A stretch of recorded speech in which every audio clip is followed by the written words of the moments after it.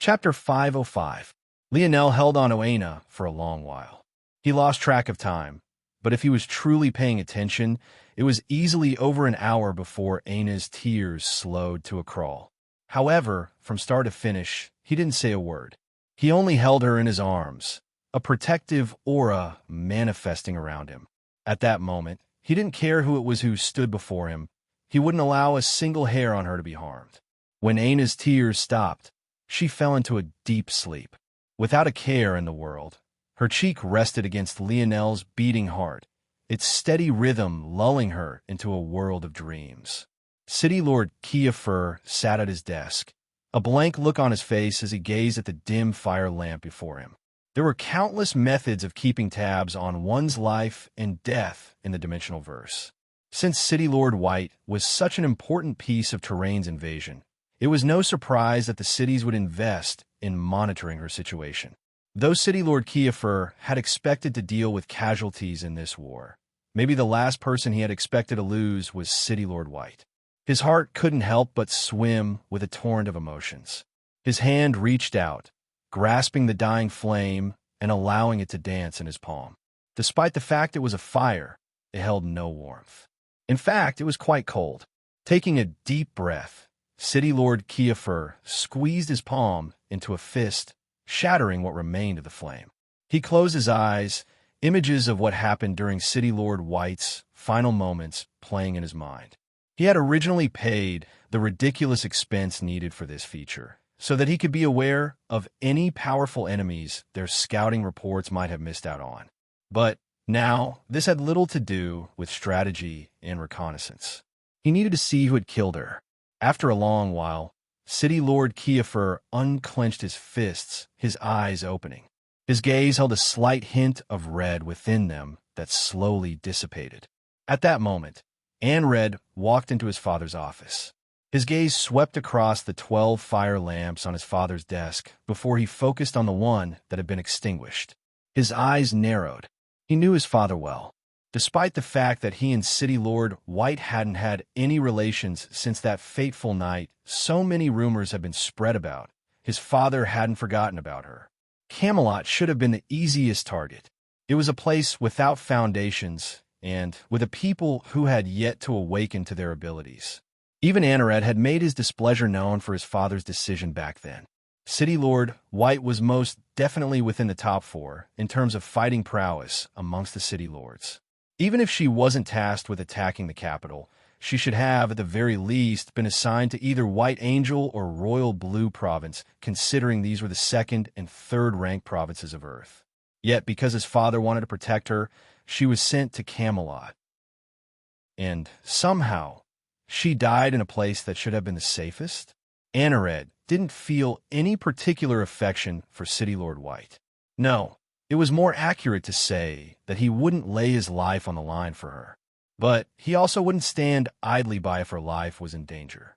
For anyone who knew his personality, this would be quite shocking. Anared was overly protective of all those he saw as his own, but he wouldn't even raise a finger to aid those he had no relation to. The fact that he would help City Lord White at all spoke volumes. But how could he not? He knew well that Ree was his half-sister, and that City Lord White was her mother. Ree thought that she was an orphan, but that was only because the little girl was just too simple. Why would a family like the Kiefer family treat a mere orphan so well? She lived the pampered life of a princess and in complete oblivion. Who killed her? Anared asked coldly. Anared's father remained silent for a long while, the beating of his heart becoming slower with each passing moment. Eventually, it regained its former calm. Aina Brazinga. Anared's pupils constricted when he heard these words. He thought that any expert that managed to kill her would have been an unknown. He had only asked as a formality, expecting a description rather than a name. Even if he did prepare himself to hear a name, this was the very last name he had expected to. He knew the name Aina Brazinger well since that girl had managed to do something he trained for over a decade to do without lifting a single finger. That said, Aina couldn't even defeat Jolnia. How could she possibly stand a chance against City Lord White? Was that some sort of joke? Could you have seen wrongly? No. City Lord Kiefer responded blandly.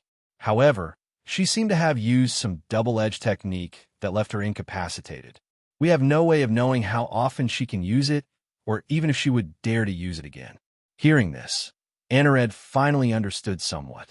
So, it was a berserk-type ability. Berserk abilities weren't too rare. Those who had strength-based abilities like Aina's would often awaken them as they continued to evolve. It was a natural progression. Often, added strength was related to tapping into more of the Boda's potential, so berserk skills were the next natural step. Of course, Anared only thought this because he had no idea that Aina's ability wasn't a strength-based ability, but rather a healing-based one. Should I lead a troop to Camelot? Then, such a skill wouldn't be able to be activated twice in quick succession. This is a good opportunity. City Lord Kiefer stood, his visage expressionless. No, City Lord Hargrove is already in position and everything is prepared. We need to be swift and strike fast, giving them no opportunity to counter. Go support him. Anared nodded and left, a killing intent hidden deep within his eyes. Ree might not know that City Lord White was her mother, but there was only so long the little girl could remain so naive. Since they actually dared to harm his little sister like this, Anared would make them repay this debt in blood. He wondered what Earth would do when tens of thousands of criminals from its own Dark Cloud prison were suddenly released. Chapter 506. Aina shifted in Lionel's arms. When she realized where she was, she began to blush profusely. But, as much as she wanted to run away, she didn't dare to at this point. She really regretted throwing all her clothes away now. And why was this damn water so clear? Lionel's chuckling awoke Aina from her own thoughts. By now, her entire body had turned into a deep shade of red. Unfortunately, the only place she had to hide was Lionel's chest. Oof! Don't squirm so much. Though Lionel was laughing at Aina, he too wanted to shed tears. Didn't this girl realize where she was sitting? He had displayed enough willpower for a lifetime today. Aina blinked, peeking up from Lionel's chest. A bright smile spread across her lips, her embarrassment suddenly vanishing.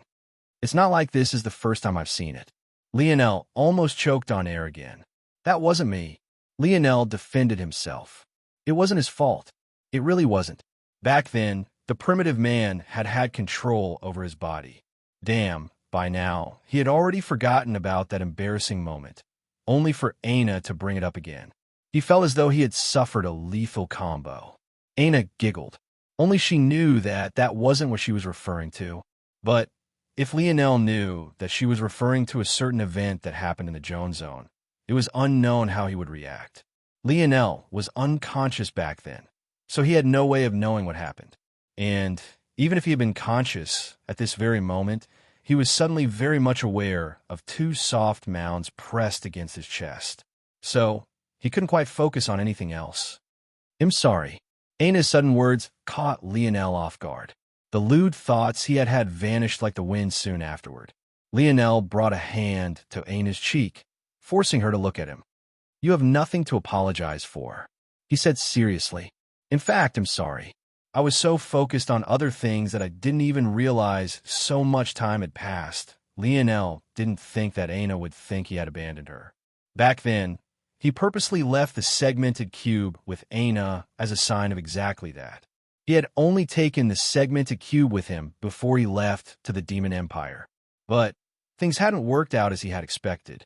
Lionel was a person who could break things down into their simple details and analyze them logically. If he was in Aina's place, he would have seen through the fact he left behind the segmented cube as a good sign. But that didn't mean that Aina herself would see it as such. In fact, when he thought about it, Aina could have easily seen the segmented cube as a sign of pity. After all, it had the only cure to her scars within it. So, who knew how she really saw such an action? Aina furiously shook her head at Lionel's words. I'm the one who pushed you away. I couldn't even answer a simple question. When Aina thought back to it, even she couldn't quite explain why she had dodged Lionel's questions like that. He had only been worried about her. Though back then she had only tried to downplay things to reassure him. the more she thought about it, the more guilty she felt. She had wanted to say she was fine and that she had made it out alive, so it wasn't a big deal. But her words had come off like Lionel shouldn't care so much. When a stranger or an acquaintance asked you how your day went, most would give a perfunctory answer, even if your day really had been terrible. Only when in the presence of those you truly trusted would you give a real answer. Aina's words back then had practically treated Lionel as though he was an acquaintance she was sharing a few words with rather than a man she could give her heart to. It was no wonder Lionel had chosen to pull away at that moment. Lionel shook his head and smiled, gently stroking Aina's cheek. Forget it. It's not a big deal. No. Aina shook her head again. It is a big deal. Aina took a deep breath and began to speak. She didn't allow Lionel to cut her off or say that it was fine again. She knew that Lionel cared too much about her. If she really allowed him to say that it was fine, he would simply never ask about such sensitive topics again. From observing Lionel for so long, she had realized that he was simply too good at separating his emotions from his logic. And he almost always let logic dictate his actions first and foremost. She didn't want such an artificial barrier to exist between them, because even if she hadn't said it in but so many words, she too cared about Lionel. In fact, she had cared about him for a long time already. So she spoke.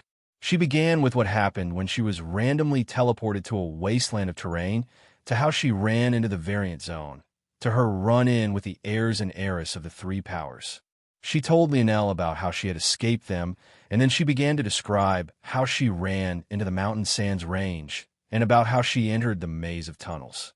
When she got to the appearance of the puppet master, her body began to involuntarily tremble once again. But this time, within Lionel's arms, she gained the strength to speak. She looked into Lionel's eyes from start to finish, finding a steady calm within their fathomless depths. She watched as a spark of rage lit within them and observed as it boiled over like a frightening eruption of magma. Anyone else, beneath such pressure, would feel as though their souls were being crushed and that their hearts could no longer beat. But Aina hadn't felt so comfortable in her life. Watching Lionel become infuriated for her sake made her heart beat wildly and filled her stomach with butterflies. By now, Lionel's rage had superseded his lust, so his member was no longer at attention. But it was now Aina's turn to feel a fire light her lower belly. She felt that Lionel was exceptionally attractive when he was leading men like he had his teammates just a couple months ago. But now, she found it hard to decide which version of him she liked more. The leader version or this protective version? Her thighs couldn't help but squeeze down slightly on either side of Lionel's hips. She had a feeling that if she tried to break past that certain barrier now, it would be much easier and not nearly as painful. Chapter 507. Lionel had no idea that Aina had been lit afire. If it wasn't because he wanted to listen to the story to the end and didn't want to leave Aina at this moment, he might have charged off to earn another talisman to Derain, to dare have designs on his Aina. If he ever ran into this so-called puppet master, Lionel would be certain to rip him to shreds. Aina paused, her amber eyes scanning Lionel's face as though she wanted to memorize every line and slope. She always knew that Lionel was quite handsome. His tanned skin, his pale green eyes, his strong jaw. She had to admit that she missed his messy, dirty blonde hair. But this long bronze hair made him look particularly masculine, almost like a Roman god, especially when it was paired with his broad shoulders and chest. It was only at this moment that she realized that she had never observed Lionel so closely before. She had always been too shy to do so in the past. But now she felt many times more comfortable doing so, especially since Lionel's mind was hardly focused on her actions at the moment. He hung on her every word instead, as though trying to visualize the day he would kill this puppet master. How did you escape? Lionel's sudden question shook Aina out of her fantasy land. She blushed slightly, but noticing that Lionel hadn't found anything odd about her actions, she continued. I never expected for my curse to help me in such a way. Aina started again. I usually use its suppressive effects to help with my training, but I didn't expect for my blood to carry the same effect. After it consumed my blood, it became severely weakened and the restrictions on me lessened. I wanted to kill it right then and there, but began to summon more of its guards. Back then, I entered a weird state. I'm not sure how to describe it, but I've never felt so powerful before. The restrictions on my mind seemed to loosen, and I could feel his other puppets coming, but these puppets were completely unlike the uncoordinated ones he used to mine in the mountains. In fact, some of them had consciousnesses of their own and were exceptionally powerful. Most had strength at tier 7 and above. Also, though he was weakened, he was still half a step into the 5th dimension. It was fine if he spent all his strength suppressing the curse. In that case, he wouldn't be able to move. But if I forced him to attack, I was sure that he could still kill me. So, taking advantage of my strengthened state, I stole the capsule he wanted to imprison me in and ran away. It's hard for me to remember much about what happened after that. It's all so hazy. Aina frowned, her delicate brow wrinkling. Though she seemed to have knife wounds across her face, Lionel found her current appearance quite adorable. Or, rather, he would have had he not been so pissed.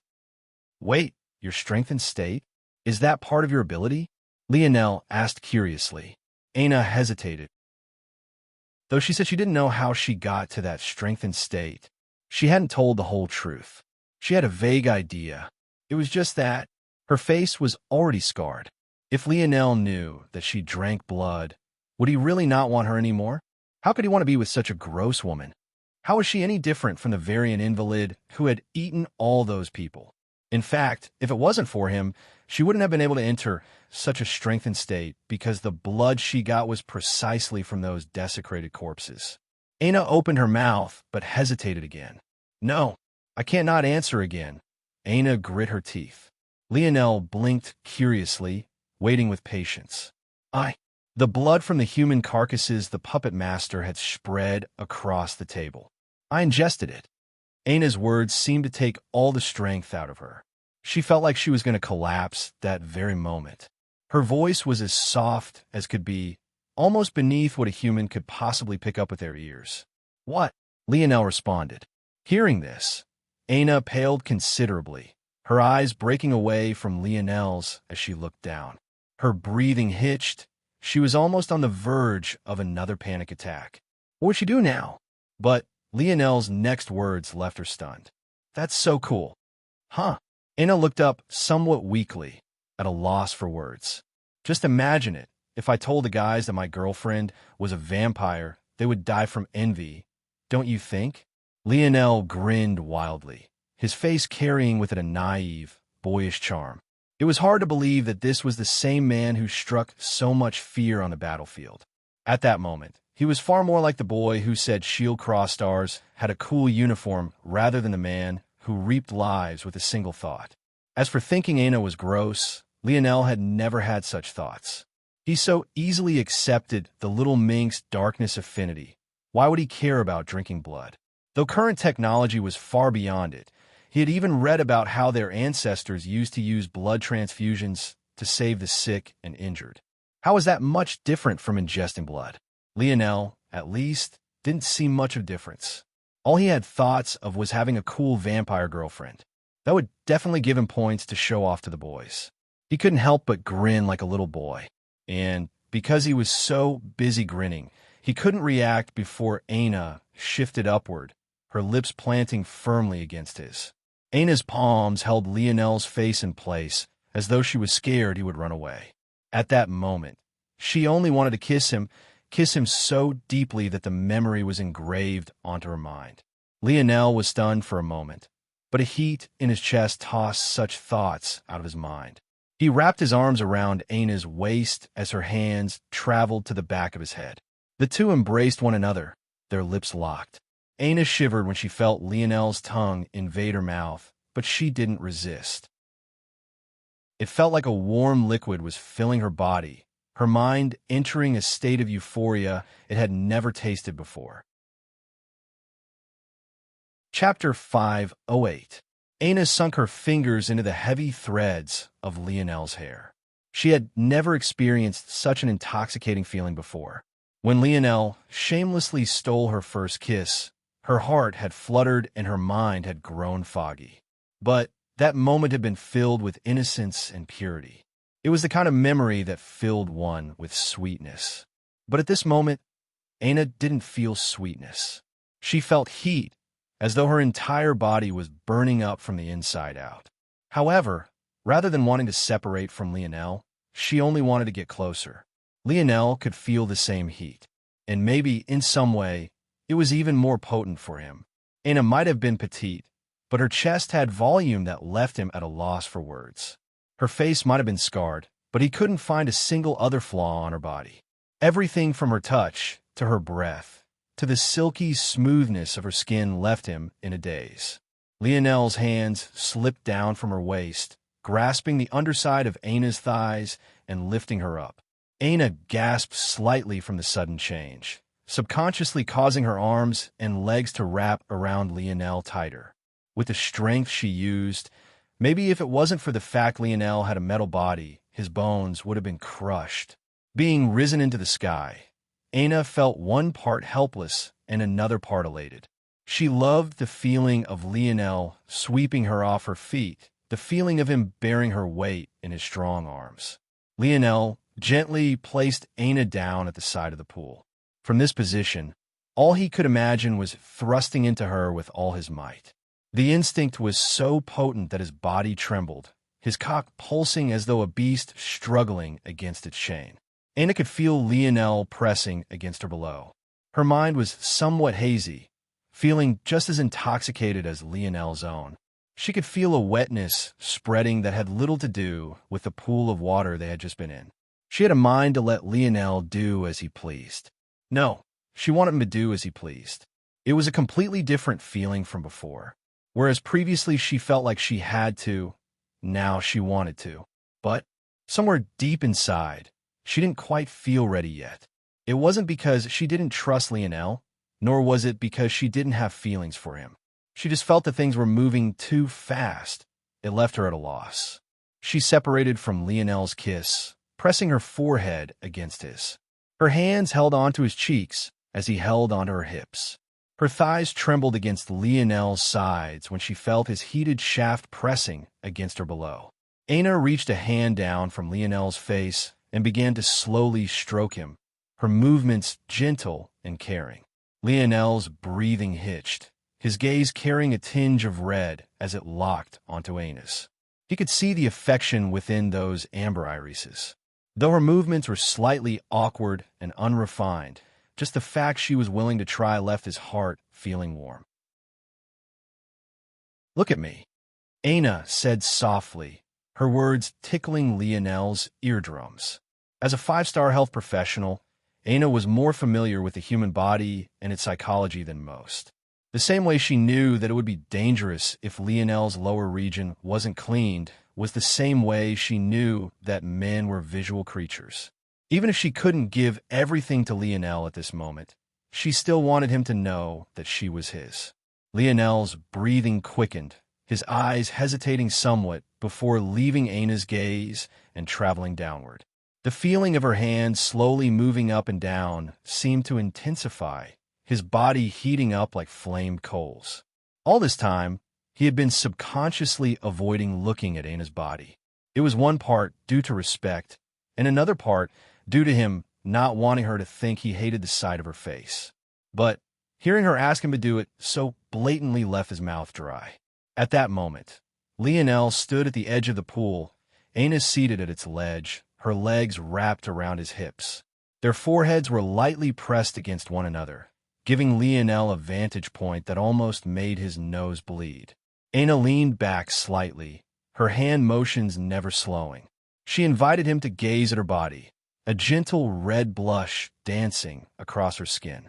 The first thing Lionel saw was Aina's toned belly, glistening with wetness. With her half-seated position, it flexed beneath the lights of the bathhouse and the shadow of his head. With Aina's every breath, her abs constricted, showing off the faint outline of a powerful physique. Lionel felt as though he could watch her breathe like this indefinitely. "Move my hair," Aina whispered. Lionel gulped.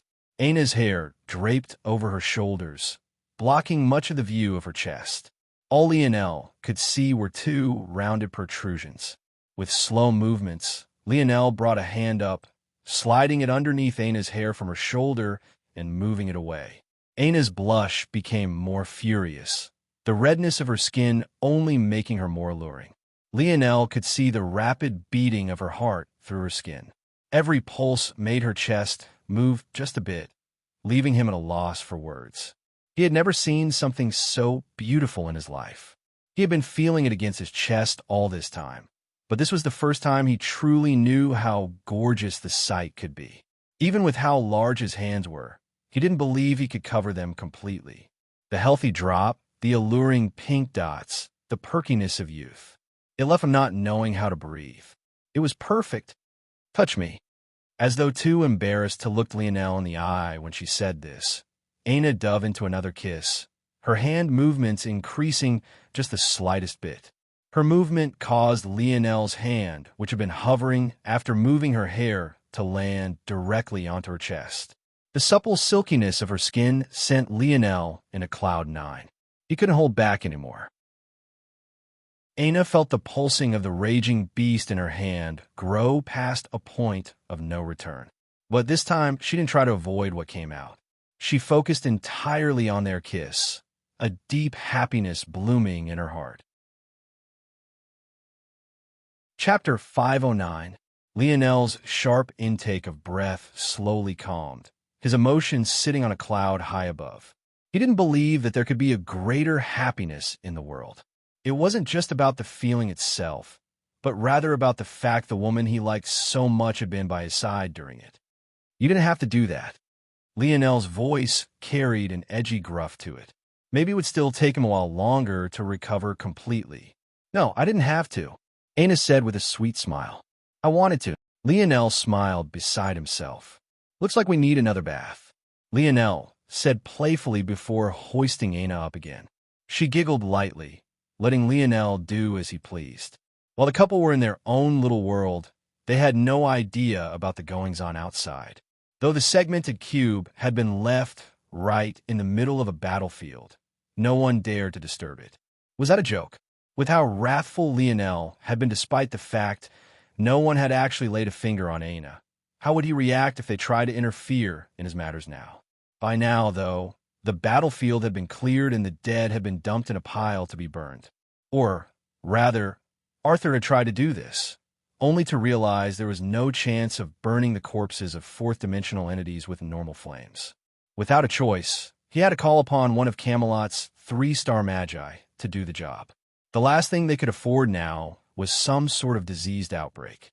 Arthur didn't know if the fourth dimension still had plagues, but what he did know was that if they did, they would be far beyond what a disease of the third dimension could compare to. There was no need to take such a risk. It was during these moments that the others finally learned of what happened at the Demon Empire. He did what? King Arthur stood in a daze, looking toward Krakos as though he was examining a mentally ill patient. He wasn't very fond of demons to begin with, so he was hesitant to believe their words in any situation, let alone this one. Krakos looked down toward Arthur, his gaze indifferent and his demeanor carrying the very same scholarly air. He didn't understand the rhetorical question culture of humans. In fact, he didn't understand their sarcasm either. He knew well that Arthur had already heard what he said, so there was absolutely no need for him to repeat himself. Stop! Mordred put out a hand, stopping the situation from reaching a point of escalation. Is what you said true, Krakos? Krakos nodded seriously. Yes, your majesty. He helped us to eradicate the entire army. The ones we tried to capture killed themselves, so now there's no one left. There should only be the normal citizens of White City left. Before he left, Lionel suggested that we mobilize an army to capture it. Capture White City? Mordred fell into her thoughts. It was indeed not a good idea to leave a city filled with citizens of another world unconquered. Also, there was always the chance of others coming to take it over. If that happened, then Camelot would be thrust right back into the same situation. Mordred looked toward her father, and they both nodded. They were both aware that Lionel's suggestion was the smartest. It was really inadvisable to leave a city unchecked in their territory like this. All right, we will Arthur's words paused, his gaze narrowing. At the moment, the three of them, Arthur, Mordred, and Krakos, were within a military tent on the very same battlefield city Lord White had fallen on. It had been about 2 days since Noah and his troop left. Of course, Arthur didn't blame them for leaving. After the ass-whooping Lionel gave them, he wouldn't have had the face to stay either. But to think they would come back. From the looks of it, it seemed that Noah had semi-recovered while Niall was nowhere to be seen. In truth, Lionel was quite lenient with Niall at the time. He could have blasted a hole through his heart, but he gave the junior governor Duke a chance at life. Whether he seized it or not seemed to remain to be seen. Noah led the troop, his face pale. It was clear that he was still heavily injured. Yet, if it wasn't for the natural reaction of his skin tone, it would be impossible to tell from his facial expressions. Noah swept a glance over the battlefield. Seeing that the segmented cube was still in the same place it had been before, his gaze flashed with an imperceptible light, but he didn't say anything until he made his way to Arthur's tent riding upon the back of another black wolf. With a leap, Noah descended from the back of the wolf as Arthur, Mordred, and Krakos exited the tent. Without mincing his words, Noah spoke. White City has been captured, and I've stationed half of my army to keep the order. I will need to return to Earth to report this to my imperial grandfather. Before I do, we have yet to begin our negotiations. Mordred and Arthur's expressions became serious. Even if most of White City's main forces had already died, capturing a city was no laughing matter, especially not in such a heavily injured state. Yet Noah had done it. It was impossible for Terrain to not have made contingency plans to protect their cities. So, how had he done it exactly? But even beyond this, in all the chaos, they had almost forgotten that there were negotiations that had yet to be completed. Let alone completed, they hadn't even begun. Before, they had been relying on Lionel, but now that they knew that Lionel was actually a prince of this royal family, could they still count on him the same? At that moment, the segmented cube, which had remained immobile for the past several days, suddenly moved. 2 figures walking hand in hand appeared out of it. One was a smiling young man, and the other was a young girl wearing a mask. Despite the fact they were only leisurely walking and idly chatting with one another, the world's energies seemed to revolve around them. Chapter 5:10. Lionel pocketed the segmented cube and seemed to finally realize that the atmosphere was a bit off. He swept a gaze forward and noticed Noah. After a brief pause, he turned back to Aina. Are you sure that it's comfortable? Aina giggled. This was the 4th or 5th time Lionel had asked this question. Yes, really it is. She lightly touched the mask on her face, a light smile blooming beneath. She normally wouldn't wear a mask, but the purpose of this one wasn't to hide her appearance. After learning about Aina's curse and the time limit, Lionel found out that there was a way to delay the progress of the curse. It was obvious that it was greatly suppressed by cleansing waters, so Lionel chose to craft a mask for Aina that could help her. What he hadn't expected, though, was for Aina to like the mask so much. Though she never said anything, the curse placed her in a perpetual state of discomfort. Even in its least inflamed form, where her scars appeared no different from knife wounds, there was an uncomfortable tightness and itchiness she always had to deal with. But, for the first time, she felt completely at ease. If she didn't know better, she would have thought that Lionel had cured her completely. The mask itself was something that Lionel put his heart and soul into. It was actually the reason they had taken an extra 2 days to exit the segmented cube, other than celebrating Aina's birthday, of course. The mask used the pearl of the purifying fog clam as a base.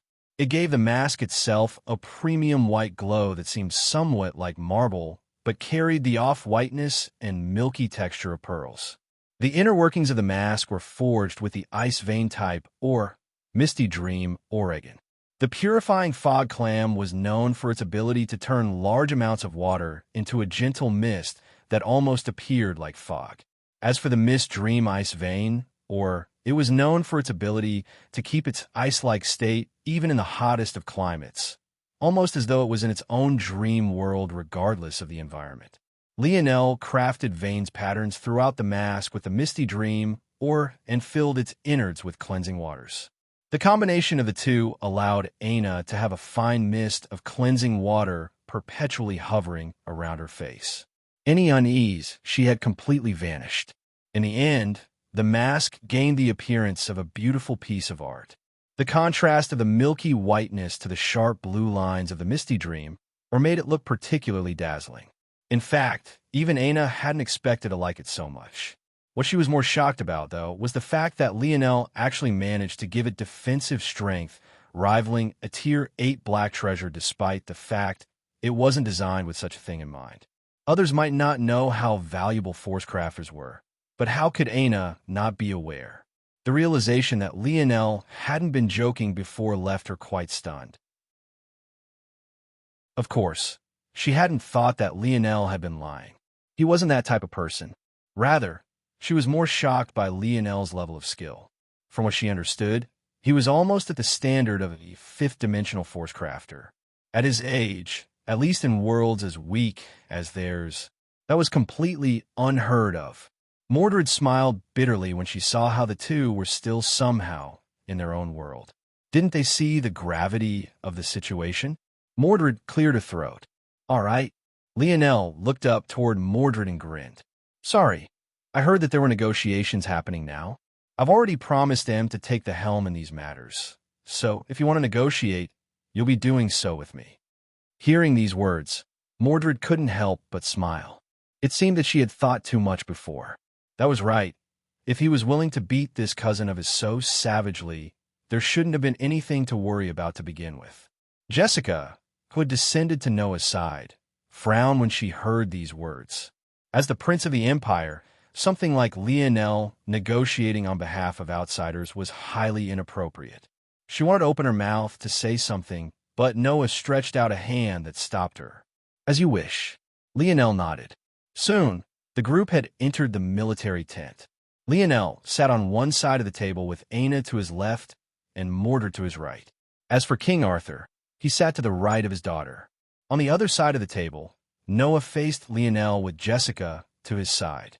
On the other side of Noah, there was another young man.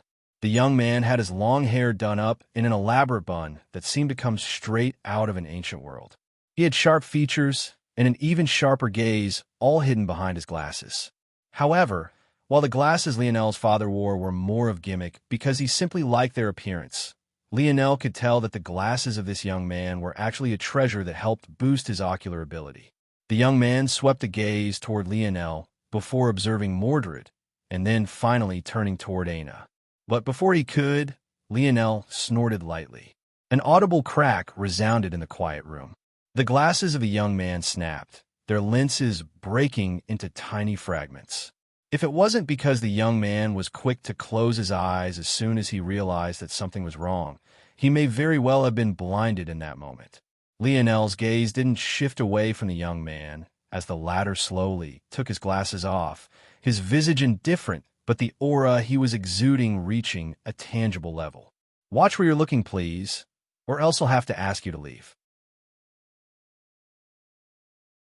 Chapter 511.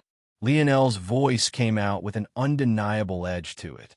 Those glasses, with his skill as a force crafter, he could easily see through their abilities. Even if this young man wasn't necessarily using it in a perverted manner, Lionel had no intention on relying on his good nature. The young man slowly placed his glasses down on the table before them, wiping away the small shards of glass that hadn't managed to pierce his skin. Judging by his expression, one would have never guessed that he had just been humiliated. His treasure could indeed see through more than what the human eye was capable of. As for whether he was truly planning on using his glasses like this, maybe only he was aware of the answer to that. The young man looked up from his broken glasses to Lionel, his gaze remaining even. Lionel matched his gaze, not a hint of remorse in his eyes. My name is Noah Fox. I'm here on behalf of the Empire as the representative of the Fox royal family. This is Jessica Scarlet. She is the representative of the Scarlet Grand Prime Minister family. This is Tyrion Dove. He is the representative of the Dove Grand Prime Minister family. Noah didn't address the small scuffle between Lionel and Tyrion in the slightest. He made his way forward with introductions without a care. Lionel turned his gaze from Tyrion, focusing it on his cousin. He had to admit that Noah had perfected the air of a prince. In this regard, he was far beyond Lioness despite being a few years younger. The proposal is simple. Noah spoke with a royal air, his presence seeming several times larger than his actual stature would dictate. Camelot and the Demon Empire will be annexed to become the second moon of Earth. Your status will be that of probationary citizens. Jessica. Jessica nodded, hearing her name called. Probationary citizenship allows you 2/3 the rights of official citizens of Earth. You will be protected by the same laws. However, your voting rights are reduced by 1/3 and your punishments are increased by the same measure. This status will last until the end of the war, wherein you will be instated as official citizens of the Empire. Depending on your performance, you may be conferred a Chief Earl title under the Pendragon name. Jessica brought out several drafted documents. They piled up onto the table, totaling at least a few dozen pages. King Arthur frowned at these words. He didn't like these terms very much at all. He was essentially tasked with defending what amounted to half a large continent of Earth in return for an Earl title. He might not know what the titles of Earth were and how they compared to Camelot's, but Earl was an easily identifiable title for him. That was enough to tell him that he would have next to no speaking power. However, instead of lashing out like he wanted to, he remained silent, leaving these matters in Lionel's hands. Since he had already resigned himself to this life, it hardly made a difference. Whether he was an earl or a duke, who cared if he was no longer king? Lionel didn't respond to Noah or Jessica. Instead, he reached for the papers. Under the confused gazes of everyone present, he flipped through them one by one, not remaining on a single page for more than a second. Jessica's brow wrinkled slightly. Was he planning on reading it? But if he really was planning on reading it, why was he flipping through the pages so quickly? What Jessica didn't know was that Lionel had already slowed himself down considerably. Let alone a second a page. All he would have to do is spread these pages out, and he could read all more than 50 sheets in that same time frame. After a while, Lionel placed the documents down and closed his eyes. Lionel quickly organized all the information, jumped through the legal talk, and reached the core of the documents. Ultimately, this document was mostly created to familiarize Camelot with the laws of Earth. Only a small portion of it actually detailed the agreement between the two nations. But this was good for Lionel as well. Though he knew the main tenets of Earth's laws, when it came to the details, he was severely lacking. The document was unlikely to list all of Earth's laws. After all, it was only a few dozen sheets, while Earth had long since moved past the usage of paper. Clearly, they had only gone back due to the completion of the metamorphosis, making technology all but useless. But this was enough. Lionel opened his eyes. The simple action made Jessica shudder. But the feeling of oppression soon vanished as they regained their focus. Accept them as official citizens of the Empire. Remove the guaranteed Chief Earl title, and document Camelot as a probationary province. Noah's expression finally shifted from something other than indifference. His head tilted slightly, a hint of questioning in his gaze. If we do things like this, the Pendragon family will not be guaranteed any title. It is very possible that they will become commoners. Under these conditions, the people of Camelot are no longer of Camelot. As such, their merits are their own and won't count for the Pendragon family. Though the Empire's initial offer sounded bad, after reading the document, Lionel felt they were surprisingly fair. Probationary citizen sounded like a bad title, but it essentially allowed Camelot autonomy to continue functioning as its own nation until the war ended. As such, the merits of Camelot's armies would count toward Camelot and allow it to earn up to an Earl title in the end. But Lionel was essentially asking to remove this failsafe. By allowing Camelot to become official citizens of Earth right this moment, they were all starting as commoners. How could commoners lead people? Obviously, they didn't have the right to do so. So, any merits Camelot accomplished would be equally spread to its millions of citizens rather than concentrating into Arthur's or Mordred's hands. Though this method would allow the Pendragons a chance to achieve a royal title higher than Earl, it also meant that they could effectively end up with nothing unless they had astounding single-person feats. Though the code black of the Empire seemed to throw the nobles to the wolves, the truth was that they still had many advantages commoners didn't have. As nobles, they had subordinates that were recognized by law. Those subordinates could funnel their merits toward these nobles, making it easier for them to retain their titles. However, if Arthur and Mordred became official citizens now, they wouldn't have this luxury any longer. "I'm certain," Lionel replied. "After all, as a prince, I can allocate my merits however I please." Noah's pupils constricted into pinholes. That was right. There was one family that didn't have to worry about democracy on Earth, and that was the Fox family. But how could Lionel alone amass more merits than those royal families with tens to hundreds of thousands of subordinates? Just as Noah wanted to open his mouth to say something, a talisman on Jessica's person suddenly glowed. At first, she listened to the message passed to her in silence, but after a while, her cold expression furrowed into a frown.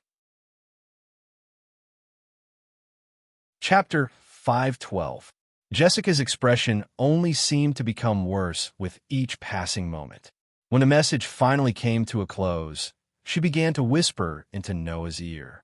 Clearly, the matter was too urgent for her to even consider leaving this place first. But it was precisely because of this that Lionel learned exactly what happened. With his senses, how could he not make out a whisper? In fact, even Aina was capable of doing the same thing. Though her mind wasn't on the same level as Lionel's, her five senses were greatly heightened. Dream Cloud Prison? Lionel's gaze narrowed. Dream Cloud Prison, compared to prisons from ancient times, could be considered a paradise. The Empire put a lot of effort into rehabilitation, more than what could be said for most nations of the past. However, even with this being the case, there were many who would never step foot outside of the prison. And many of those who never would had never even committed crimes before. This sounded like a shocking matter, but considering the history of the Empire, maybe it wasn't so after a moment of thought. The gene analysis exam wasn't just a prerequisite for finding future talents. It was also a test for finding future criminals. Those that had a high potential to commit petty crimes in the future were mostly ignored. These individuals were allowed to live out their lives and would only be escorted to Dark Cloud Prison upon committing the crimes in question. However, there were those who were born with more sinister tastes, those who had a high potential for violence and murder. Those people were classified as grade prisoners and were introduced into Dark Cloud Prison in their infancy. They received visitation from their family. But other than this, they would spend their lives within the walls of the Dark Cloud Prison. But this was only the beginning. While there were those with potential for horrid acts of violence and murder, there were others who not only had such desires, but also had tools to commit them that far surpassed the normal person. These people were geniuses who were born to be five-star professionals, prodigies that had impossible levels of intelligence to match their twisted nature. They were known as dark prisoners and received the highest level of security Dark Cloud Prison had to offer. As for whether it was ethical to punish people before they committed the crimes they were supposedly destined to, Lionel wasn't sure. If he was honest with himself, he never really thought about it before.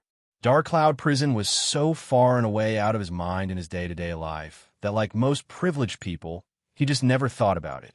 But now, it seemed that Dark Cloud Prison had no intention of staying away from his life any longer. That said, judging by Jessica's words, this seemed like a good opportunity. When Jessica finished whispering to Noah, his expression, too, became serious. Lionel smiled and looked toward Aina. "Want to go to Dark Cloud Province?" Jessica's lip twitched when she heard these words. He didn't even bother asking them first how they felt about it. And couldn't he have at least pretended as though he hadn't heard anything? After all, this was technically top-secret information. But when Jessica remembered that Lionel was also technically a prince, she realized that he really could do whatever he wanted. Unless her father or Tyrion's father was here, there would be no way to command him to do anything. And even in that case, Jessica somehow believed it wouldn't matter. After all, it really didn't seem like Lionel was relying on the prince title at all. He would have done whatever he wanted to do from the very beginning. Aina nodded at Lionel's suggestion. At this point, both of their goals were in sync. Aina wanted to grow stronger, and so did Lionel. If he didn't grow stronger, how could he possibly upgrade the segmented cube to cure Aina? It's settled then. Lionel smiled and looked back toward Noah, Jessica, and Tyrion. I think my proposal was in line with the Empire's bottom line, correct? Noah gazed at Lionel for a moment before nodding. Good. Not long later, Noah, Jessica, and Tyrion got up to leave. Tyrion left behind a slight smile, but didn't say anything from the start of the meeting to the end. It was difficult to tell if this was just his personality or if there was something else. So what hole did you throw me into, kid? Finally, Arthur couldn't hold back any longer. He had heard the negotiations, but without understanding Earth's laws, it was tough for him to follow everything that was said. In the end, he could only trust in Lionel, something that left him feeling somewhat uncomfortable. Lionel chuckled. It's a good thing, I promise. After Lionel finished his explanation, Mordred and Arthur fell into their own thoughts. So we have to rely on you? Arthur sighed. Well, not necessarily, Lionel said with a grin. What do you mean by that? Well, what do you think I was doing before I came to this battlefield? Wait, but according to your reasoning, anything we did before becoming official citizens is void. And even if our fight against White City was counted, it would be split even across every soldier that participated in the war. That wouldn't be enough merits to even trade for a Tier 4 official title, let alone a noble title. Arthur pressed his brows together. Yes, you weren't official citizens. But what about me? Lionel's grin widened. Arthur and Mordred suddenly came to a realization. That was right. While their merits would be mitigated, Lionel wasn't in the same boat. And hadn't he just wiped out 10 White Knights and over half of White City's elite forces practically on his own? Not only did a prince take out half of the army, but this prince's girlfriend also killed their city lord. Aina blushed slightly beneath her mask and looked away. But she didn't make any attempts to refute. Seeing such a scene, Mordred grinned and winked at Lionel only for him to put 2 big thumbs up. Aina can be considered a person under my wing, so you can say effectively all the merits for clearing out White City falls to us. Giving those merits over to the Pendragon family is well within my rights. Though I'm not sure how many merits the other nobles have, I read over the method of calculation. If my simulations are correct, there should already be no problem to trade for Secretary Marquis's title.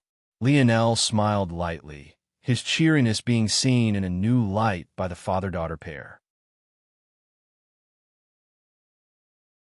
Chapter 5:13. Do you want us to come with you? Mordred asked. Lionel shook his head.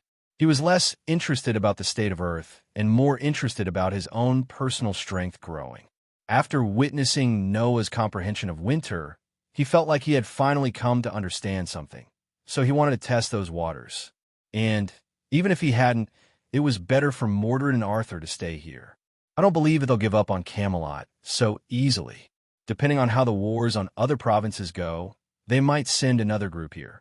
It's best if you remain in this place. Arthur and Mordred nodded. But defending isn't all you should do. Lionel suddenly thought of something. Put some effort into organizing your people. With all of them slowly awakening to their abilities, there's definitely a lot of untapped potential. It's hard to tell how long this war will go on for, but Camelot could play a bigger role than it seems. I didn't say this before, but even if I can give you merits as a prince, there's still a limit to how much. For example, I can't just give you enough for a Grand Prime Minister title. If you wanted such a position, you'll have to fight for it yourself. Arthur's gaze narrowed, but in the end, he nodded. After saying this, Lionel grabbed onto Aina's small hand and walked out of the military tent. He quite enjoyed the feeling, so he most definitely wouldn't let an opportunity to do so slip by. But while he was in his own world, he almost didn't notice that Noah and Jessica were actually still waiting for him outside, stationed before their troop. Noah looked between Lionel and Aina. Truthfully, he didn't know how a prince of the Empire ended up with a woman of the Hidden Families. Even when he brought this up to his grandfather, Emperor Fox brushed it off without a care in the world, as though it wasn't a big deal. In fact, his imperial grandfather even said that he should try to be more proactive in love too. Though his grandfather always seemed to have a warm air about him, Noah could feel the underlying oppression in his every action. Making such a joke in the past would have been impossible for the emperor. Yet he had this time. Imperial grandfather has said that we can lead this expedition together. Noah said calmly, "You can receive the same Tier 7 general title I hold, and you can choose half of my men to be under your command." Normally, when such a thing happened, the person suffering the most would be infuriated. Noah was effectively losing half his fighting strength, and warriors he had carefully nurtured for the past more than a year would be poached right beneath his eyes. But Noah didn't seem to care in the slightest.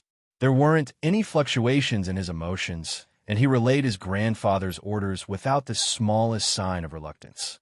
The various youths to Noah's back remained silent at these words. It was hard to tell if there was no uproar because it didn't matter to them one way, or if they were simply just this well-trained. The number Noah led now was about half of what it once was, leaving it numbering at about 500. The remainder had been stationed at White City, and it seemed the Tyrann had gone to manage the situation over there. Lionel raised an eyebrow and looked toward the youths. They had all been there when he lost his temper, flying into a rage. So, there was no need to question his strength. But commanding a group of men and women went beyond just strength. It required judgment and intellect. Lionel wondered, should he take his grandfather up on his offer? Or should he go with Aina alone? After a while, Lionel made a decision. No, rather, it felt more like an instinct, as though he couldn't pick another way even if he tried. "All right," Lionel said with a nod. Then, he drew a line down the middle of Noah's troop and took half. Dark Cloud Province was an oddly peaceful place. Along with the capital, it was among the only two provinces of Earth that seemed completely unaffected by the metamorphosis. It was a place lush with nature. Green forests, tall mountains, and gently rushing rivers. It was almost a utopia. However, everyone knew that all of this terrain was purposely left here to make it even more difficult for prisoners to escape. Not that they'd ever step foot out of the perimeter of Dark Cloud Prison. That is, the idea of an entire province being cornered off for a prison sounded insane. But to summarize it in not so many words, it was. Dark Cloud Prison was a massive hexagonal structure with a hollowed-out center. The rooms ringed the outside, and thought they seemed to be open concept with plenty of windows. Everyone knew that even a missile wouldn't be capable of penetrating that glass. However, this was just the part of Dark Cloud Prison others could see. What many didn't know was that the hexagonal ring structure of Dark Cloud Prison dug deep underground for almost a kilometer, housing many more criminals than what met the eye. On one of these deepest floors, there was no sunlight to be seen, no open concept to marvel at, no nature to be in awe of. It was in this darkness that two guards walked, their steps uniform. "Whose turn is it?" One of them spoke. "It should be time for prisoner #D1109. D. This guard was quite aware of how dangerous prisoners with a D prefix were. The only prisoners worthy of such a thing were dark prisoners. Yes, since this is your first time, be cautious. Don't give him even a quarter of breathing space. Remember your training, this is not a joke. Do not be naive." The rookie guard nodded seriously. If he was one to take such matters lightly, he would have never been allowed this level of access. The two reached a dark cell door without so much as a small opening on it. After several procedures, they finally clicked open the heavy door as though it was a bank safe rather than a prison cell. The moment they did, an eerie chuckle reached their ears. #D1109? How inhumane. Why don't you call me by the name my mother gave me? Say it with me now. Lionel Immerse. Quite easy to say, don't you think? At that moment, Dark Cloud Prison suddenly quaked. It felt as though the world was collapsing. Chapter 514. Lionel took a look at the more than 200 men and women before him. The eldest was no more than 25, while the youngest might have been 16 or 17.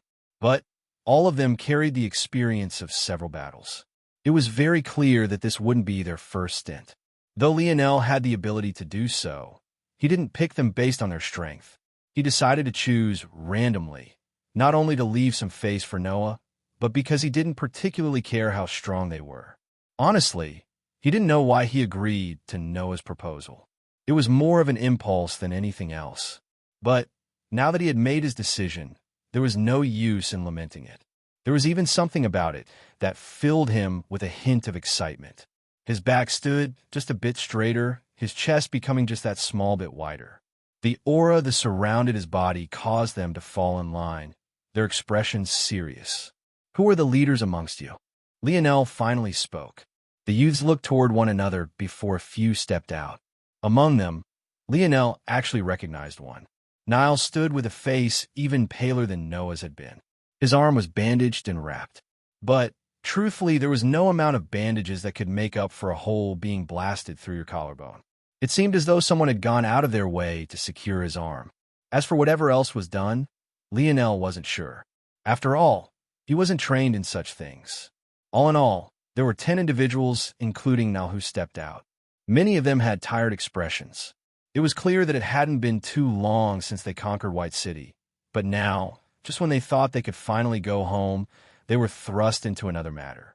According to reports, Dark Cloud Prison had been attacked, and at least 20% of the prison had been compromised, resulting in the sudden release of 23 329 C-grade prisoners, 12 802 B-grade prisoners, 23 grade prisoners, and 103 dark prisoners. Though the complex terrain around Dark Cloud Prison was marketed as a method of making it tougher for prisoners to escape, if this was really the goal, then the area around the prison would be nothing but flat land. It would be next to impossible to escape if there was no cover to hide behind. The truth of it was that with the wristwatch the Empire gave every newborn, there was no need to worry too much about escape. The terrain actually functioned twofold. The first was maintaining at least somewhat of an eco-friendly environment on Earth that didn't involve the oceans. For the second reason, it was so that the public would forget such a place existed to begin with. Not only were there no paradise islands that traveled over Dark Cloud Province, but it was practically untouched by human hands with the exception of the massive prison at its very center. But now, this terrain had become a massive obstacle for them to overcome. None of this even mentioned the fact that whoever had attacked the prison had done so with the express purpose of releasing these prisoners. If this was the case, then that definitely meant that there was a high likelihood that these prisoners were being funneled into whatever army's terrain was building. Though the C and B-grade prisoners weren't guaranteed to have high combat prowess, it was a different story for A and dark prisoners. The Empire had already found a strong correlation between how well one performed on their gene analysis exams and the strength of the abilities they could awaken. Dark prisoners had a better than 50% chance to be variants or stronger by this point. This was most definitely not something to be taken lightly. While weak worlds like Terrain mostly relied on their force cultivation to display strength, talented worlds like Earth could get away with having weaker foundations in such areas as long as their abilities were up to a certain standard. If it wasn't for the fact Noah had purposely chosen to hold back and Arthur had yet to learn how to control his ability, there was no way that City Lord White would have had such an easy time. However, with all of this said, the actions of Terrain were most definitely a double-edged sword. Taking advantage of the strength of these men and women would be one matter. But whether they would truly be able to control them was a different matter entirely. Lionel scanned the 10 before him. Other than Niall, there were 6 other young men and 3 young women. The weapons among them also varied greatly. While some chose to wield cold weapons, some had more modern weapons as well. These modern weapons were enhanced, but also didn't rely on advanced technology. After some inspection, Lionel realized that these modern weapons were actually treasures. Though they appeared to be of Earth's technology, they were much more like Lionel's first creations, the long nozzle pistols. Interesting, Lionel wondered if this was because other worlds had been observing Earth's technology to make these, or if maybe Earth's technology wasn't as unique as he once believed.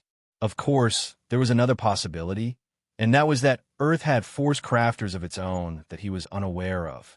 If this last point was true, Then it seemed that that mysterious grandfather of his had more hidden cards than it seemed.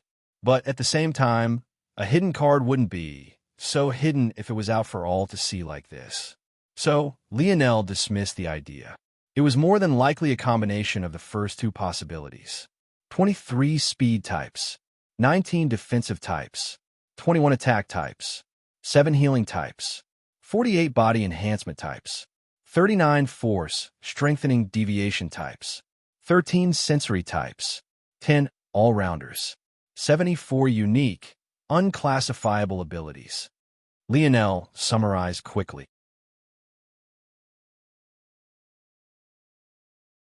Chapter 5:15. The 10 all-rounders were, of course, the 10 who stood before him. Their abilities separated from the unclassifiable abilities in that they had several strong points rather than one odd strong point. For example, among the 74, there was a young woman with an ability similar to King Arthur's. Except, rather than become streams of light, she became an odd liquid thicker than water. She could also coat her skin and her surroundings with this liquid to form a pseudo-domain of sorts that worked well for her. But in a team battle, her uses were minimal. The defensive nature of her ability was only useful for her and couldn't truly be extended to others. At the same time, she wasn't a very good attacker either. In fact, she was weak in this regard. That said, if her ability was applied well, she would be among the strongest single combatants. Just trying to deal with her domain without slipping about wildly would be a headache, even for Lionel. If he was in such a situation, he would be forced to use his surfboard and bombard her with arrows from above. He would stand little chance in normal hand-to-hand combat. However, the 10 youths that stood before Lionel were much different in this regard. Take Niall, for example. Niall seemed to have a short-range teleportation ability.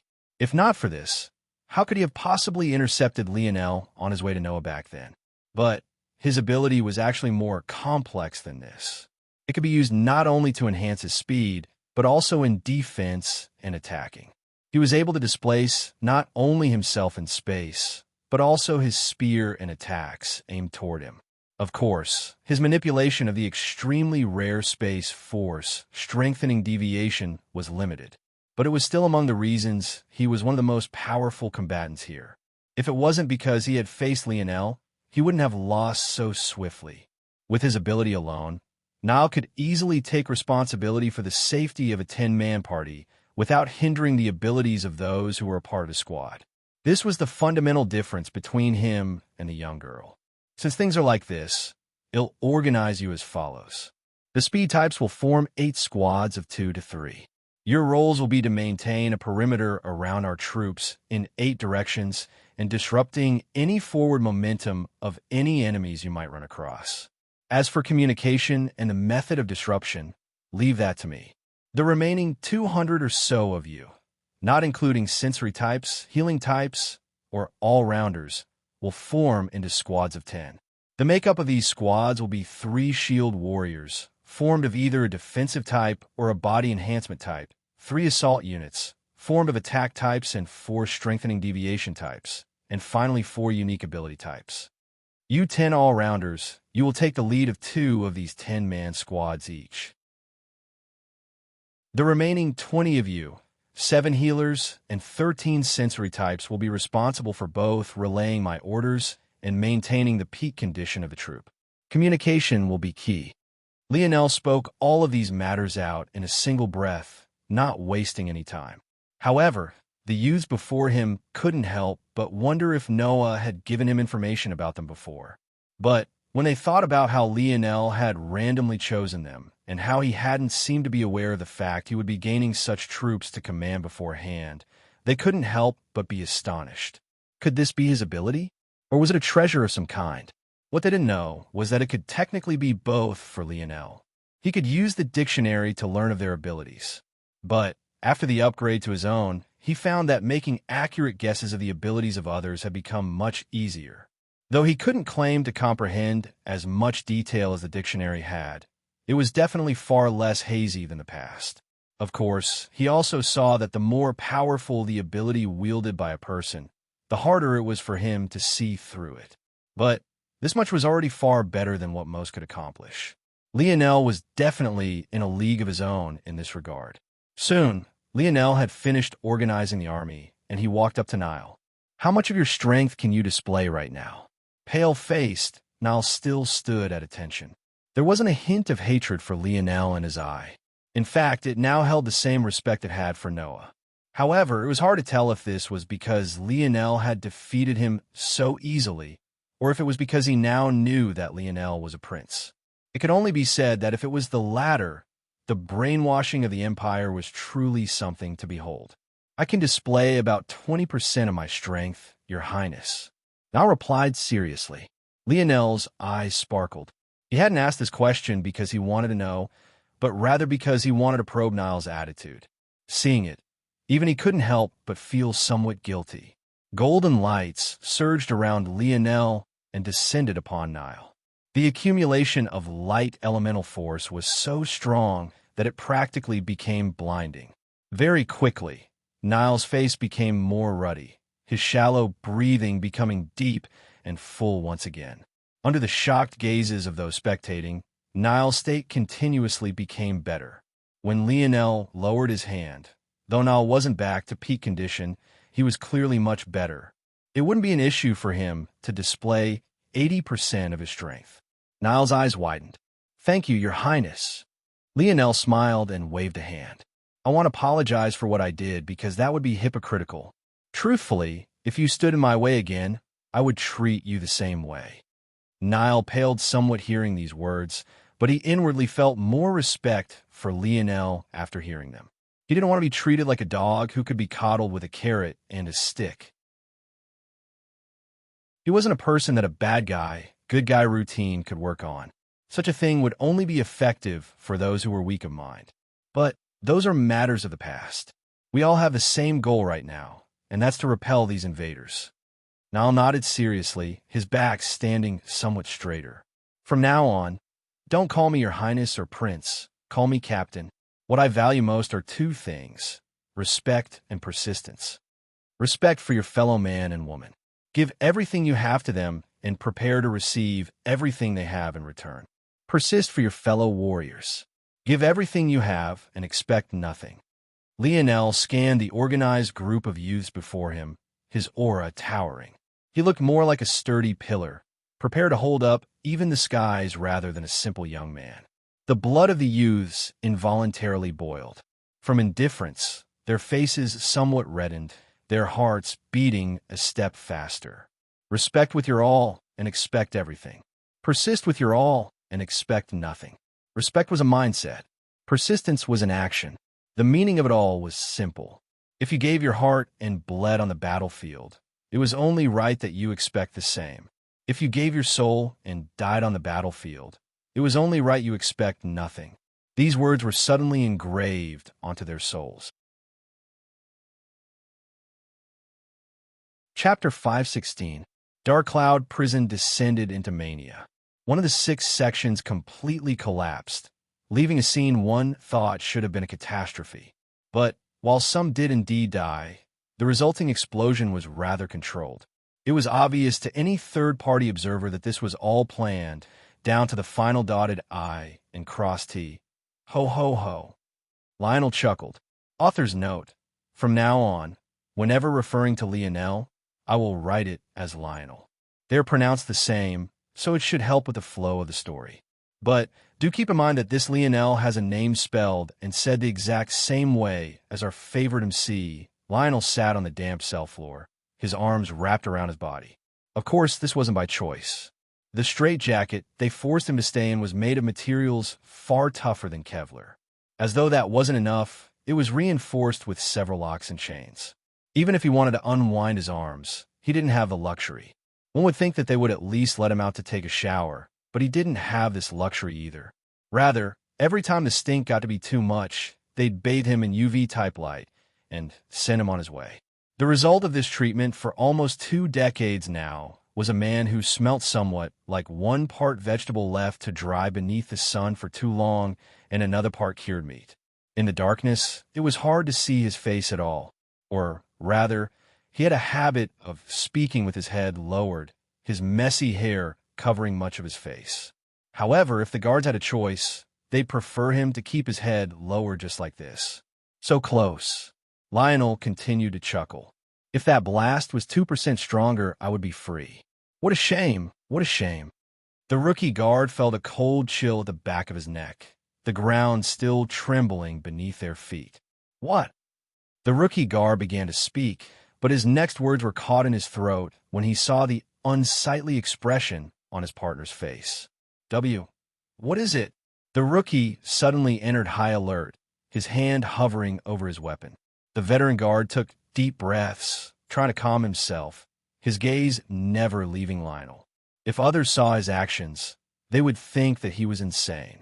Why he was so focused on a man who couldn't move an inch. Maybe only those of Dream Cloud Prison would know. Listen, rookie, back away slowly. Stay on high alert.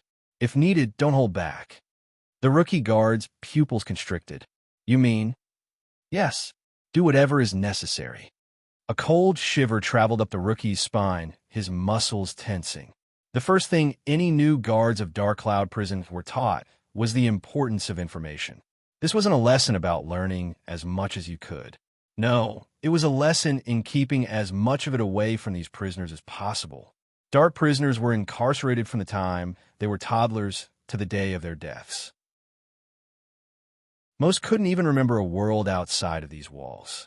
In fact, their only interactions with the world should have been at these moments where food was brought to them. Any understanding of language these prisoners had should have been from their short time as members of society. In fact, that went for all their understandings. With all this said, there was one matter in particular that they wanted to keep from these prisoners: the metamorphosis. Those prisoners that became invalids were silently killed.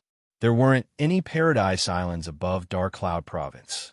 Even guards were diligently trained in combat without their abilities.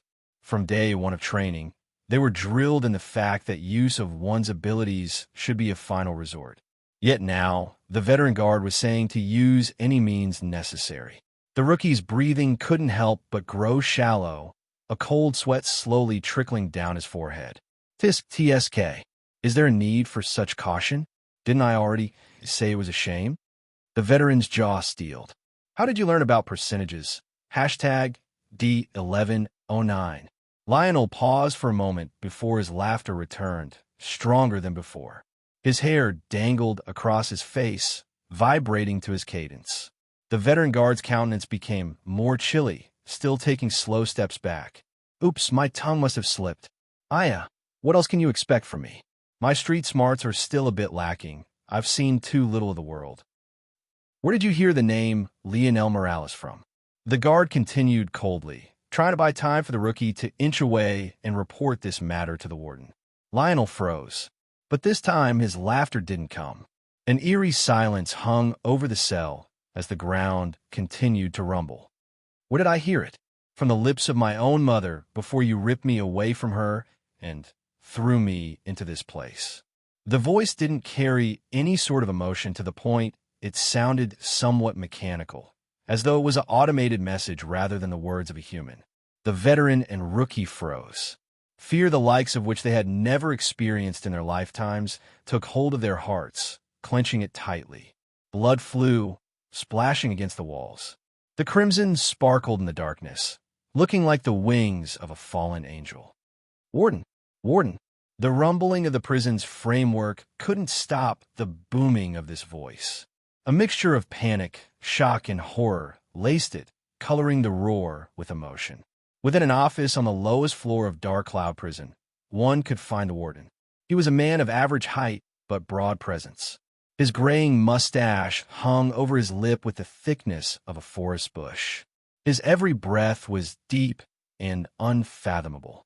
If one paid attention, it would be easy to notice that every cycle of inhaling and exhaling took a full minute to complete. Yet, this warden completed it with absolute ease. At that moment, the warden was shirtless. Despite his old age, his body rippled with strength, his torso having a level of tone that left men half his age in shame. A healthy bronze sheen glistened across his skin, making him look more like a fitness model rather than the warden of a prison. This man was none other than Governor Duke Escobar Owen. Before the shouting guard could even reach the office, Escobar put on his black military uniform, hiding his toned body, and opened the door, his demeanor steely and indifferent. "Warden, hashtag D1109 has escaped." If Lionel had been there, he would have immediately recognized this warden. He was none other than Coach Owen, a man Lionel respected almost as much as his own father.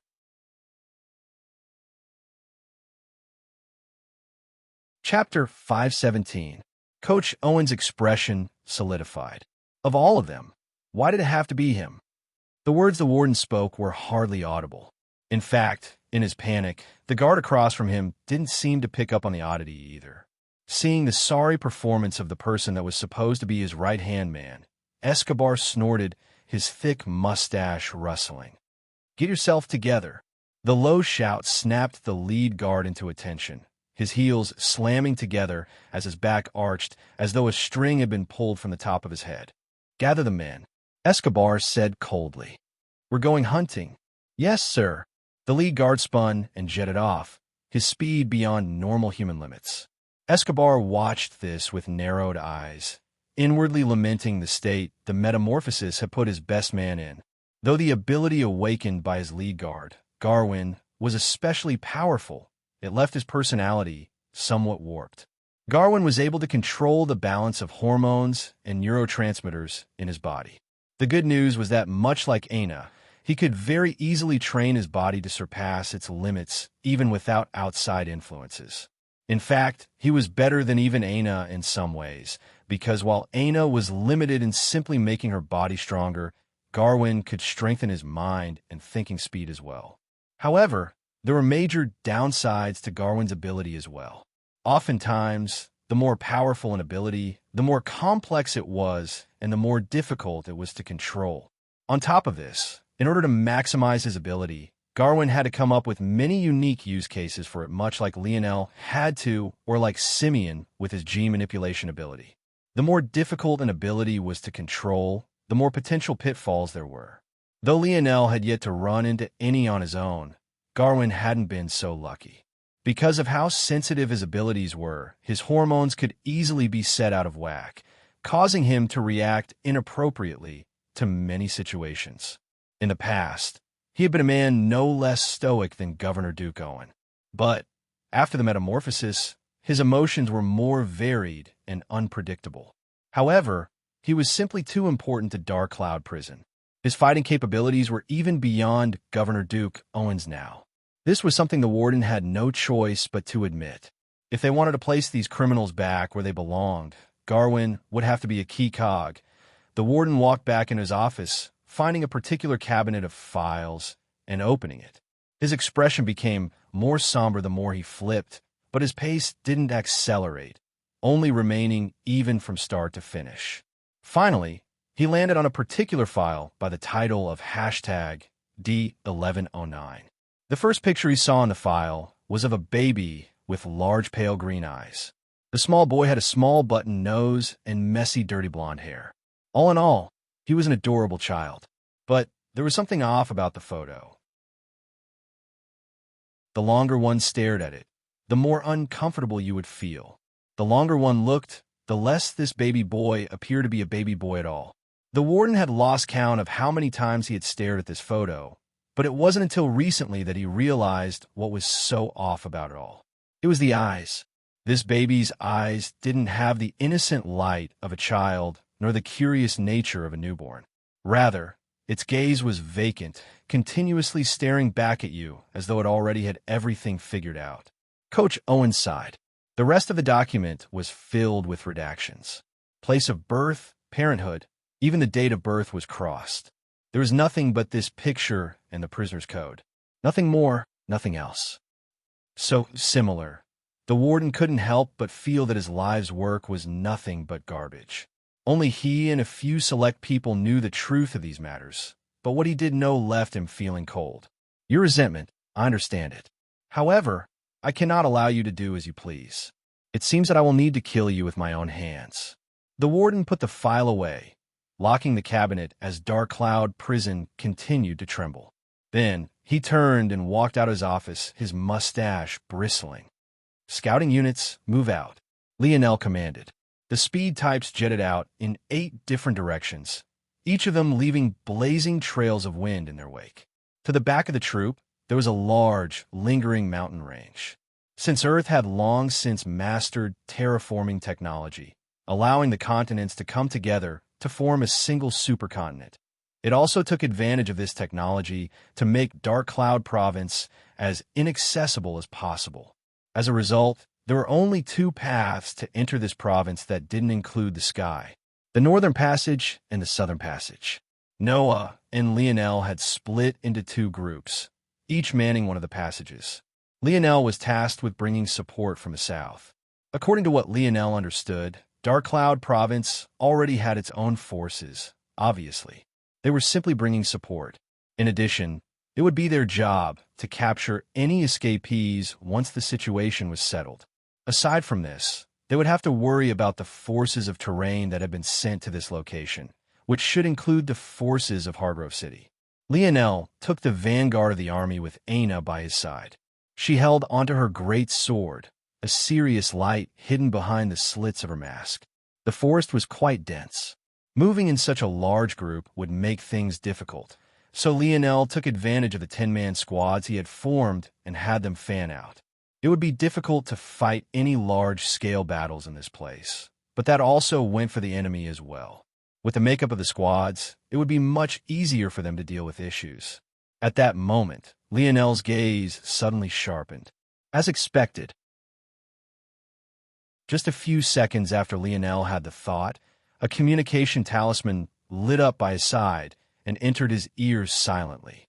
"Captain, Squad Northwest has detected the movement of enemy scouts. They number 7, standing by for orders." It was impossible for terrain to not also be aware that there were only 2 entry paths to Dark Cloud Province. In that case, how could they not erect their own blockades to stop incoming reinforcements? Chapter 518. Lionel sent a gaze toward Aina only to find her already looking back toward him.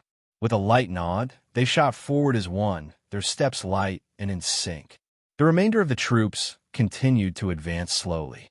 Though they exchanged some glances about the oddity of it all, they didn't make any other movements. Something like a commander taking the vanguard was practically unheard of, at least in Earth's modern history. However, Lionel had made his plan to them clear. A count of 250 wasn't a lot, especially in a war of this scale. Where their benefit lay is in the fact they were all elite warriors, all capable of battling 2 to 3 on their own. In such a case, not only was such a forest the best terrain for them, but it also presented a unique opportunity to flip this war on its head. Lionel's lips moved, but no one seemed to hear what he said at all.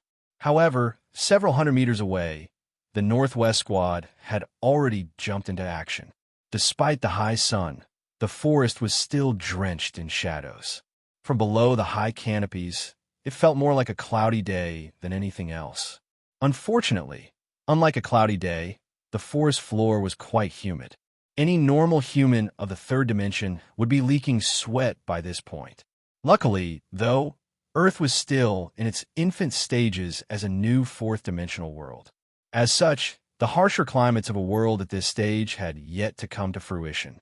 However, even still, the hot temperatures were slowly creeping upward and breaking records that had withstood the test of centuries, while the cold temperatures were doing the same. It wouldn't be long before Earth began to face extremes it never had before. While there was this bad news, though, there was also good news. In this transition period, zones wouldn't begin to appear just yet. So, Earth had a small level of reprieve. But it might have been exactly because of this that terrain chose to attack now. At that moment, on the humid forest floor, a group of 7 moved forward cautiously along their patrol path, their senses on high alert. They wore red robes accented by bright yellow flexible armor. The design made them look like small boiling suns of their own, but judging by the small beads of sweat falling down their brow, this had little to do with their affinities. The lead of the 7 men suddenly snapped his head in a certain direction, just in time to see a small orb of light land in their midst. A hint of panic colored his features. But just when he was frozen in horror, the small globe of light pulsed, sending out a halo that covered a 10-meter radius. Without hesitation, the lead scout pulled out a talisman and ripped it. The talisman was torn in two, causing a flare of flames to light it quickly. The sparks coalesced, concentrating into a bead and shooting up into the skies. But just as it was about to break past, it rammed into the halo of light. One would have expected a bang, but the reality was much less fantastical. The spark fizzled out, drooping back down to the ground as though it had run out of oxygen to fuel itself. The lead scout's eyes widened. He opened his mouth and roared at the top of his lungs. His shout was so loud that the six that followed him covered their ears, clenching their jaws. The lead scout relaxed when he completed this action, his unsettled emotions resting into a sneer. He slowly pulled out twin daggers that rested on his hips. He felt that everything was over now. Now that they knew that Earth had indeed sent reinforcements, it would be a matter of absolute ease for them to be surrounded and killed one by one. Earth didn't have technology anymore, so sending in reinforcements through the air was almost impossible. There was no way they had aerial units prepared already. And even if they did, there was no way they could match the unit's terrain had scouting up above. So, they would have no choice but to send ground troops. But, in such a thick forest, how many could they really send? If they were smart, they would send a small unit of elites with a few trump cards. That orb of light was clearly one of Earth's trump cards, but it also displayed Earth's naivete. There was more to contend with than just tools. If Earth couldn't come up with methods of countering a variety of abilities as well, they would be finished. This was the perfect example. They were prepared to stop their signal flare, but they had no method of stopping his shout. The lead scout's sneer deepened. What a fledgling world. It's clear you don't deserve these lands, so I'll be happy to take it off your hands. It was at that exact moment that Lionel and Aina appeared. They weaved through the trees, one wielding a great sword and the other flipping his palm to take out a pitch-black bow. Aina continued to shoot forward while Lionel leapt up agilely. His feet rebounded off the tough bark of the trees, sending him flying upward. He left a trail of gold in his wake, and, for but a moment, his arms seemed to have unfurled into the wings of a bird. Behind her beautiful, icy blue-white mask, Aina crossed the final barrier into the halo of light, her sword trailing behind her like the tail of a comet. A little girl? Is this a joke? The lead scout almost couldn't rein in his laughter. Fine, they'll pry that little mask off you and see what kind of beauty it's hiding. Lionel lightly stepped onto a branch over 15 meters above the ground. With swift motions, he knocked 6 arrows at once, a cold, calculating glint in his eye. By the time Aina prepared to swing her sword toward the lead scout, he had already pulled his bowstring back. Even after reaching the 4th dimension in his physique, Lionel could only pull his bowstring back just over 50% of the way, displaying the furious strength of this bow quite clearly. But 50% was still almost overkill. Shoo! Lionel released 6 arrows at once, just as Aina swung her sword toward the lead scout. At that moment, the lead scout's expression finally changed. The difference was too stark. How could he miss it? In one instant, he couldn't hear the whistling of Aina's sword or the shocking charge of Lionel's arrows. But in the next moment, it barraged his senses as though they wouldn't allow him to focus on anything else. No, unfortunately, it was too late for the lead scout to understand that his first instinct should have been to run.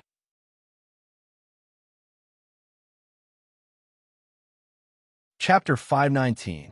Lionel's arrow pierced 6 skulls as Aina's sword split the lead scout in two. Lionel leapt down to the ground, the soil shifting beneath his heavy fall. It worked well, Aina said, but it still has some flaws. Lionel nodded in agreement. A smarter scout would have realized they couldn't hear anything much quicker. We got lucky this time because this one is used to having his hearing compromised, but it won't necessarily happen again. With the way he and Aina were charging through the forest, no matter how light their steps were, it was impossible for them to not have made a single sound. A smarter scout would have realized very quickly that the barrier Lionel erected could both block their signal flares and any sound they made. Once they realized this, their first instinct would have been a run rather than holding their ground. After all they had to do was leave the 10-meter radius of the halo to send out a signal. Even if they couldn't survive, it was their role as scouts to send such valuable information back. But luckily, ironically due to his shouting ability, the lead scout's hearing was compromised along with the 6 that followed him. So, he didn't notice the oddity until it was too late. Is it possible to make the sound filter one way? Aina asked. It's possible, but it would double the production time. With the time crunch we're on, I'm not sure if it's worth it. Lionel was the only one who could make these orbs of light. And, unfortunately, they were one-use objects with a very limited lifespan, which meant that he would have to make a new one for each one of these operations. The Northwest Squad came out of their hiding places, displaying speed that even surpassed Lionel and Aina. At least, it surpassed the speed they had displayed to this point. It seemed that this squad was quite capable indeed. Captain, Lionel nodded. Right, this region is still your responsibility. Lionel raised a hand and caused a surge of fire elemental force to burn the 7 corpses before him. The halo of light pulsed, causing the scent of burning flesh to be purified and dispersed. With that, Lionel and Aina shot back toward the main group. The members of Northwest Squad looked at one another with deep meaning in their eyes. It had been them who threw out the orb on Lionel's command to begin with, so they were an integral part of the operation. They had to say that they were surprised by the efficiency. If things continued like this, they would have a good chance of performing well.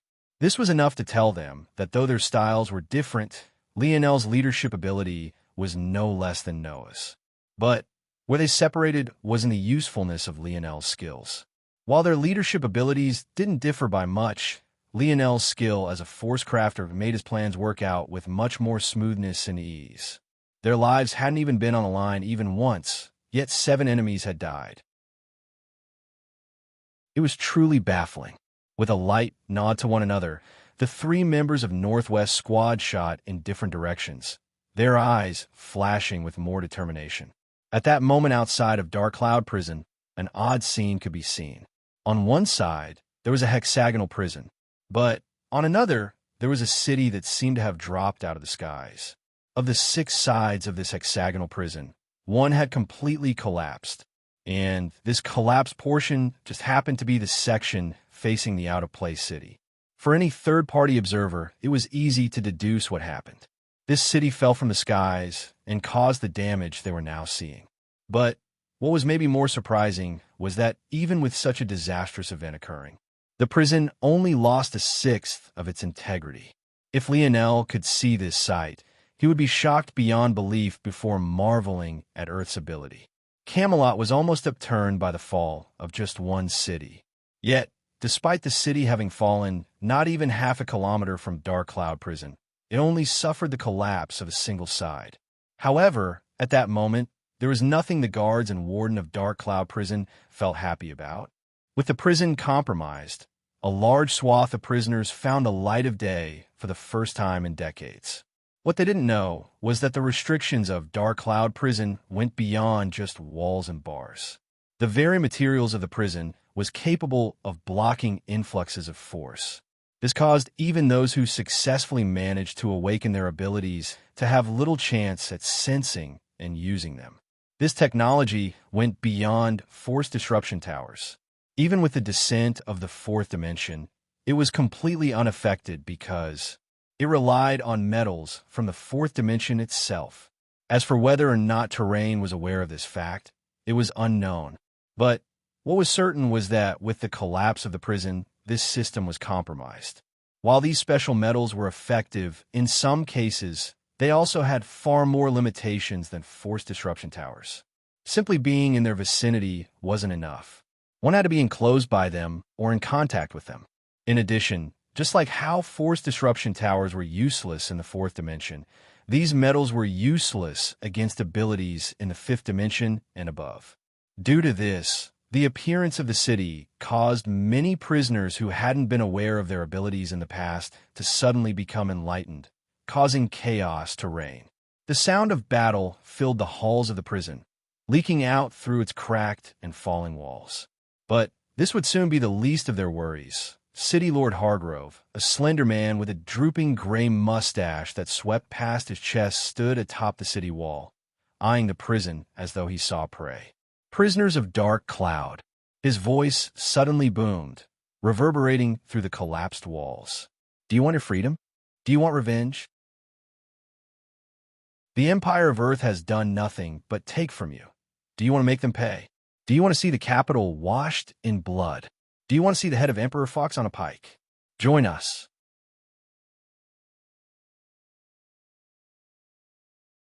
Chapter 520. Archers. City Lord Hargrove's voice boomed once more. In one moment, there was no one but this singular, seemingly frail city lord to be found on the city's walls. But in the next moment, 2 rows of over 100 archers appeared, each with the light of an expert in their eyes. It became clear very quickly that Hargrove had no intention charging into the prison. Why would he undertake such a thankless task? No, his goal was simple. Any guards or wardens that escaped this prison would find an arrow between the eye. As for the prisoners, they would be welcomed with open arms. The prisoners of Earth provided 2 opportunities. Not only would they give a large influx of talented individuals, but they would also be able to gain the same number in 5th-generational persons. This killed 2 birds with just a single stone. The only large clearing one could find on Dark Cloud Province was in this very place. About a kilometer around the hexagonal prison was nothing but flat concrete. With the appearance of Hargrove City, this concrete was now filled with spiderweb-like cracks, but it served its purpose to perfection.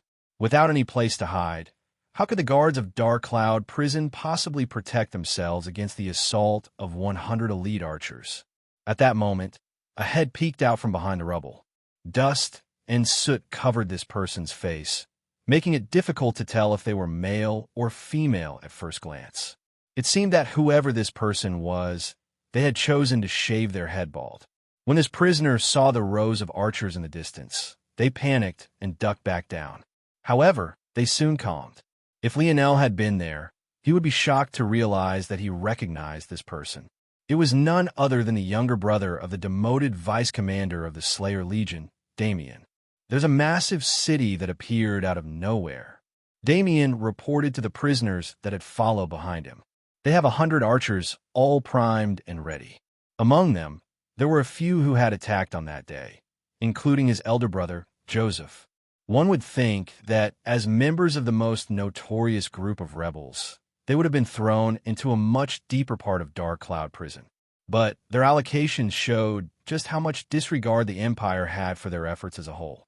Despite having once been a vice commander of the Slayer Legion, Joseph, even as the highest-rated prisoner among them, was still a mere C-grade prisoner, just like the rest of them. In truth, such treatment had hurt more than anything else. They would rather have been treated like the lowliest of scum, been underfed, beaten, and abused. But what they actually got was a cushy cell, 3 meals a day, and a psychiatrist to vent to. It felt as though they were children put on timeout rather than criminals who had risked their lives every day for the sake of forging a better future for themselves. This had been an insult worse than anything they had ever experienced before, and that sort of treatment made their hatred of the Empire burn even more fervently. And along with that, their hatred of Lionel increased proportionally. When Damien's whispers reached their ears, the prisoners panicked somewhat. The truth was that most of them weren't hardened criminals. Aside from those who were from the Slayer Legion, the rest had only committed petty crimes. Facing such a situation, many of them weren't sure how to react.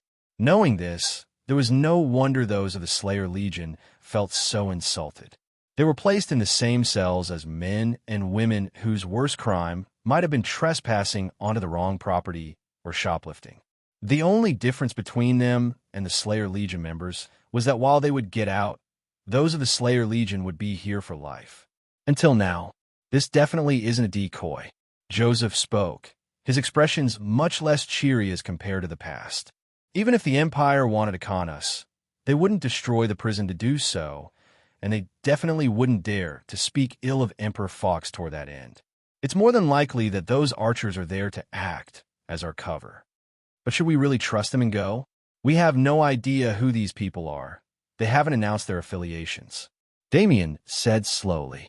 The only reason Damien and Joseph had been so quick to attempt to escape despite understanding the Iron Fist that was the Empire was because they thought that maybe the Slayer Legion was finally taking large-scale action. The truth was that before Damien and Joseph chose to take a maddened attempt at conquering Royal Blue Fort, the Slayer Legion was prepping for something. As for what they were planning, the brothers couldn't be sure. But they felt as though they would be left behind if they didn't take a massive leap forward. Obviously, their attempt failed, but now they were hoping that this matter was related to the Slayer Legion. However, if it truly was, then why wouldn't they announce this? From start to finish, Hargrove didn't mention their origins, something that made the brothers feel antsy about trusting such an unknown entity. No matter what, they weren't fools. As the first prisoners to make it to this opening, they had obviously been on the highest floors. As such, the level of torture they had suffered in this prison could be considered to be null. They simply weren't as desperate as those A and Dark prisoners.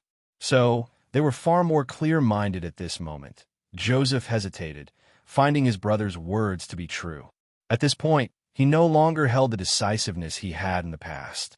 The man bold enough to target a fort of the Empire as a mere vice commander was no longer here.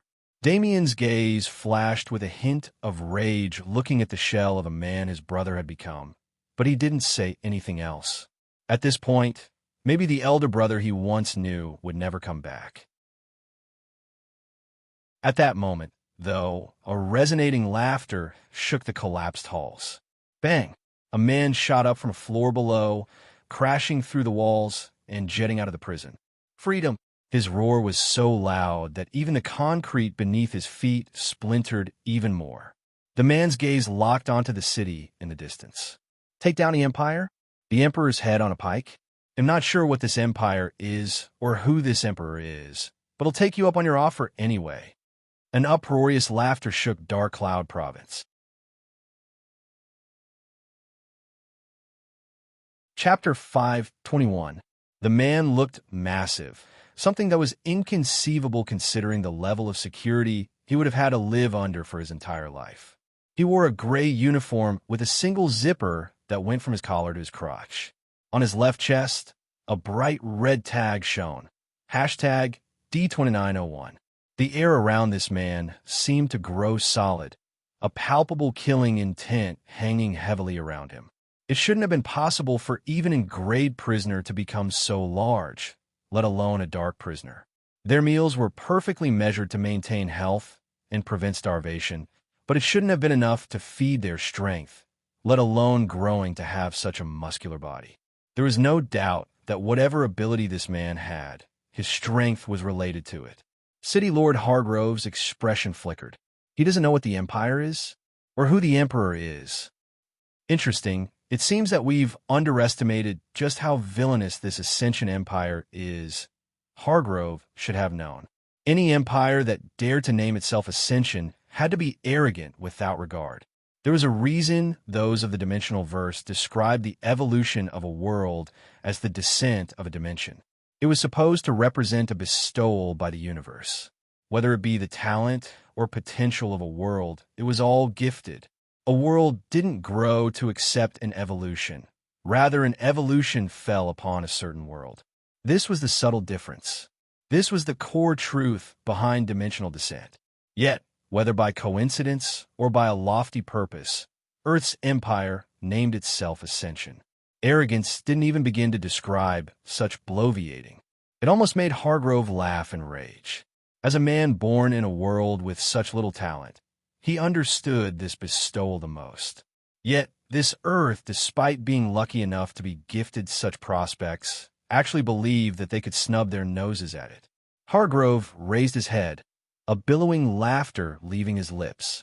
His long mustache caught a wind, whipping about wildly along with the rest of his hair. His hands clasped behind his back, his chest standing wide and broad. We accept one and all. Hashtag D2901 laughed when he heard these words.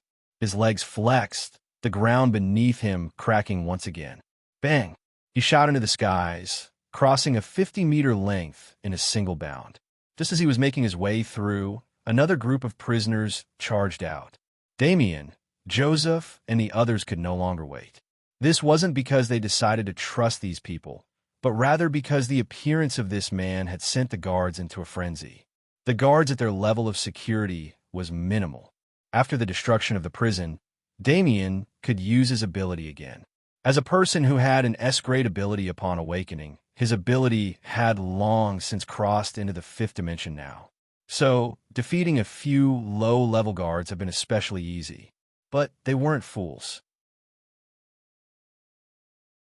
They knew that the guards on the lower levels were no laughing matter. If they couldn't leave now, they might never leave.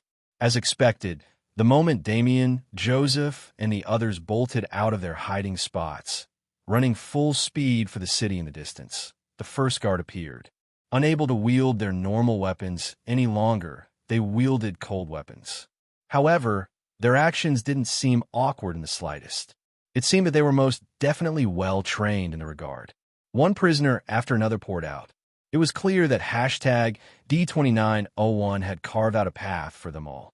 The maddening howls of laughter shook the prison, causing a cold shiver to take hold of C and B-grade prisoners. They had all heard stories about how insane the prisoners below were. It was impossible for them to spend so many decades within these walls and not see certain oddities. However, after seeing these men and women for themselves, they all realized one thing. They were insane. Many of them, clearly unused to walking on their own 2 feet, ran on all fours. Some rolled about as though they were balls rather than humans. A few chose to walk on their hands, shooting off toward Hargrove City in a mad dash. The normal prisoners amongst them, wearing #CS and #BS across their chests, had never felt such fear in their lives. They gathered into groups, hoping that they wouldn't lose their lives in a maddened assault. A young acrobatic woman charged through the concrete on her palms. Her concept of the world were so shallow that she didn't seem to understand shame at all. Her prison garbs were completely unzipped, and her small breasts hung out, jiggling about as she planted her palms one after another. Her head peeked upward as she curiously observed the fear in the eyes of the normal prisoners by Damien's side. She had never seen such emotion before. She wondered where it was coming from. It looked like fun. She effortlessly kept up with them on her hands despite the fact they were running with all their might. It was quite baffling, actually. Unlike dark prisoners, C and B-grade prisoners got to exercise every day. By right, they should be more fit than she was. The young woman looked curiously at a slightly obese man at the back of the group. He lingered behind the group, finding it hard to keep up. The obese man seemed to feel something observing him. But when he locked eyes on the vacant gaze of the woman chasing after him on her hands, he felt as though his heart had been thrown into an ice bath. His throat constricted and his trouble breathing became even worse. The young woman tilted her head, her speed not slowing in the slightest.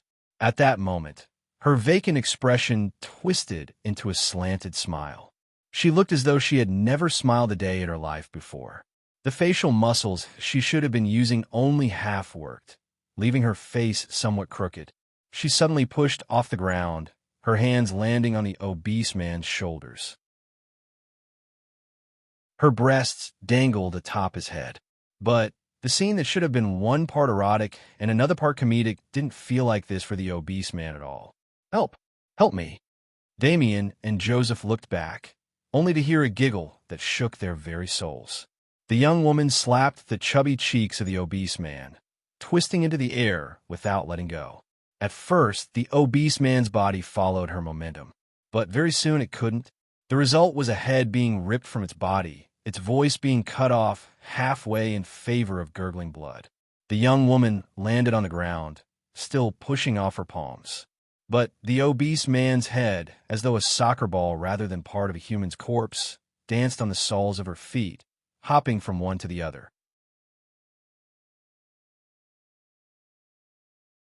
Chapter 522. Damien and Joseph looked back in horror, their eyes widening in shock. What should have been a frail young woman suddenly became a monster in their eyes. There was nothing about her innocent expression that left them with any sort of ease any longer. The amount of torque you would need to twist a human's head off, let alone from such an odd position, was enough to make them shiver down to their cores. This young woman looked no different from any other in her early 20s. Yet, the strength she displayed was beyond the realms of reason. "Keep running," Joseph barked. The young woman continued to observe the running group, her breathing hiccuping into a bubbling giggle every so often. It was as though she had overexerted her body, but her brain had yet to register the fact. It short-circuited, trying to decide whether she should prioritize laughing or breathing deeply. Damien and the others entered a state of high alert. It was at that moment that the guards began to flood out of the cracked walls one after another, some quickly catching up to some of the prisoners who hadn't spent their time escaping, but rather on other matters. But it was then that the first arrows were released. It was so swift that it didn't even make a single sound beneath the chorus of excited roars and insane laughter. A guard who had just snapped the arm of a prisoner while twisting their limb back suddenly found a bloody hole between their brows. The prisoner blinked with curiosity, crimson splattering all over his face. His tongue whipped out, tagging the corner of his lip. He spit out the blood as soon as he tasted it, finding it not too pleasing. Then, without much thought, he snapped his arm back into place and continued running with everyone else, curiosity lighting his eyes. Despite the fact he had just seen a person die for the first time in his life, he didn't seem to feel any particularly special way about it. It was a complete slaughter. Every guard that stepped into the clearing was instantly sniped. The precision of the Hargrove City archers seemed to be even beyond the elite snipers of Earth. They acted as though in tacit agreement, not wasting a single arrow. Earth was very quickly finding out that there were some matters far more important than just talent. While the people of Earth were fighting to protect their home, the people of Terrain were fighting for their futures. Not just their own futures, but that of their families and loved ones. Losing was not an option. Hundreds of prisoners made their way across the clearing, their confidence growing with each passing moment. The efficiency of the archers gave them this very confidence to the point where many began to smile. They finally saw an end to their nightmare. Of course, those smiling individuals weren't among the madmen designated with As and DS across their chests. There were no small number of C and B grade prisoners who lost their lives at their hands. City Lord, is it really all right to let things continue like this? Every City Lord had a right-hand man. For City Lord White, it had been the secretary, Naya. For City Lord Hargrove, it was an elder man who seemed even older than the skinny, graying City Lord. This older man, dressed quite like a butler, was known as Salnus. Hargrove continued to observe the situation, not answering immediately. In response, Salnus couldn't help but press again. There's clearly a reason why Earth decided to lock many of them away. Though they're clearly very powerful, they've all lost their minds. How can we expect to control them? They might end up being our downfall instead. Salnus finished, his tone somewhat somber. Though he spoke these words, in order to ensure that his actions wouldn't dampen the morale of the man, he controlled his voice so that only the City Lord could hear him. After all, every small advantage they could grab a hold of was a plus. They couldn't allow Earth the slightest chink in their armor. Salnus, I think it's best you don't ask for answers to questions you aren't qualified to have. The sudden indifferent voice caught Salnus off guard. He felt as though a blade was suddenly firmly pressed against his back, prepared to take his life at the slightest sign of impropriety. Salnus gulped, his frail old body shivering. Yes, young heir Anared. I apologize, I've stepped out of line. Salnus struggled to speak through gritted teeth, the beating of his heart growing erratic.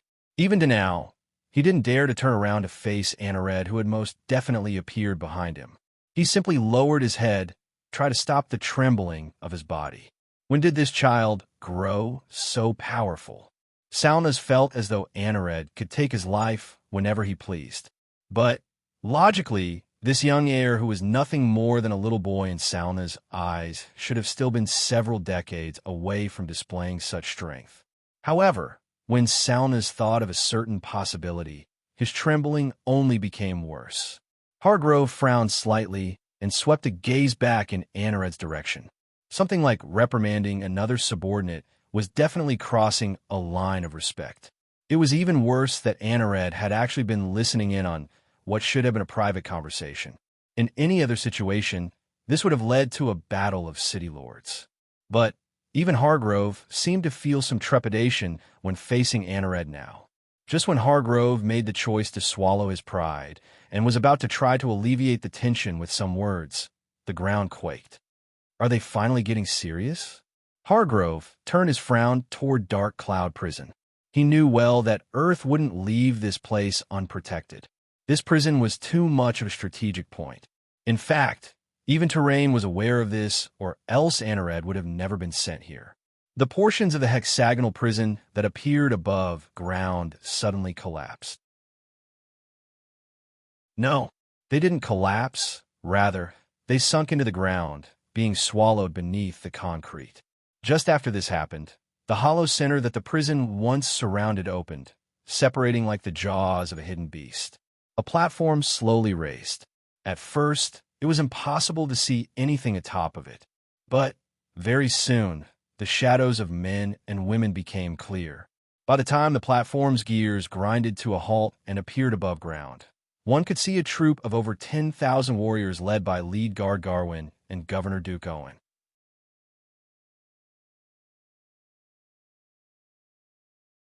Chapter 523. Joseph and Damien looked back after hearing the clicking of the gears. They had put their all into running and avoiding the and dark prisoners around them, but hearing such a loud commotion, they couldn't help themselves.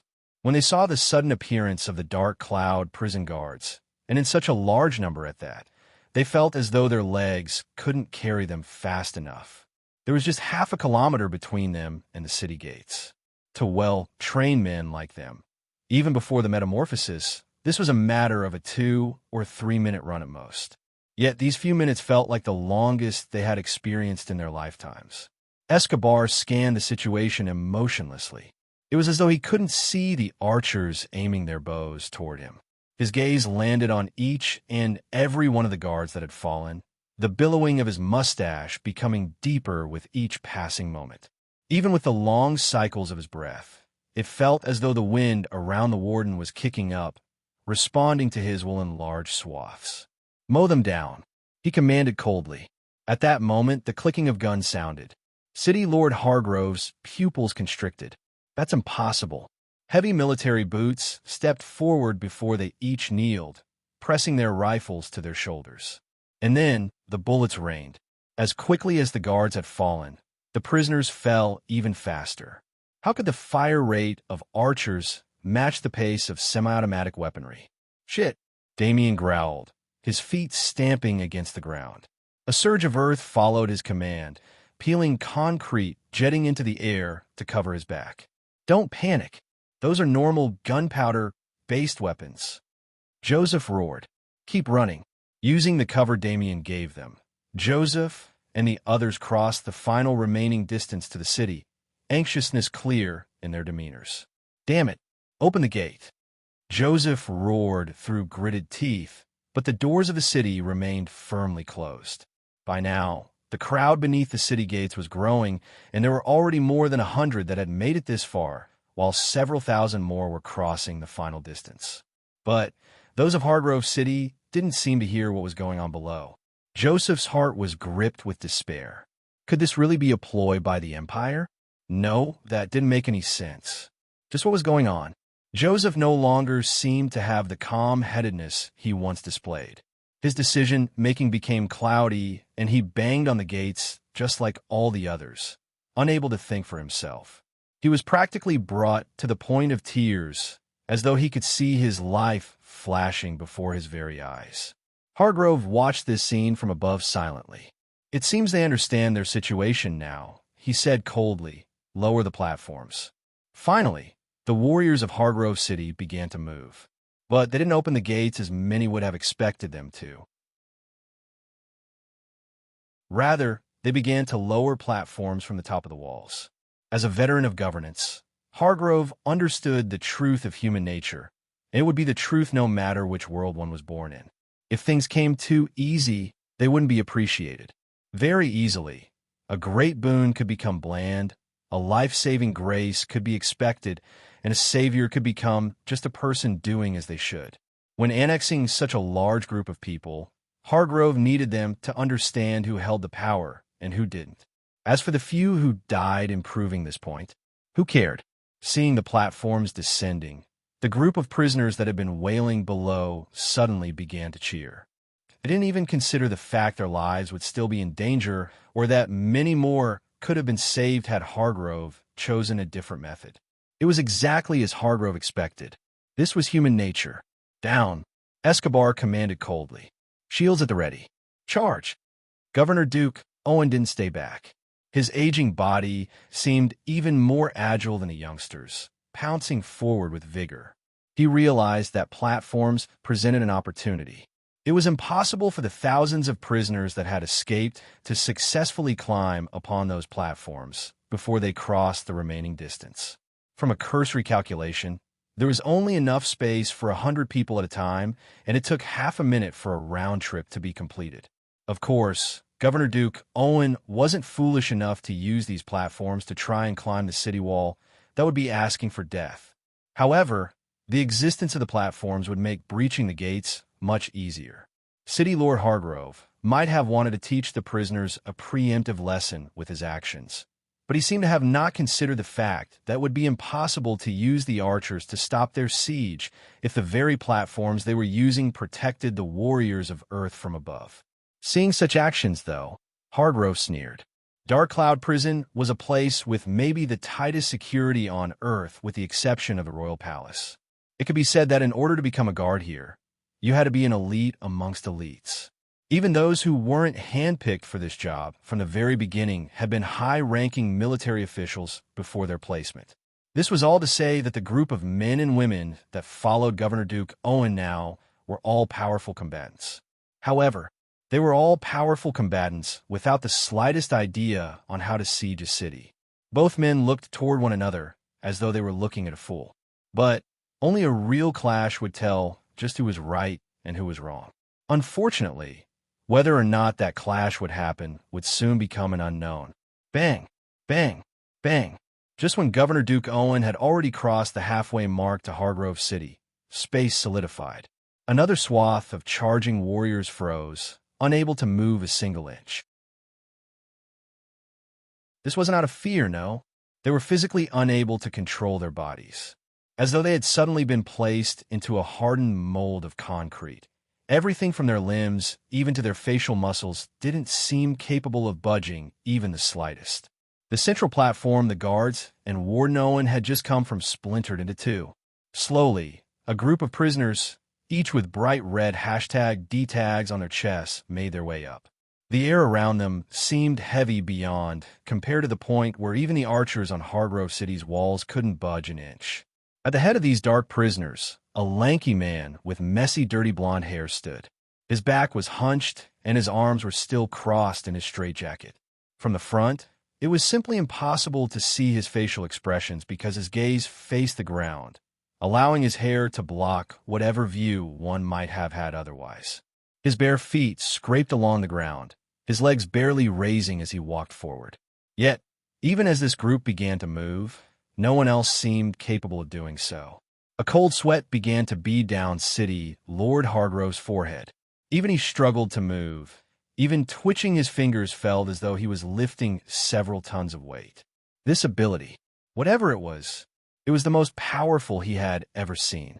No, even if he included those monsters he had heard of during his over a century worth of life, none could compare to this.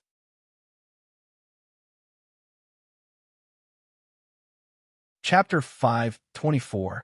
There seemed to be only 7 of them. No, 8, 9. The number kept changing. It should have been simple to conclude that one of them had a cloning ability, but through this thickening wall of space, let alone moving, even senses didn't seem to work properly anymore. It felt as though one was trying to cast a net several kilometers away, despite the fact the group was at most several hundred meters away. as if this wasn't fear-inducing enough, while a normal distance felt like forever to everyone else. To the group, it was barely a short stroll. Though they seemed to be walking normally, they covered large distances as though they were sprinting with all their might. Not even a few seconds later, the group reached the vanguard of the dark cloud prison guards. It was only then Lionel's steps suddenly paused. In perfect unison, the group came to a pause with him. It was hard to tell what Lionel had promised these dark prisoners in not even half an hour since their attempted escape began to make them treat him like this. But the reality was displayed before them all regardless. "I recognize you." Lionel's voice was quite striking in such a suddenly quiet environment. Unlike what one expected, it wasn't deep and gruff, nor did it have some evil air to it. Rather, it sounded like the normal voice of a teenage boy on the cusp of adulthood. Yet, one couldn't help but feel an instinctive fear toward it. It seemed to seep into their ears and host the beating of their hearts. As though a master plucking at their strings, he was a controller of their fate. "Yeah, that's right. You were there the day they took me away from my mother." Lionel slowly walked toward Governor Duke Owen, his head still lowered to the ground. He painted quite an odd picture. Everything from his bare feet to his straitjacket seemed completely out of place. Escobar's gaze narrowed, his body still finding it difficult to move even the slightest bit. Despite the fact the boy's face was lowered and the prisoner tag that should have been across his chest was covered by a straitjacket, didn't stop the warden from recognizing Lionel immediately. He didn't say a word, or rather, he couldn't say a word even if he wanted to. Even moving his lips was difficult. Despite the fact Earth was new to this new world order, Escobar was still aware that such an indomitable ability shouldn't possibly exist. All abilities should have limitations, weaknesses. Something like locking down the space within several hundred meters should have been absolutely impossible unless one was a higher dimensional being. However, what the Governor Duke didn't know was the fact there were indeed existences capable of such feats, and they were known as savants. Savants were existences capable of breaking the limiters of their abilities. Whether it be the issue of stamina, duration, or realm of influence, they didn't need to worry about any of this. This wasn't simply because they were able to rely on themselves, but rather because universal force naturally fueled their every action. Whereas those like Lionel or the Warden would have to comprehend universal cycles in order to use universal force. Savants had no need for such a thing.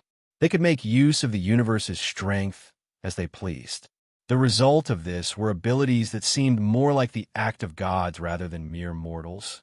And, in fact, on some worlds, these people were indeed known as gods.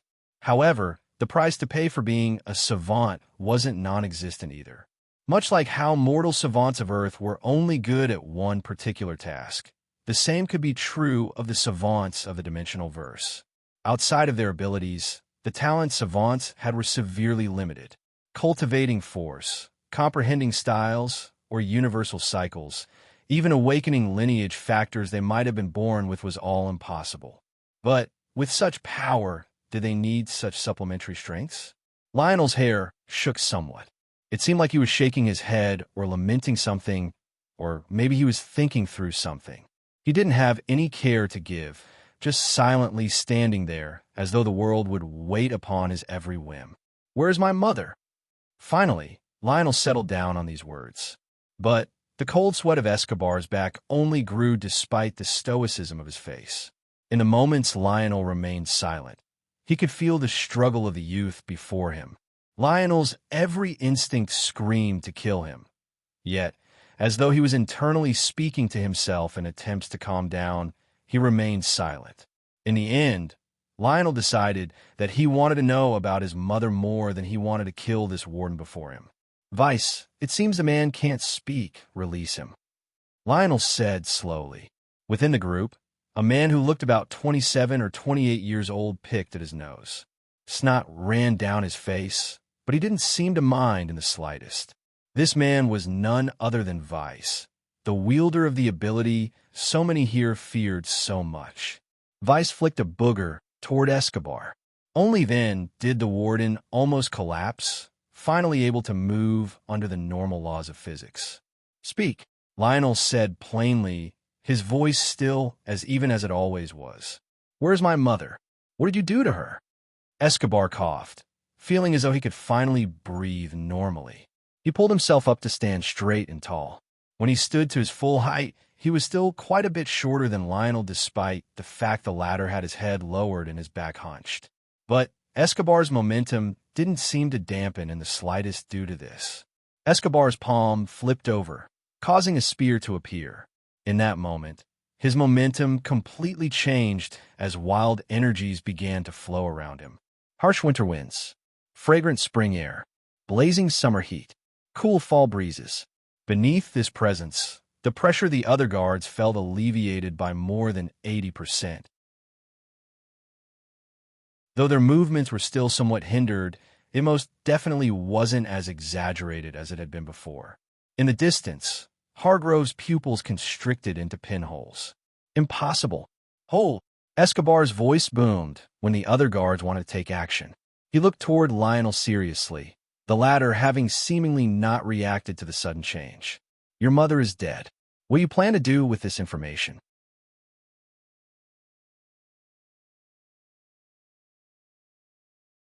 Chapter 525.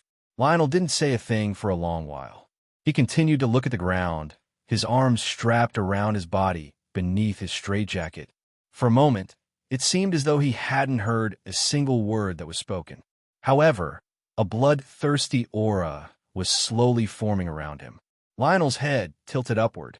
Through the strands of his hair, one could finally just barely make out one of his eyes. It was a vacant pale green that seemed to stare at nothing and everything at the same time. The faint illusion of blood-red wings spread to Lionel's back, the distorted image of a demon hanging around him. In just a few moments, those red wings formed into the image of a female angel. Her red wings wrapped around Lionel, her arms holding onto him tightly. It was just an illusion, but it seemed oh so real.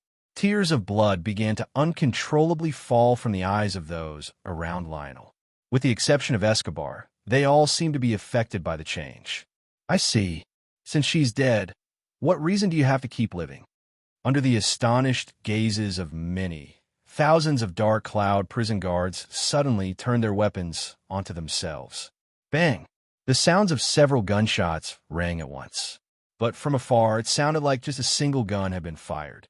The actions were so smooth and in sync that even the pulling of so many triggers seemed to come from a single point. Escobar's gaze widened before gaining a tinge of red. In that moment, just as Lionel's words descended, he suddenly felt an overwhelming will to spear his skull through. If he hadn't bit his tongue, he really might have gone through with it. His heart trembled. Just what kind of maddening ability was this? The bloody angel hanging around Lionel only seemed to grow more corporeal, as though being fed by the deaths of those around her. Her visage became clearer, a doting expression on her face as she lightly stroked Lionel's hair. No matter how one looked at her, it seemed like she was a proud mother.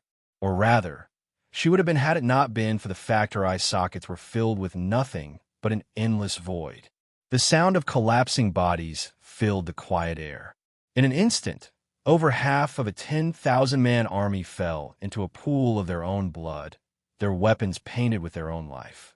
The scene was absolutely horrid, and a metallic stench soon filled the air. Escobar's grip on his spear tightened. He could still see Lionel's singular eye through the strands of his hair, looking at him curiously as though he was wondering why it was he hadn't died when he told him to. As for the other, it seemed to stay hidden behind a veil of darkness, lurking. The Governor Duke could no longer hold back. He felt like this child had been wronged, so he gave him a chance and spoke the truth. However, he had never expected for his moment of soft-heartedness to cost him half of his men in a single breath. There was a limit to his understanding, to his sympathy. This was no longer the baby in those photos. This was a monster. A monster he had to kill. Die! Escobar's spear seemed to encompass the world. Its point became the origin, and its shaft became purpose. In the blink of an eye, the spear tip appeared before Lionel's brow. With just a half a foot more, the skull of this young man would be pierced through. However, would things really be so easy? A mirror suddenly manifested before Lionel. Escobar's spear tip hardly touched its surface before it was reflected back. The warden was sent flying, his spear-wielding arm splintering in two. The horrid imagery of a forearm being split in half down its length etched itself into the hearts of all those who saw it. Within Lionel's group, a young woman with disheveled hair bit at her fingernails to the point they bled. But even then, she didn't seem intent on stopping. She looked toward Escobar warily, as though she was the one who should fear him rather than the other way around. It was as though she was completely oblivious to how powerful she was. Lionel stood in place indifferently. It was as though he couldn't tell that his life had been on the line. Or maybe it hadn't ever truly been. Escobar's face became a deathly pale. He looked toward his arm incredulously, unable to believe what had just happened. He hadn't awakened a powerful ability. In fact, it was of the mere C-grade upon awakening. However, he had never cared much because his spear arts could more than make up for this. With the time he had spent with Lionel's father, it was doubtful that there was anyone on Earth who could match his comprehension of the spear. So, how had he suffered so greatly just now? It was at that moment that there was a sudden change to the battlefield. Lionel and Aina led a charge out of the forest edge that surrounded Dark Cloud Prison. It had taken them several hours, but they had finally cleared out all the scouts and carved a path here. And, luckily, they had managed to avoid any casualties in huge thanks to Lionel's leadership abilities. However, what they saw after they reached the clearing of flatlands astounded them. A city fallen from the skies, a group of prisoners frozen in their attempt to climb its walls, and over 5,000 dead guards, lying in a pool of their own blood. The sight was horrid, but what left Lionel the most stunned was the appearance of a particular man. Despite the distance of over 200 kilometers that separated them, with Lionel's senses, Escobar might as well have been inches from his face. "Coach!" Lionel's expression flickered with confusion. What was Coach Owen doing here? No matter how long passed, Lionel would never mistake that rattan mustache for anyone else. Seeing the state of Coach Owen's arm, Lionel's anger suddenly flared. If there were two people he had to pick as the duo he respected the most in his life, the first would be his father, and the second would be this man right before him. In that moment, the battlefield suddenly gained a second blood-thirsty aura, one that seemed to rival Lionel's without the slightest hint of losing out. However, it was then that something completely unexpected happened. Lionel looked toward the new arrivals with curiosity. But when his gaze landed on Lionel, he was shocked. "You look exactly like me." Lionel's head finally raised all the way, both his eyes and his face finally becoming clear. However, when Lionel saw this face, his brows furrowed. This wasn't because Lionel looked like him, but because of the exact opposite. They quite honestly looked nothing alike. What the hell was this person talking about?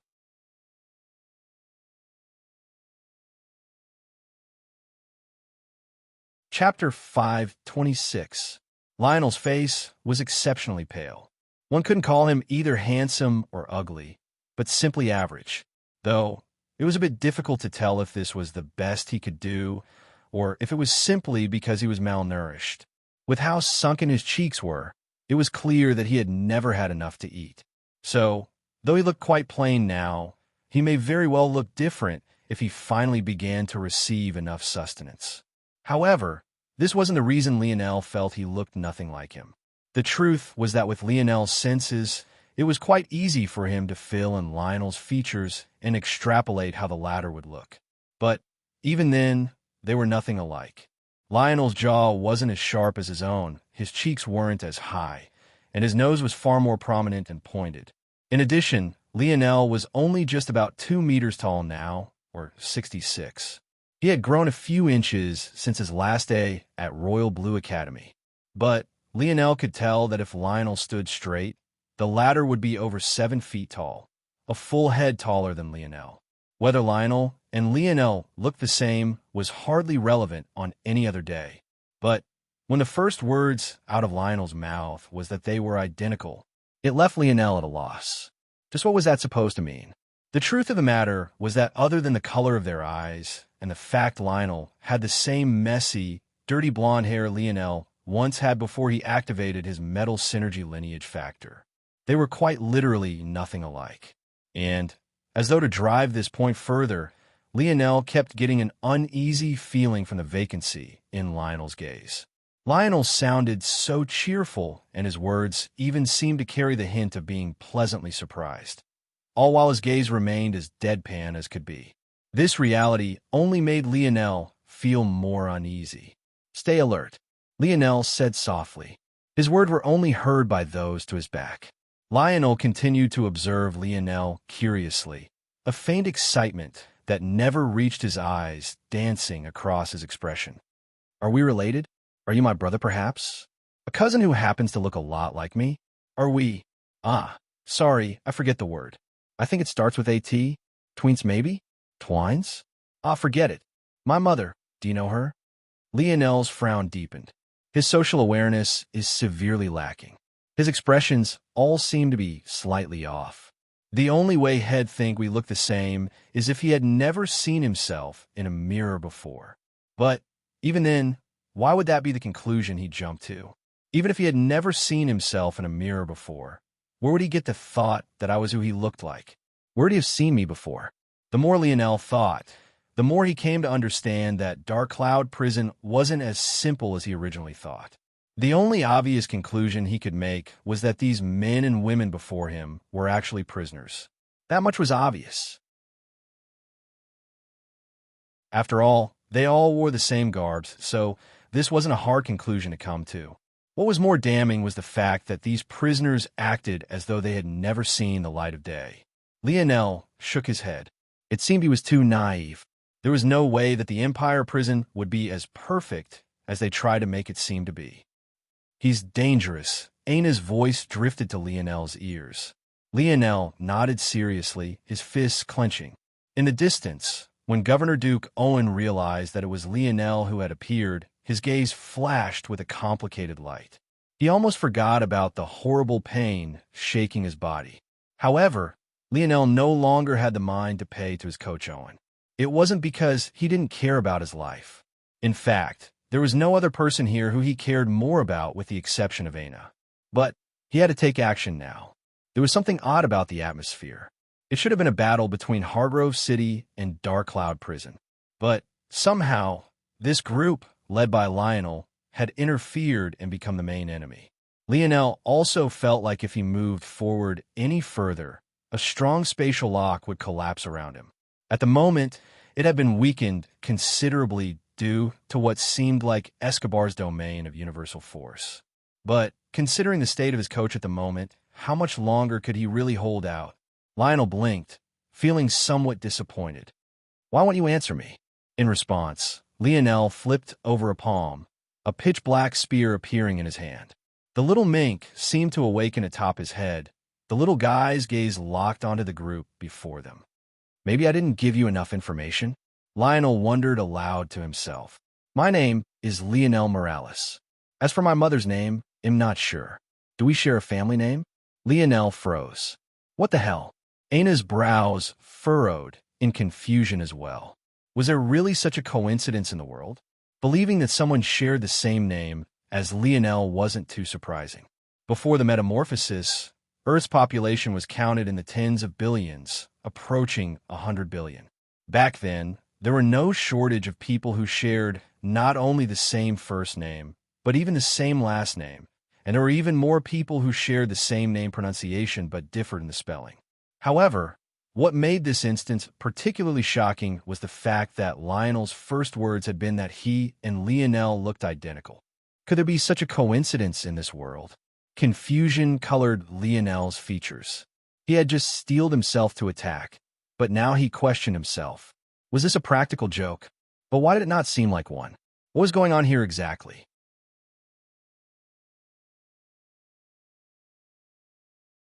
Chapter 5:27. Could it be a mind-reading ability? Ana communicated secretly with Lionel. Lionel gazed toward the fading blood angel to Lionel's back. After a moment, he steeled himself. "Nika." "Yes, Captain." A young girl called out to Lionel's back. "Reconstruct the scene. Send the images to me. Don't hold back." "Yes." Nika worked quickly. She was one of the few sensory types among Lionel's troop, but her ability was unique.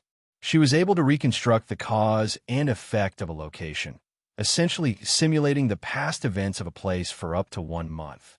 She could also transmit these images and deductions to another person. At her ability's current stage of evolution, it had limited usage in battle. But when it came to reconnaissance, she was second to none. When Lionel felt Nika's dream force penetrate toward him, he didn't resist. Usually, Nika wouldn't dare to do this with anyone else. Those with dream force affinity were incredibly rare, and it would be too easy for one to get lost in the event she displayed. However, Lionel was different. When Lionel opened his eyes once again, he had a grasp of the entire situation, even down to the abilities Lionel's group had displayed. "Leave this Lionel to me," Lionel said plainly, his gaze suddenly becoming cold and indifferent. "Stay within my domain and do not leave, or else I can't guarantee your safety." After seeing the past events, Lionel understood Lionel's ability. Such a person was too dangerous. He would defeat him first, then ask questions later. Clang, clang, clang, clang. A black domain filled with illusory chains surged into existence around Lionel, covering a radius of just over 20 meters in every direction. Lionel immediately realized that this was his limit. He couldn't extend his domain any further without sapping his stamina faster than he could get returns on. But this size was just enough. Brandishing his spear, Lionel pointed it toward Lionel, his aura stifling. Those around Lionel immediately realized that Lionel was giving off a different feeling compared to the others. On the Hargrove City walls, many were still frozen in place due to Vice's ability. Whether it was the raising and lowering of the platforms, the archers, or even Salnas himself, no one seemed capable of moving. But, truthfully, though they feared Vice somewhat, they were more than willing to see the talents of Earth at each other's throats in this way. Anared's gaze narrowed as he locked onto Lionel in the distance. But the latter hadn't even spared the city a glance after the first look. It was as though he couldn't be bothered to care about it. Inwardly, Anared was a bit shocked. He knew how many scouts they had deployed. How had a 250-man squad managed to come this far without a single one sending word back? The truth was that Anared had already gotten reports from the north of the continent, and there was currently a major battle going on over there. However, he didn't care to go and oversee those matters personally because taking in these prisoners was far more important to Terrain's overall plan. As long as Noah was stalled, that would be far more than enough. Initially, when Anared didn't hear back from the south, he had thought that Mint Earth only sent one squad. After all, according to their intelligence, Noah was the only acting commander of this troop of Earth's talents. What he didn't expect, though, was for Lionel to have carved a path out of the south for himself. Dealing with a savant won't be so easy, yet you've chosen to antagonize such a large group of them on your own. You've signed your own death certificate.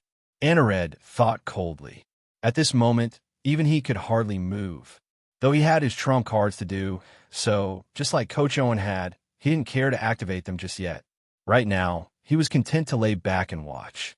However, Anared's expression when he observed the dome around Lionel couldn't help but turn serious.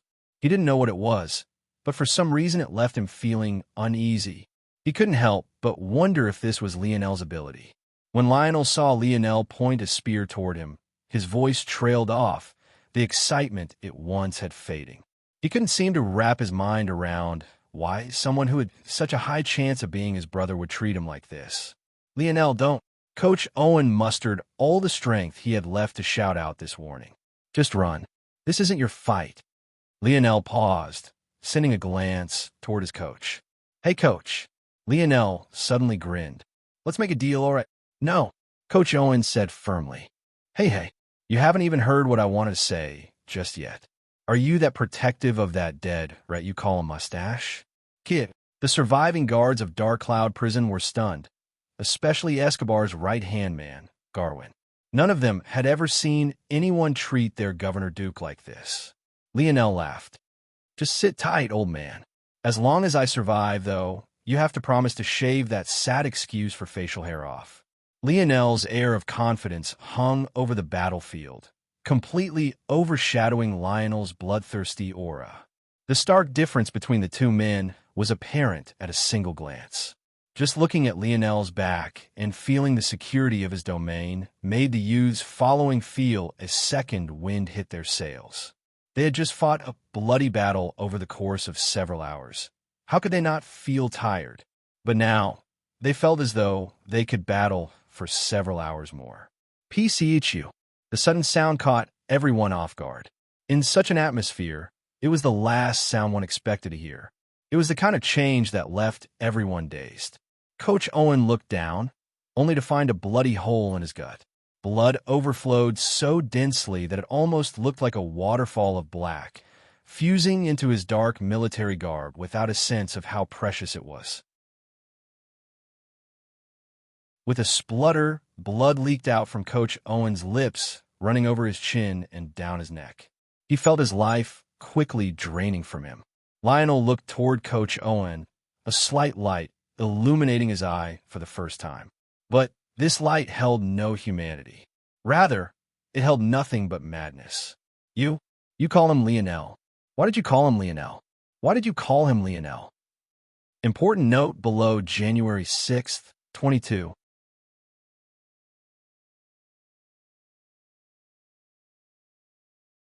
Chapter 528. Time seemed to slow to a crawl. Lionel had never expected for such a thing to happen.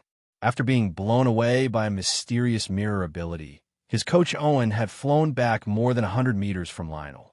The distance that separated them couldn't be considered to be small. By any logic, it shouldn't have been possible to attack the Governor Duke without giving Lionel time to respond. But the facts were laid out before them all. Coach Owen's own spear shot through his belly, his blood painting its shaft crimson.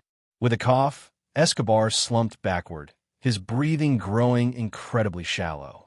Aina's eyes widened, but in the next instant, her gaze snapped toward Lionel, flashes of worry lighting her irises. Unfortunately, it was already too late for her to say anything. Whatever light Lionel's aura held vanished, being washed by an oppressive might that made those in his presence feel as though a hand was descending from the skies. Tell me, why did you call him that? Clang, clang, clang. Lionel took a step forward, the ground beneath his feet groaning and whining. The image of a majestic bird appeared to his back. It had beautiful feathers of gold and white, eyes filled with endless wisdom, and a wingspan that seemed capable of encompassing the world. Lionel's next step seemed to blur, touching the ground both so lightly and with such speed that it left nothing but an after-image in its wake. It wasn't until Lionel was already over 100 meters away from the place of its descent that the concrete suddenly folded beneath the pressure. Aina's expression changed, her head snapping back toward everyone else. Support him. Her voice held no less compulsion than Lionel's. It became quite clear quite quickly that the reason she didn't lead wasn't because she couldn't, but rather because she chose to defer to Lionel. But at this moment, there wasn't time for that. Anared looked at this change with a curious light in his eye. In truth, the only two that had a chance at shaking his position were Lionel and Aina, since they had so graciously shown themselves. The sword that hovered to Anared's back suddenly vibrated, resonating with a sudden will to battle. As though a road of air manifested before him, Anared casually stepped off the top of Hardrow City's walls. His body seemed to resemble a sword streaking across the skies. He sliced the wind in two, intercepting Aina and the others before they could even think of supporting Lionel. At that moment, Anared felt monstrous killing intent lock onto him. Even his heart skipped a single beat before his sword force reaffirmed his resolve in the next moment. He couldn't help but frown. Nothing had shaken his heart so severely in decades. Just what was that? Leave him to me. The voice came from Anared's front, but it was clearly not aimed toward him. It took him just a moment to realize that it had actually been Aina's words for Lionel. Anared couldn't help but internally sneer. Did this girl think that he was Jolnia? He could defeat someone on that level without even unsheathing his sword. Yet, Aina would have likely lost her life had it not been for Lionel's intervention. However, Aina didn't pull out her great sword as Anared had expected. In fact, she tossed it to the ground as though it was worthless, reaching to the large curved package on her back. With a thought, a massive golden red axe appeared in her hand. Her aura completely changed, reaching a level of oppression that made Anared's indifferent expression frown. 4 seasons realm. If that was all, maybe Anared could accept it. But the axe in Aina's hand was also on the cusp of entering the 5th dimension, let alone the fact Anared had hardly seen a quasi-bronze treasure in his life. Even among those he had, this was the most powerful. A violent red aura surged around Aina, a slight hint of blood wrinkling the noses of those in its presence. Veins popped up across the delicate hand she used to clench her battle XS handle. The axe trembled with excitement, a thirst for reaping life humming its shining edges. Aina was pissed. Anared actually chose this moment to step forward when all she wanted to do was support Lionel. Even as her fighting spirit reached its peak, her eyes gave the sign of several warnings. She swore that if anything happened to Lionel, Anared and the whole of Terrain would follow him to the grave. Lionel's own emotions reached a peak as well. To this point, he hadn't hated anyone of Terrain. He felt as though they were simply doing what was best for their futures. This was the way of the world.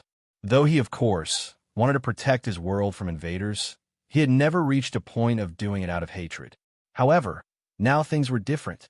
Not only had their actions put the life of his coach on the line, but now they were even targeting Aina. If Terrain wanted his fury so badly, they could have it. Lionel appeared between his coach and Lionel, his aura towering. The shocked guards of Dark Cloud Prison suddenly felt as though an immovable pillar stood before them all. Even if the sky collapsed, it would be there to catch it. Lionel's expression became livid. Not only had this warden not answered his question, now someone else had come to block his way. No, Coach Owen mumbled weakly, trying one last time to force Lionel to run. Just die, Lionel roared. The bloody angel to Lionel's back contrasted the golden owl to Lionel's.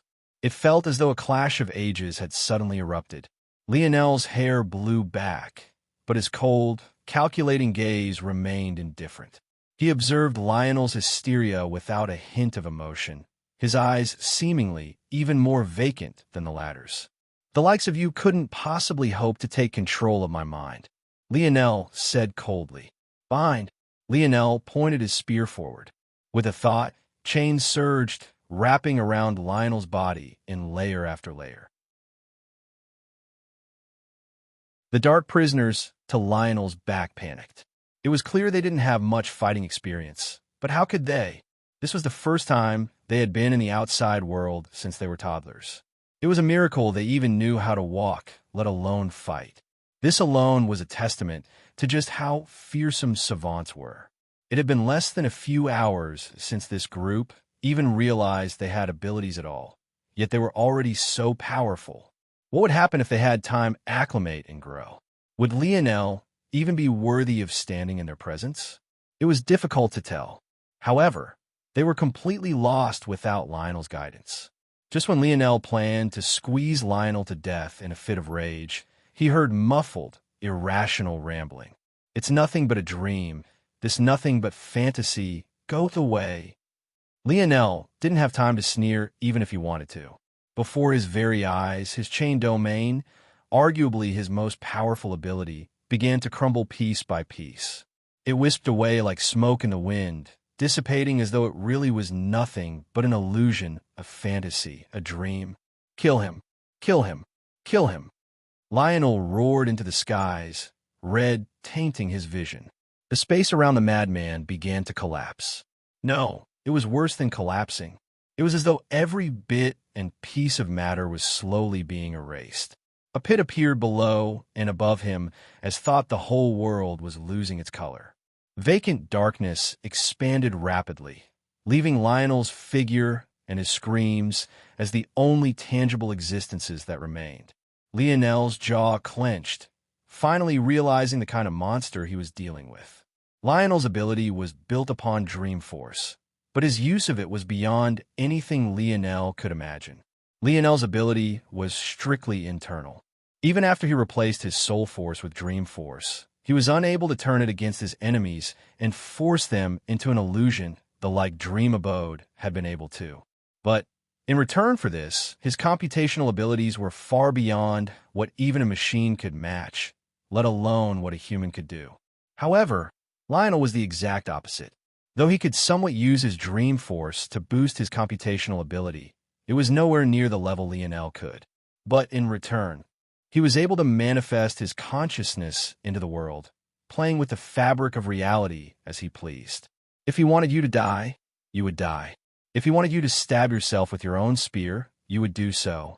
If he wanted to erase you from existence, he could. Lionel was a monster, masquerading in the body of a frail youth who wanted to see his mother again. This realization woke Lionel from a dream he felt like he had been in from the very beginning. This world was nothing like the one he had come to know. In this world, a fairy tale like the stories of Arthur Pendragon could become real. In this world, a madman with strength could destroy everything.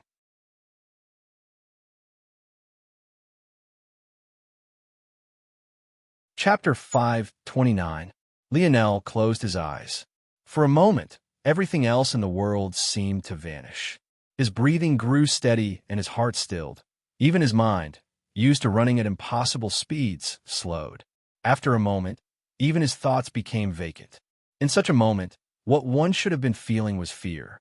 Seeing such a monster before you, a man who was gifted with talent that others couldn't even hope to grasp, what choice was there other than to despair? However, this wasn't the reality Lionel saw before him. Rather, he saw a path that had suddenly lit a fire, blazing a trail that he hadn't noticed before. It was as though he had always been following the wrong path, completely oblivious to the right one that had always been in arm's reach. In the outside world, everyone else could only see Lionel's domain rapidly deteriorating. Lionel himself stood, completely unmoving. To his back, what remained of a once 10,000-strong army shook beneath Lionel's presence. The only thing that separated them and such a monster was a seemingly frail teenage boy who was at the end of his rope. Lionel's domain was directly tied to his ethereal glabella and his mind. Every piece of it that faded took another piece of him. Even though Lionel didn't seem capable of taking direct action against Lionel with how strong the latter's Dream Force affinity was, this alone was enough to severely weaken Lionel. As chain after chain disintegrated, Lionel's mind faltered and weakened. He should have been under an excruciating amount of pain, the kind of horrible, spine-tearing torture that could obliterate one's resolve. Yet, Lionel stood, completely unmoving. In the distance, Aina grew more panicked. She didn't have a detailed understanding of what was happening, but all she needed to see was the fact that the world around Lionel was crumbling. Though she had managed to hold Anared back long enough for the remaining 200-plus young warriors to curl around them, before they could even manage to get into range to do anything, one of the savants blocked their path, scratching at his rat's nest-like hair. The good news was the Lionel's rampage had interfered with Vice's ability as well, allowing them to move even without the protection of Lionel's domain. But the bad news was that this unkempt man who the others called Monkey suddenly multiplied in number. In one moment, there was just one of him. In the next instant, there was 2, then 4, then 8. In the blink of an eye, over 1,000 of him blocked the path forward, causing the troop of youths to come to a grinding halt, serious expressions on their faces. It suddenly became obvious why it was no one could tell the exact number of people Lionel had brought with him. Stay in your squads. Don't underestimate him. Niall took command of the situation, his gaze flashing with a hint of worry. Things were quickly getting out of hand. These savants had completely lost their minds. In fact, this monkey individual hadn't even blocked their path at Lionel's order. Niall could see the look in his eye quite clearly. It was boredom. He blocked them simply because he was bored of standing around. Such an enemy. Without logical goals or comprehensible aspirations, they were the most fear-inducing. Niall grit his teeth, sending a look toward Lionel. It seemed as though a struggle was unfurling. On one side, there was the enraged Lionel trying to erase everything that was Lionel. And on the other side, there was the silent Lionel trying to protect his life. It was simply impossible to see it any other way. Niall gripped onto his spear. He didn't know what he could do to help even if he made it through, but he knew he wanted to make it no matter what. He flexed the pole arm between his hands, letting the light of the setting sun reflect across the blade. He shot forward into the crowd of clones, his will steeled. Unfortunately, there were many things a strong will couldn't overcome. As quickly as he came flying forward, Niall shot back. If it wasn't for the 2 squads of 10 he led coming together to stop his flight backward, it was hard to tell just how far he would have gone. Niall's arms trembled. Though he tried to hold it back, in the next instant, he coughed violently, a mouthful of blood flying from his lips. Niall looked up, allowing his squads to help him stand. Not more than 10 meters away, the clone he had clashed with stood in a bloody mess, its head peeled open like a grotesque, blooming flower of flesh and bone. What shocked Niall wasn't the fact this had happened, but rather the cause of it. In a moment, the clone had head-butted the point of his spear. However, what Niall couldn't understand was why the clones were that strong. Most of those with cloning abilities he had come across had strong limitations. Most of the time, the limitation came in number of clones or the strength of them. But somehow, Monkey didn't seem restricted by either. What Niall didn't know was that Monkey's ability wasn't a cloning ability. Monkey had the ability to double almost anything. As for the limitations of his ability, it was hard to tell. But if Niall was aware of this, he would understand why it was he was sent flying back so easily. If Monkey could double himself 10 times and form over 1,000 clones, what would happen if he did the same with his strength? In fact, if it wasn't for the fact Monkey's flesh and blood was so frail, he would be able to exhibit far more of this strength before his body collapsed. In that case, let alone just getting flung back, Niall might have died in a single strike. If Monkey was smarter and doubled the toughness of his skin and bone, or even if he just had a weapon, his level of strength would be impossible to fathom. A grim expression took hold of Niall's visage. Even as Monkey's clone collapsed, dead, his heart didn't calm in the slightest. Looking at the over 1,000 that remained, let alone making it through to Lionel, he wondered if it would even be possible to survive. When Niall saw the somewhat curious gazes of the savants that remained, his heart plunged into despair. He couldn't understand why these people were gifted with so much strength, and all the while, their leader was losing his mind and roaring into the skies, but they didn't even seem to notice in the slightest. When Aina saw Niall get repelled so easily, her heart constricted. Any hopes she had of Niall, Nika, and the others making it to Lionel before Lionel could harm him seemed to disappear.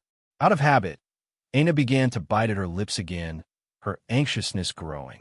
At the same time, she felt a belly full of rage every time her battle axe crossed paths with Anared's sword. Even though she was just a margin weaker, the ferocity of her attacks only seemed to grow.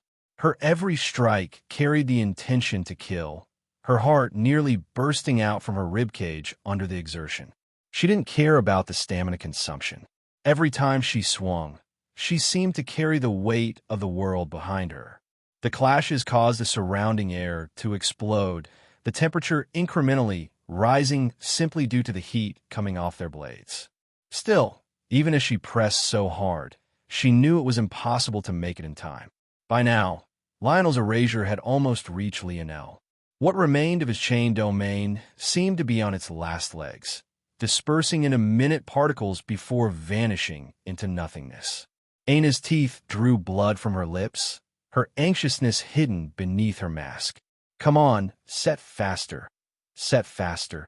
Aina anxiously looked toward the sun, but its descent seemed to be ever so slow. By the time night came around, it would be too late. Anared continued to indifferently parry Aina's strikes. It wasn't that he didn't want to defeat her right here and now, but even he found it difficult to do so. There was no need for him to go all out. At this pace, she would simply tire herself out. By then, defeating her will be as easy as a single sweep of the sword. Aina sent another panicked look toward Lionel, narrowly avoiding another sword strike. No! Aina's infuriated shout resonated through the battlefield. For a moment, a fear that was deeply hidden within all their souls seemed to surface. Even the savants paused in their actions. With their inability to control themselves, the shock and horror was clearly painted on their faces. Even as savants, they held none of the air true experts should have. Anared's sword faltered, causing his fluid style to be interrupted. Without a choice, he could only retreat to avoid being bisected, a frown taking over his usually indifferent expression. Coach Owen closed his eyes, an aching pain far greater than the stab wound through his gut taking hold. At that moment, Lionel's domain of nothingness seemed to have reached Lionel. By all rights, it should have swallowed him whole. Even Lionel's madness gave way to a slight excitement, as though he wanted nothing more than for Lionel to disappear. However, Lionel's body remained completely unscathed.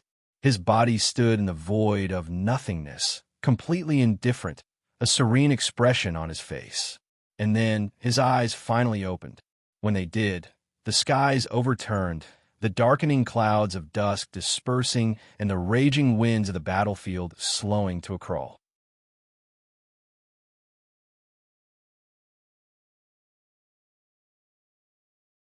Chapter 530. Lionel's aura was like a raging tiger released from its chains. It commanded absolute respect within its territory. Chain domain. Clang, clang, clang, clang, clang. The instant the words left Lionel's lips, the crumbling domain around him suddenly resurrected, coming back in full force. No, to say full force would be to assume that it came back just as strong. But the reality was very much different. In the past, the chains were illusory and their rattling rang hollow. But now, it looked as though real chains had manifested into the air, their bodies exuding a black fog that suffocated their surroundings. However, just when it felt as though just these changes were shocking enough, the domain began to change again. Royal Blue Province was a tropical location that experienced summer almost all year round. It never seemed to get too blistering hot, and it never snowed. It could be said that the spring and summer should have been the seasons Lionel was the most familiar with. Still, even to this point, Lionel had failed to comprehend the four seasons realm on his own. The reason was simple. He found it difficult to wrap his mind around the concept of the seasons suddenly becoming a battle technique. Even if he knew it was possible, his mind couldn't cross an artificial barrier it put up for itself. Even after experiencing the same seasons every day for all his life, Lionel couldn't cross the final step. How was he supposed to translate such gentle climate into a battle technique? It simply didn't make any sense. For that matter, how could someone with fire elemental force ever hope to grasp the cold winter? Or how could someone with ice elemental force ever hope to grasp summer? Lionel didn't know how long he would spend stuck at this barrier. However, what he never would have expected was for Lionel to break it for him. To say that Lionel helped Lionel grasp the Four Seasons realm was incorrect. Rather, Lionel taught Lionel the way he should look at this world. Lionel was often bound by logic. He felt that everything should have a natural progression and that the world should have cause and effect. In fact, even now, he still believed this. Lionel felt that there was no issue with his beliefs. Rather, there was an issue in the method by which he implemented them. In order to understand cause and effect, one had to first grasp the rules of a system. Trying to understand what was going on in a sports game without first grasping the rules would only leave you lost. To this point, Lionel was still using the rules of modern Earth. In that world, such fanciful abilities couldn't be reality. Science was the ruler, and something like a fairy tale character coming to life was nothing more than a joke. These thoughts not only fueled him, but they restrained him, bogging down his mind and limiting his thoughts. Simply put, it was foolish. But now, things were different. Lionel thought that the only seasons he was familiar with were spring and summer. As for winters and falls, though he had experienced them when traveling to other provinces, his understanding of them could be considered to be minimal. But was that really true? If Lionel was as logical as he claimed to be, Head realized that seasons were decided by the tilt of Earth and its location around the sun. A season wasn't restricted by temperature, it was simply a cycle of time. Lionel was so bogged down by his own preconceptions that he didn't even manage to remember such a simple concept. The reality was that Lionel had experienced winter once a year, every year, for his whole life. Just because it didn't get bone-chillingly cold didn't mean he hadn't. What did this mean? It meant that the seasons were about more than just surface-level conceptions. Temperature was irrelevant. Climate was irrelevant. Even the beautiful gradient of colors the seasons shifted between were irrelevant. In that case, were the seasons? Everyone experienced them differently. In fact, even if one shared the same planet, if you were located in different hemispheres, the cycles wouldn't even be the same. So what was a season? What was the Four Seasons realm? Wasn't it just a journey around the sun? To the current Lionel, wasn't even this. To him, the Four Seasons simply represented a cycle, an infinite loop dependent on countless factors. If he tweaked these factors as he pleased, he could make what he wanted out of the Four Seasons realm. On a large scale, the cycle encompassed an entire planet, its orbit, its tilt, and its people. On a small scale, all it took was one's own domain. The moment Lionel grasped this, his aura completely changed. The amount of universal force around him skyrocketed, reaching levels that dwarfed even the savants. When Lionel unleashed the shackles on his mind, what he had done wasn't as simple as understanding the Four Seasons realm for a particular weapon or a particular force-strengthening deviation. Rather, he embodied the Four Seasons realm. Everything within his domain was under his control. If Uncle Montez had been here, he would have laughed uproariously. It would have been the kind of laughter that shook the skies and forced the earth to quake. This was the true Four Seasons realm. Only by grasping it could domains display their true strength. The Four Seasons realm, the domain realm, the realm of kings. Fine. Lionel's voice came down like a command from on high. The chains of his chain domain roared like flood dragons, surging into Lionel's space of nothingness as though mythical creatures snaking through the skies. At that moment, Lionel's expression finally changed. Fear replaced the light of madness in his gaze as he retreated. The earth folded to Lionel's will, the laws of reality bending and twisting. In one instant, he was in front of the savants, and in the next he was standing behind them, his expression trembling. Kill him. Lionel's voice shivered, a trembling cadence clear within. The instant he felt like he no longer held the upper hand, his air of confidence crumbled. He held none of the resolve a man should have. Hearing Lionel's command, even Monkey was forced to turn back, giving the youth warriors some reprieve. Stay back, Lionel commanded. Leave them all to me. Go and support Aina. I don't want to see Anared strutting around here any longer. Lionel's pupils flickered with a violet-red light, his aura growing heavier with each passing moment. The youths hesitated. By now, they were beaten and bloodied. Many of them were even on their last legs. But it was precisely because of this that they couldn't fathom the idea of Lionel going against them all alone. However, when Lionel looked back toward them, the look in his eye made them shiver. It felt as though a higher being was gazing upon them. The bronze runes that flickered into and out of existence all of Lionel's body radiated a palpable pressure. Even the space around him seemed to twist and bend. Nile and the others gulped. They felt like even if they wanted to, it would have been impossible to disobey Lionel's orders. Yes, Captain. Before the youths realized what they were doing, they had already saluted and turned back, charging toward the battle between Aina and Anared. Anared frowned. He didn't know what a domain was to begin with. So, he understood even less about the changes Lionel had undergone. Regardless, facing even one savant is suicide, let alone four. Anared retrieved his sword, retreating with light steps. Since he wanted to spare, they'll let you despair. Now that Vice had completely focused his abilities in Lionel's direction, those around Hardgrove City had finally been released. It seemed that these fools had forgotten this was a war. However, just as he was sneering, Anared felt a cold shiver down his spine.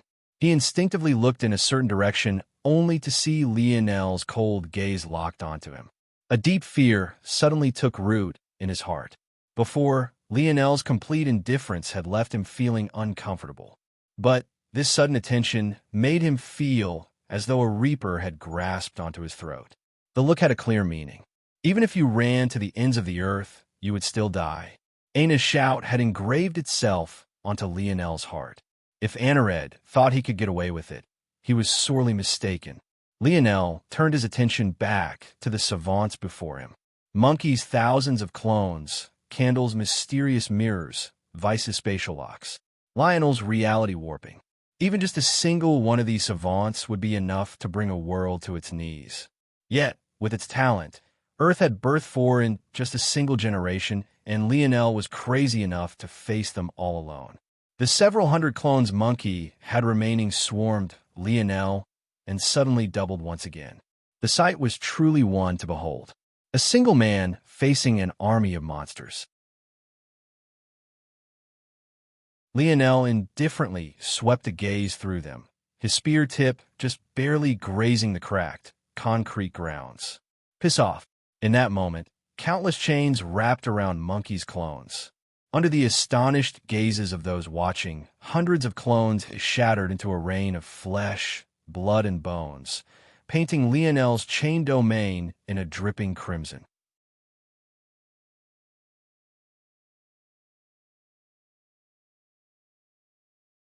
Chapter 531. Aina felt as though a massive weight had suddenly been taken off her shoulders. Seeing Lionel standing straight and tall, a rain of blood falling around him, a smile couldn't help but bloom beneath her mask. If others could have seen it, it would have been the kind of smile that warmed the heart regardless of her scars. Other women, when witnessing such carnage, would feel their intestines twist and their stomachs overturn. But to Aina, it couldn't have been a more beautiful sight at that moment. Lionel shot forward, the chains of his spears dancing as though the singing chimes of a bell. Their elation shot through the battlefield, their bodies intertwining and blotting out the skies above. Lionel's speed seemed to touch a new level. His body was completely wrapped in universal force, making his actions breathe with an air of confidence that couldn't be denied. Seeing his clones destroyed, Monkey quickly moved to form new ones. But by this point, Lionel had already appeared before his main body, the indifference in his gaze making the latter shiver. Concepts of life and death weren't things the savants quite understood. Their understanding of the world was too shallow, and unlike other children, they never learned about these matters. Keeping them naive was the best way to nerf their abilities. However, even with this being the case, a fear of death was an instinct ingrained in our very beings. The cold look in Lionel's eye, the sparkling tip of his black spear, the looming aura that seemed to want to suffocate him down to his final breath. Monkey felt as though the thing he should fear most had appeared before him. At that moment, Candle finally reacted, forming a large mirror that blocked Lionel's path forward. At the same time, veins popped up across Vice's forehead, his entire being focusing on Lionel. The space around Lionel constricted and warped. A single step that would have once shot him forward 10 meters shrunk down to 5, then 2, then 1. This is my domain, not yours. Lionel spoke indifferently. Lionel's body suddenly blurred, leaving several afterimages in his wake. He shot through a gap in Candle's mirrors, the bronze runes dancing across his body finally coming into full effect. A heavy domain of gravity manifested around Lionel, trying to force the weak-bodied savants to their knees. Vice, Lionel, and Monkey reacted quickly, each countering via their own methods. Vice weakened the space around him, Monkey strengthened the muscles in his legs, and Lionel's dream force surged, weakening the gravity around him. However, Candle had no counter. She fell to the ground, nervously biting at her nails with even more fervor. Seeing the fear in her eyes, Lionel's cold indifference didn't waver. Bind! Candle suddenly found herself wrapped in chains from head to toe, a gaseous blackness wafting around her body. Candle's scream shook the hearts of all those who heard it.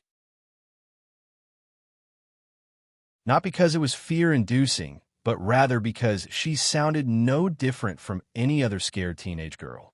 The horror she felt was palpable. A strong repulsion slammed against Lionel's chains, causing the cocoon Candle had been wrapped into bulge and buckle. Lionel shot by as though he didn't notice the oddity. But the slight paling of his expression told a different story entirely. After grasping the Four Seasons realm, Lionel felt as though the burden he once experienced when using his domain had vanished. Whereas in the past a few minutes was an issue, at this current point, even holding on for an hour shouldn't have been a problem. However, that would only hold true if all things remained equal. With such powerful opponents clashing against him, the stamina consumption he experienced was several levels higher than usual.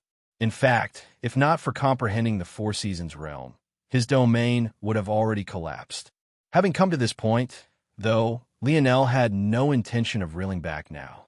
On this battlefield, other than him, there was no other person capable of dealing with these four.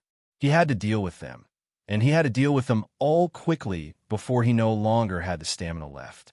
The remaining three panicked as Lionel's domain enveloped them. Hearing Candle's screams and watching her get trapped without hope of escaping made them feel as though they could very well be next. In the distance, Anared's frown was deepening. By now, the archers of Hardgrove City were supporting him to his back, so the pressure he felt from the 250 or so youths before him shouldn't have been much. But as though they were rabid beasts without thought for their own safety, they continued to hound him, putting him in a difficult spot. Aina especially seemed to have no interest in letting him retreat. Before, she hadn't been able to use her birthday present due to Vice's interference. But now, she blinked about the battlefield, cutting off Anared's path of escape every time he seemed to gain a bit of daylight. Anared couldn't wrap his mind around just what kind of treasure could allow such frequent and fluid teleportation. However, when he saw that Lionel was actually suppressing the savants, his frown turned somewhat ugly. He couldn't wrap his mind around what was going on. Damn it, if only they had more time to grow. Anared didn't believe that savants were so weak. The only possible explanation was that they didn't have time to blossom to their full potential. And how could they? Savants were existences that could grow more powerful just by eating and sleeping. As long as the world they were born in continued to evolve, so would they. But these savants had spent their lives in a cell. How could they possibly display their true potential? Just when Anared thought the situation couldn't get any worse, his head snapped in a certain direction. At that very moment, from the opposite side of the battlefield, Noah led a troop of youths forward, their number no less than that the 250 or so that harassed him. The troop from the north had finally arrived.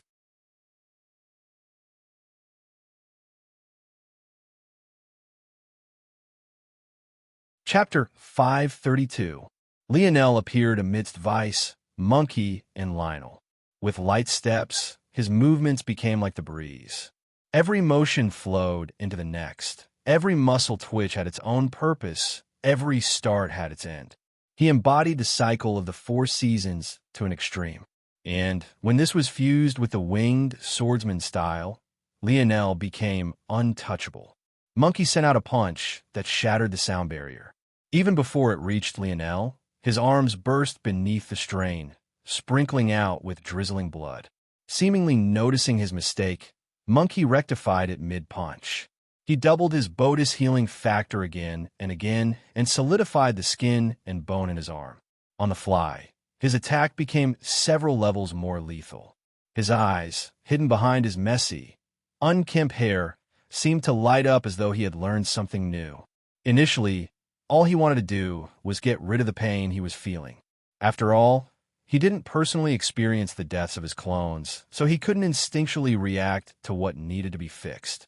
But now that he had no choice but to attack with his main body, the talent of a savant shone through like never before. While Monkey's punch threatened to take Lionel's head, Vice also reacted. He focused on Lionel once again, his spatial suppression coming down. But, just as easily, Lionel broke through it once again, using the tip of his spear to parry Monkey's fist. Lionel's spear snaked around Monkey's arm like a viper, aiming right for the latter's head. It was simply an impossibility for Monkey's combat awareness to surpass Lionel's. One had practically been on a battlefield for the entirety of the past more than year of his life, while the other was in the first fight of his lifetime. But just when Lionel's spear would have run through Monkey's head, the latter's neck suddenly doubled in length, bending itself out of the way. His ability? Lionel narrowed his eyes. Among those here, Monkey had the most versatile ability. He seemed to be capable of doing anything with it. By now, Lionel had come to understand that it was a doubling ability and that it seemed to have almost no limits. In fact, Lionel was certain that Monkey had to have doubled his reaction speed and fast twitch muscles as well, or else dodging his counter would have been impossible. The worst part was that the more times Monkey was put in a life-threatening situation, the more ways he learned to get out of it, and the more powerful he grew. If Lionel had to assign a danger level to these savants, Monkey wouldn't even be far behind Lionel, who could even warp reality to his whim. I see. In that case, they'll just bombard you with more new information than you can adapt to. Lionel pulled back his spear, his chains lashing out against Monkey, Vice, and Lionel all at once. By now, Lionel was a shell of his former self. Lionel was too perfect of a counter to him. All he could seem to do was use his ability to escape. But any attempts he made to attack fell flat.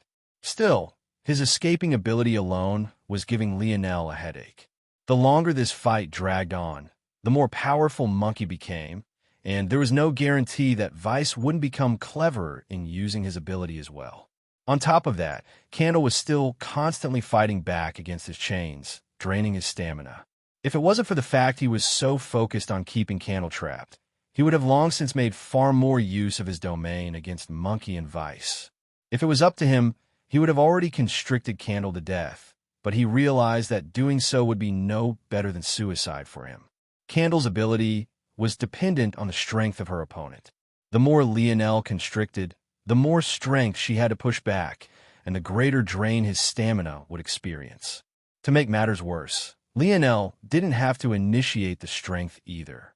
At the moment, Candle was pressing her mirrors against her cocoon of chains in order to escape. But in doing so, Lionel's chains applied pressure in order to stop her. This pressure was then reflected back, causing an endless cycle to ensue. Essentially, the more strength Lionel placed into keeping Candle trapped, the more strength he had to use to resist her entrapment. This left Lionel with no choice but to slowly allow the cocoon Candle was wrapped in to slowly expand.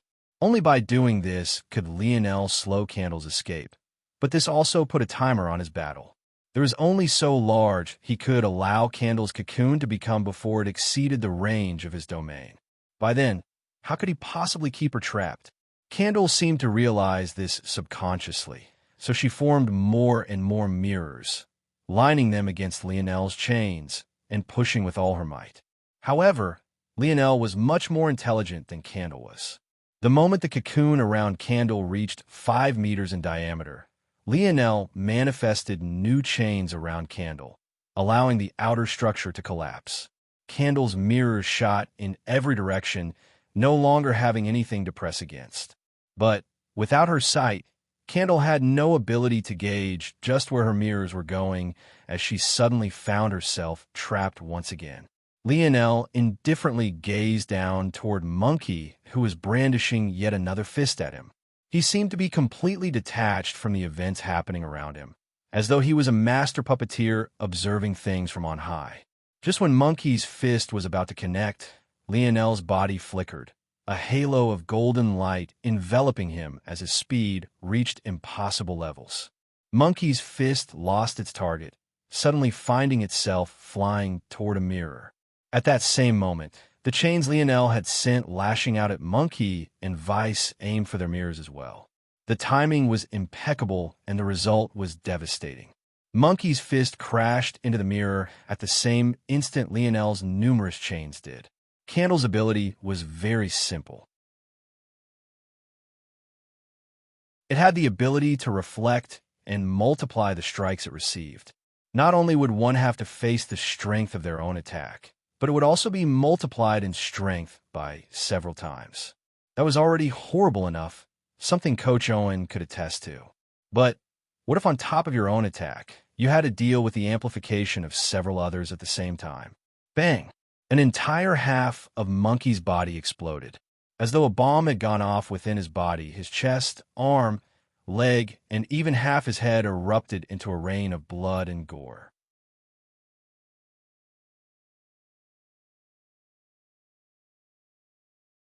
Chapter 533.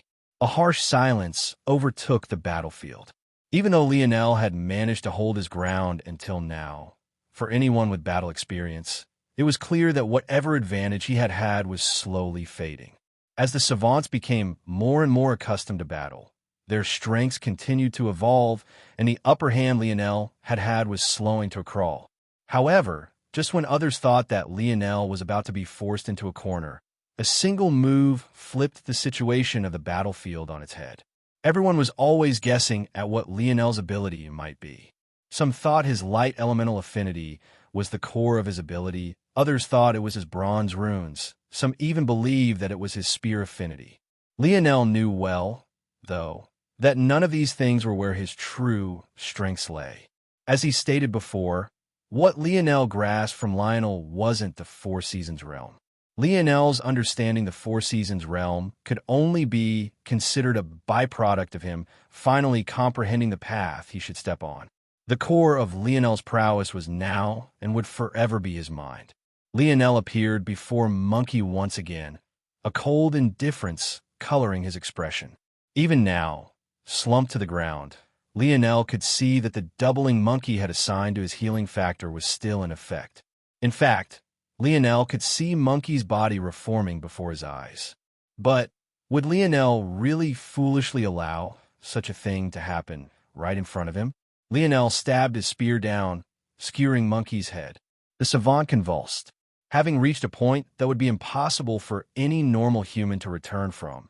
One would think that Monkey would be finished. But Lionel actually felt Monkey's brain trying its best to heal around the shaft of his spear. The reality of it all was baffling. Lionel shook his head. With a flip of his palm, a snow globe appeared and enveloped Monkey's body. Since there was no easy way to kill Monkey for now, Lionel had no issue relying on suspended animation. When Lionel stored Monkey away and looked up, he found that Vice's state might have been better than Monkey's, but considering the fact the former didn't have any healing abilities, their situations might as well have been functionally the same. Vice had flown back like a broken kite. His limbs twisted at awkward angles, and his breathing was left shallow. He lost consciousness the moment the pain reached a threshold that was beyond him. Lionel raised his spear to kill Vice, but he hesitated. By now, if he didn't understand the backstory of these prisoners, he wouldn't be worthy of his computational mind ability. However, even if he felt sympathy, he couldn't possibly allow them to do as they pleased. Lionel wasn't certain why the Ascension Empire would choose to keep these savants alive. If they were willing to kill so many of their fellow man to avoid dealing with billions of invalids, why would they suddenly be soft-hearted now? Lionel sighed. His spear descended, piercing Vice through the heart before enveloping him in another snow globe. The savants were simply too dangerous. Though Vice was in a sorry state, if he regained consciousness, his ability would be devastating. Unlike Monkey, he didn't need to move for his ability to take effect. So, Lionel decided to place him on the brink of death. That way, even if by some miracle he managed to escape the snow globe, he would only be mere seconds away from death. Lionel looked toward where Candle was trapped. Even now, she was still struggling and likely had no idea that it was her ability that turned the tides of the battlefield against her favor. Raising a hand, Lionel sent a scorching fire toward her cocoon. Though Lionel had a feeling that Candle could deflect energies as well, what would she do if her deflected energy simply made her situation worse? If she really reflected the heat back while trapped in such a place, she would only be hastening her death. At that moment, Candle's screams shook the hearts of all those who could hear it again.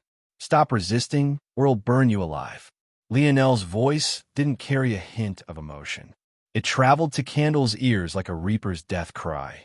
Any battle veteran would have found another method, any method other than listening to Lionel's words. But, as a naive teenage girl who knew nothing of battle, Candle shook with fear, accepting Lionel's words as gospel the moment she heard them.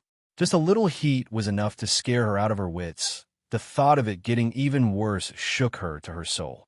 Just like that, 3 savants were captured and stored into snow globes, leaving just one remaining. Lionel finally turned his gaze toward Lionel. Lionel shivered, meeting Lionel's gaze, hints of madness, rage and fear within his eyes. He backed away, the land to his back warping as he tried to escape once again. By now, the battlefield had completely flipped in favor of Earth. With the addition of Noah's troops, the warriors of Hargrove City were driven onto their back foot. If it wasn't for the fact they had erected a city, they would have likely been forced to flee a long while ago. There was simply nothing for Lionel to rely on. Lionel crossed the distance that separated them. Now that he only had Lionel to worry about, he could focus on disrupting the flow of Dream Force without powerful enemies looming to his back. The truth was that Lionel's Dream Force affinity was just as high as Lionel's. What separated them was the use of Universal Force as a supplemental help.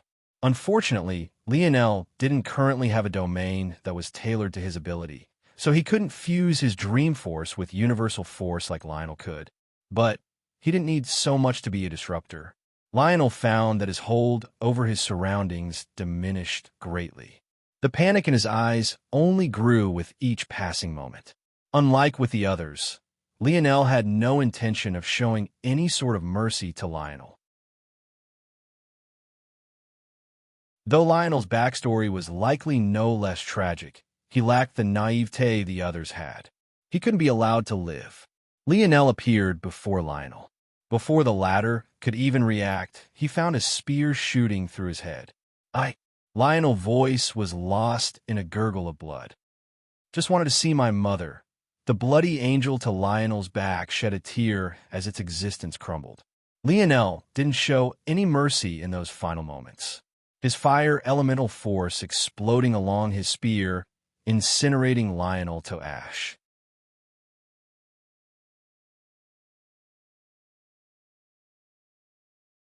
Chapter 534. Lionel stood with a clenched jaw. He had no idea if Lionel was truly related to him or not, but his last words resonated with his soul. At that moment, Lionel couldn't help but hesitate.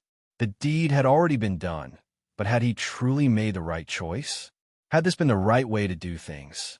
Had he been true to himself and done what he wanted, or had he just used the same logic the Empire had only to add his own unique twist? "Coach!" Lionel didn't sigh a breath of relief when things were over. Instead, he shot backward to Coach Owen. With Vice's ability having been blocked by Lionel for a long while now, medics had long since gotten to the Governor Duke. But whether they'd be able to do anything was a different matter entirely. By now, those guards who weren't of help had been led by Garwin to assault Hargrove City. Among those that remained, they were all the top-of-the-line healers Dark Cloud Prison had to offer. "Get away from me. I need to speak to Lionel." Coach Owen pushed the medics away, his tactics just as gruff as usual. But with how pale his face had become, it was clear he was on his last legs. Even his mustache seemed to have lost most of its earlier volume. Lionel made his way over, a deep frown on his features. "Shut up, old man. Stop talking." Lionel's frown deepened. He kneeled down, a strong golden light enveloping him as he cast grand heel as best he could. "Kid, stop." Coach Owen spoke between coughs. "Didn't I tell you to stop talking already?" Lionel was exasperated. Was this old man trying to get himself killed? What was he thinking? Coach Owen chuckled. "Just look at yourself, kid. You're at the end of your rope, but you're talking about me." Lionel looked up to find the medics, giving him worried looks as though it was him, with a bloody hole through his stomach and not his coach. But before he could wonder why, a wave of fatigue grabbed hold of him and refused to let go.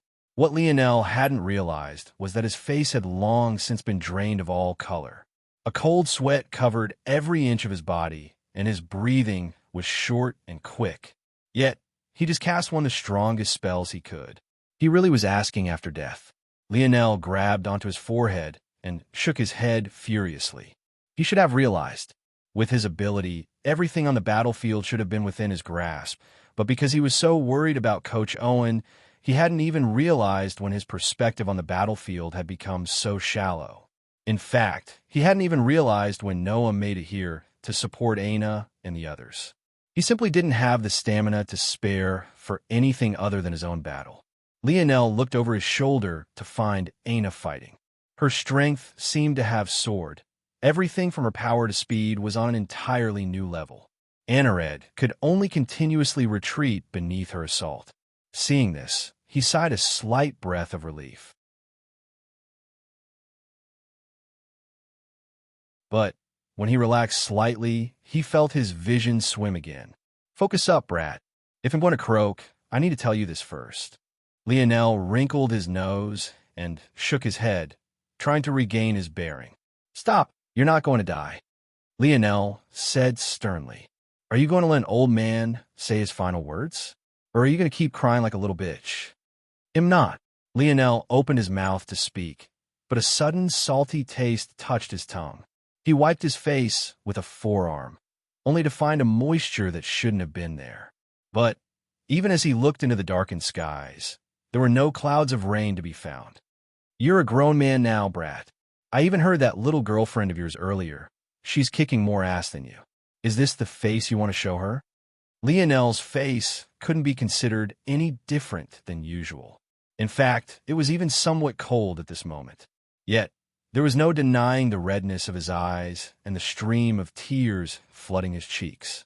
It was almost as though he was simply too tired to stop his normal reactions anymore, his body having reached the end of its rope.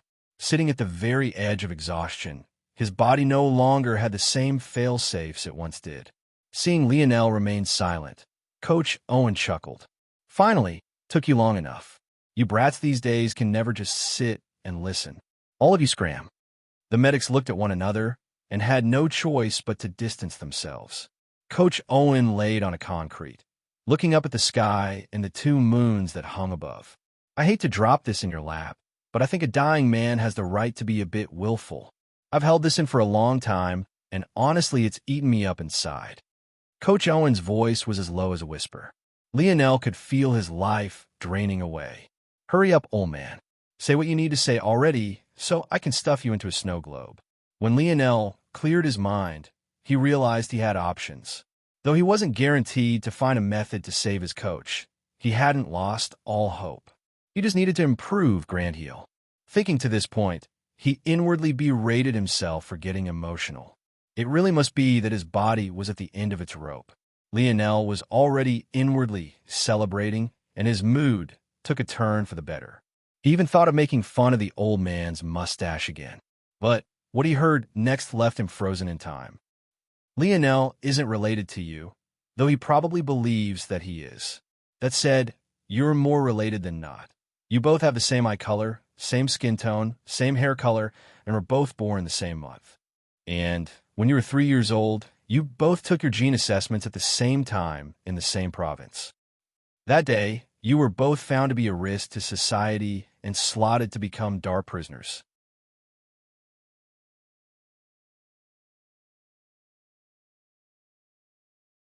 Chapter 535. Lionel sat completely frozen, not understanding what it was that he was listening to. He was supposed to be a dark prisoner? He was the same as Lionel and the others? What the hell was going on? I know that it might be surprising to you, but this is the truth. Back then, you were still a part of the royal family. Though it seems like the Fox royal family is untouchable as the only family that doesn't have to rely on democracy, in order to keep this level of mystique, they have no choice but to be perfect. The idea of a prince suddenly becoming a dark prisoner wouldn't have been a big deal initially, but with the coming turmoil, the Fox family couldn't afford to have any chinks in their armor. In the end, as a commoner, hashtag D1109 had his identity erased and became your replacement. Lionel frowned. There were too many things about this that didn't make any sense. If he was already so high profile, how could he be successfully replaced? In addition, what was the point in replacing him if the main issue was the blemishing of the Fox family? Wouldn't the blemish occur regardless? However, listening to his coach's ramblings, he finally pieced it all together. The gene assessment is technically confidential. This is especially so for high-profile individuals. After all, one had to remember that Anna's 5-star profession was hidden from most so that she wouldn't be harassed at school. However, the royal family was different. In order to breed a sense of superiority, the details of a royal family member's gene assessment was always publicized after the fact. But that didn't change the initial procedure. Effectively, the test process itself was secret while the results could be publicized at any time depending on what that might entail. After their gene assessments, both Lionel and Lionel were found to be dark prisoners and slated to be imprisoned. Considering the status of dark prisoners, even compared to Anna's 5-star health professional title, they were even more secretive than normal. After all, wasn't the existence of dark prisoners a major secret to the public? Taking advantage of this, Lionel's family was erased. By now, Lionel had no doubt that the Empire had taken advantage of the fall of the Paradise Islands to completely wipe them from existence. However, erasing Lionel was much more difficult. The gene assessment facilities he had gone to that day were top of the line and filled with influential families. Getting rid of his existence would have been impossible. So, that was where Lionel came into play. As children, they looked similar enough to pass for one another, and thus a new Lionel Morales was born while Lionel himself was sent off to Royal Blue Province to live in peace with his father, his results effectively cutting off whatever chance he had had of living in the spotlight as a prince. Understanding all of this now, Lionel couldn't help but feel sick to his stomach. He was a dark prisoner. He was the same as those madmen and women. Lionel's jaw clenched, his body subconsciously leaning back from the body of his coach. He felt a coldness he could hardly control welling up inside. Thinking back to Lionel's last words, "I just wanted to see my mother," Lionel felt as though a knife was being plunged in and out of his chest. Lionel didn't have a name, he didn't have a family, and his only purpose was to find the woman that Lionel's own family effectively erased from existence. Lionel should have been able to accept it. After all, Lionel was going to be a dark prisoner regardless of his existence. In all likelihood, his family would have had to be dealt with regardless. This shouldn't be a burden that Lionel had to bear. But was it really like this? Wasn't Lionel also supposed to be a dark prisoner? Why wasn't his family erased? Why was it that he was the one who could sit here and pass judgment on a man he was technically no different from? What right did he have? Was he really worth more than another person because his background was greater? Did he deserve more chances because he was more talented? Was this really the kind of world he lived in? A dark fog hung over Lionel. Yep. The little mink tried to wake him up from the top of his head, yet Lionel couldn't seem to hear the little guy. In fact, even Coach Owen's last words practically fell on deaf ears. Lionel seemed to run into this time and time again. It was a kind of survivor's guilt that followed him since the very start of the metamorphosis. Lionel couldn't help but think back to a conversation he had with Roaring Black Lion all those months ago. It's funny to watch them, don't you think? Lionel chuckled slightly. What do you mean by that? They're separated into two groups. One group is too cowardly to go and wouldn't dare risk themselves. The other is also too cowardly even though they're pushing for us to go. They have no intention of putting themselves in the line of danger at all. They're only so adamant because they think we'll take on the brunt of the troubles for them. Which one do you think is worse? Roaring Black Lion did find this clown show to be quite funny. All of those powerful enough to actually make a difference weren't even speaking. Those like Lionel, him, Thunderous Clap, and even King of Seas Group were all in their own little corners of the cave. It was like they were allowing the weak to make the decision for them. The truth was that since they were the most powerful, they suffered the most to get them here. How could they have the energy to mind this argument? Most of them already made their own decision. Which is the worst? Lionel thoughtfully smiled for a moment. Probably the 7 of us who aren't speaking at all. Lionel felt like that right at this moment. He felt like he was one of those useless 7 once again, not speaking, not doing, just basking in his own talent and allowing the commoners to squabble about as they pleased, knowing that whatever decision they came to wouldn't matter to him in the slightest because he could just do what he wanted regardless since he had the larger fist. And it left him feeling sick.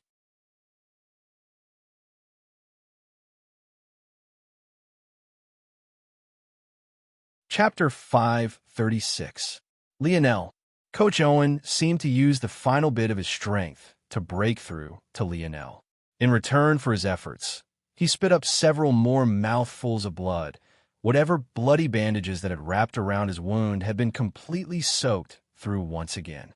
Lionel's gaze, which had lost its focus, locked onto his coach again. But his gaze carried an added vacancy that hadn't been there before. Coach Owen sighed, coughing beside himself. Brat, though I told you these things out of my own selfish desire to vent, these are still important things for you to understand. This is the world you live in. You're one of the lucky ones who can benefit greatly from it. What you choose to do with this chance is up to you and no one else. Lionel didn't seem to react much to Coach Owen's words. He only nodded lightly, his mind not processing things as well as they used to. It was hard to tell whether this was because of his fatigue or if it was because of the information he had just received. Coach Owen shook his head. He knew that his words would have this effect, but he wanted to say them anyway. Though he said it was out of his own selfishness, it was deeper than this. Lionel needed to understand these things. It wasn't just so that he could comprehend his own privilege, so that he could decide what to do with it. But, most importantly, if there ever came a day where his talent, his background, or his luck wasn't enough, he would be ready as well. How he chose to navigate these matters would be up to Lionel. Coach Owen would always say that Lionel was the most talented child he had ever come across. Even the savants who were supposedly blessed by the universe fell to him one after another. Though it could be said that these savants were immature, something told Coach Owen that even if they had been training since their youth, Lionel would have still found a way to win. However, this child who seemed to have the world at his fingertips had not an ounce of ambition. This was maybe the most frustrating thing for a mentor to see in one of their youths. Unfortunately, when you came across talents like this, simply telling them that they should be better, that they shouldn't waste their gifts, that they should make the most of the talent they were given, just didn't work. If these talents didn't decide to strive for greatness on their own, there was nothing anyone else could do. The saddest part about all of this was that even if this talent ran into a roadblock due to their level of genius, they might not even need to try their best to cross it. This led to a perpetual cycle where these geniuses trudged through with a minimum level of effort until they eventually reached a point where their raw genius simply wasn't enough to cross a new mountain that appeared before them. When geniuses without ambition reached this point, they would experience their first taste of failure in their lives. At that point, the vast majority of them would keel over, allowing the times and despair to roll over them. Their genius would be forever lost in time. A talent that could have bloomed would collapse, never to rise again. Lionel's talent was so outrageous that he would likely travel further than even most of those geniuses. But there would come a day when he ran into that mountain, a mountain he couldn't climb with just his raw talent. When that day came, Lionel would collapse, just like all the geniuses that came before him. Coach Owen didn't want to see such a thing. Lionel was better than most. He wasn't lazy. In fact, he was one of the hardest workers Coach Owen had ever seen. but he didn't have a single one-minded goal to apply himself to. He had no purpose, no drive. He needed something for himself, something that could fuel him regardless of outside sources. It couldn't come from his family. It couldn't come from a woman either. Unfortunately, Coach Owen couldn't find this drive for Lionel. He could only point him in a certain direction. This was the last thing he could do for the boy. Coach Owen never had his own family. His wife died decades ago, and he never had any sons. To him, Lionel was as close to a grandson as he would ever get. He would do whatever he could to help him spread his wings. Feeling his life waning down to the final embers, Coach Owen swallowed his next mouthful of blood, gathering up the last of his strength. A final thing, kid, about James. Coach Owen sighed, his voice getting fainter. You two have always been like brothers. I watched you grow up. But Brat, you've always been too good at severing your emotions. Somewhere deep down, Coach Owen knew that this was likely one of the largest reasons Lionel was designated as a dark prisoner. But he could only push this thought away and pray that Lionel would never fall prey to such things. You always have such room for forgiveness for those who are practically strangers to you, but your rope is short for those who you look to as family. In some ways, this makes sense, but I still want you to open up your heart a bit. I'm not saying to forgive James. Just give him a chance. Take it as a dying old man's final wish. Lionel gazed toward Coach Owen, his irises flickering. All right, Coach, they'll give him a chance. I promise. Lionel spoke softly. Coach Owen's mustache bristled, his lips curling into a bloody smile as he closed his eyes. Lionel took a deep breath, bringing out a snow globe as he felt his coach's consciousness fading. With a thought, his coach being none the wiser, Lionel took his body in. Lionel sat in silence, alone. Even though the sounds of battle drifted to his ears from time to time, he practically blocked them out as though he couldn't hear a thing. One would think that he was in his own world rather than sitting in the middle of a battlefield. But the truth was that he really didn't have the strength to move a finger, even if he wanted to. All that was left were his thoughts to distract him from his aching muscles.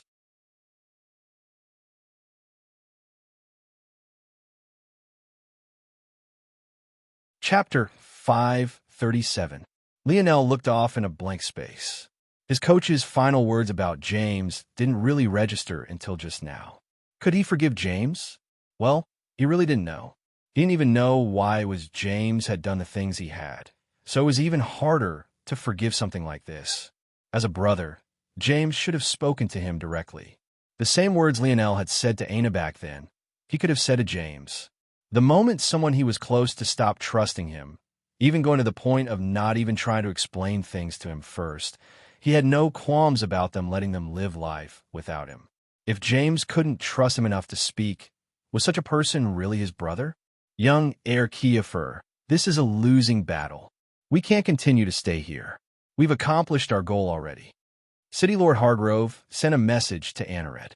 Controlling the Savants was never a possibility. The moment they got hold of the A and Dark prisoners, their task was complete. There was no need to continue fighting here. The only reason Anaret had stepped out was to ensure the death of Lionel and potentially grab hold of a piece of Earth's world spirit. But since that was no longer possible with the level of support and reinforcements Earth was getting, it was in their best interest to just cut their losses and leave. In truth, this operation was a resounding success. Lionel's appearance was never part of the plan, so it could be said that they had already accomplished everything they set out to do.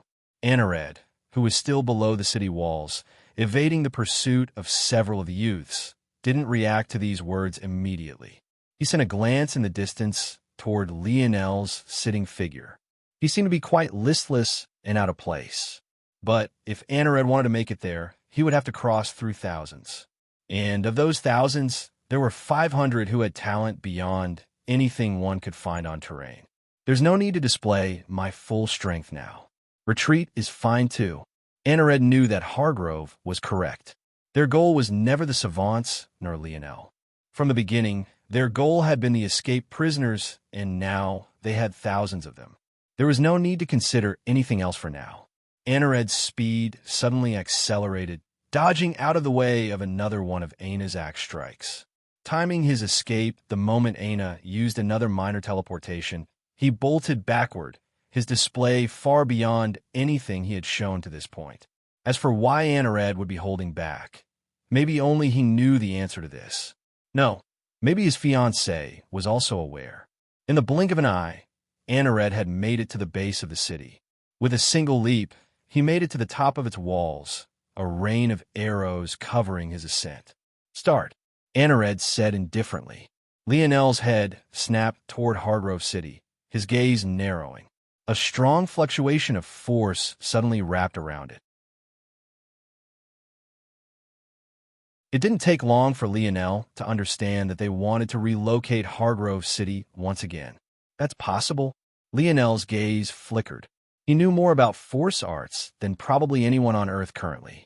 A force art drawn with normal materials wouldn't be able to withstand the teleportation of such a large piece of land twice. He couldn't even imagine the amount of wealth that went into building the foundation of these cities to make such a thing possible. Didn't I say you wouldn't? Lionel moved to stand, having every intention of finding a way to stop the city from leaving this place. He had already said that he wouldn't be allowing Anared to leave, and he had no doubt in his mind that he would be able to follow through on that promise in that moment.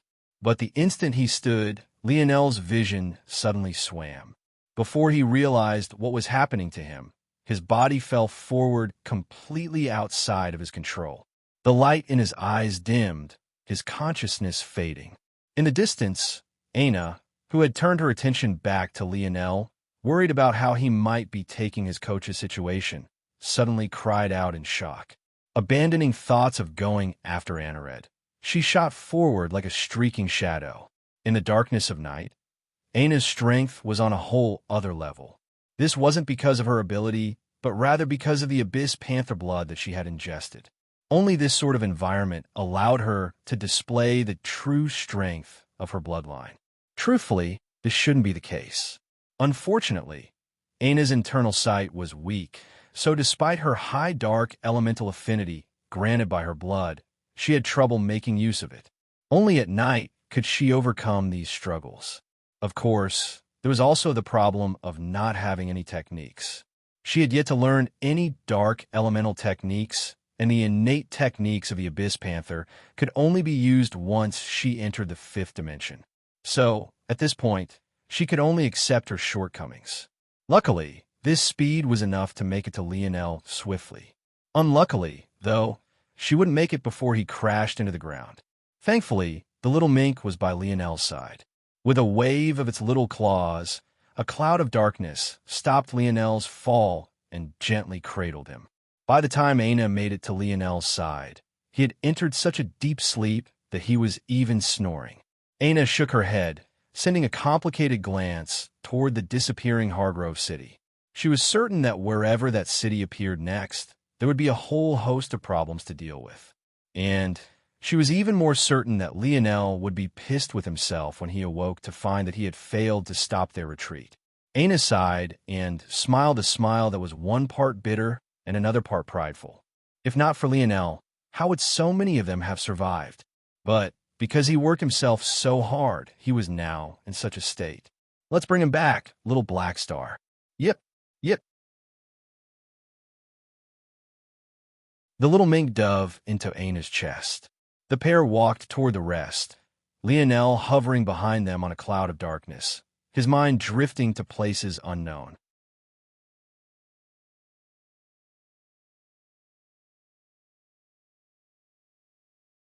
Chapter 538. Lionel's eyes snapped open. His first instinct was to jump up, but the creaking of his bones and his splitting headache made him think twice. The sound of a breathing rhythm Lionel was certain was caught his attention. He turned to the side, only to find Aina curled up like a kitten, her mask still on. Lionel couldn't blame her, though. It was probably far more comfortable for her to sleep with it on rather than off. Lionel's bed was quite large, enough for even 4 people to sleep on without bothering each other.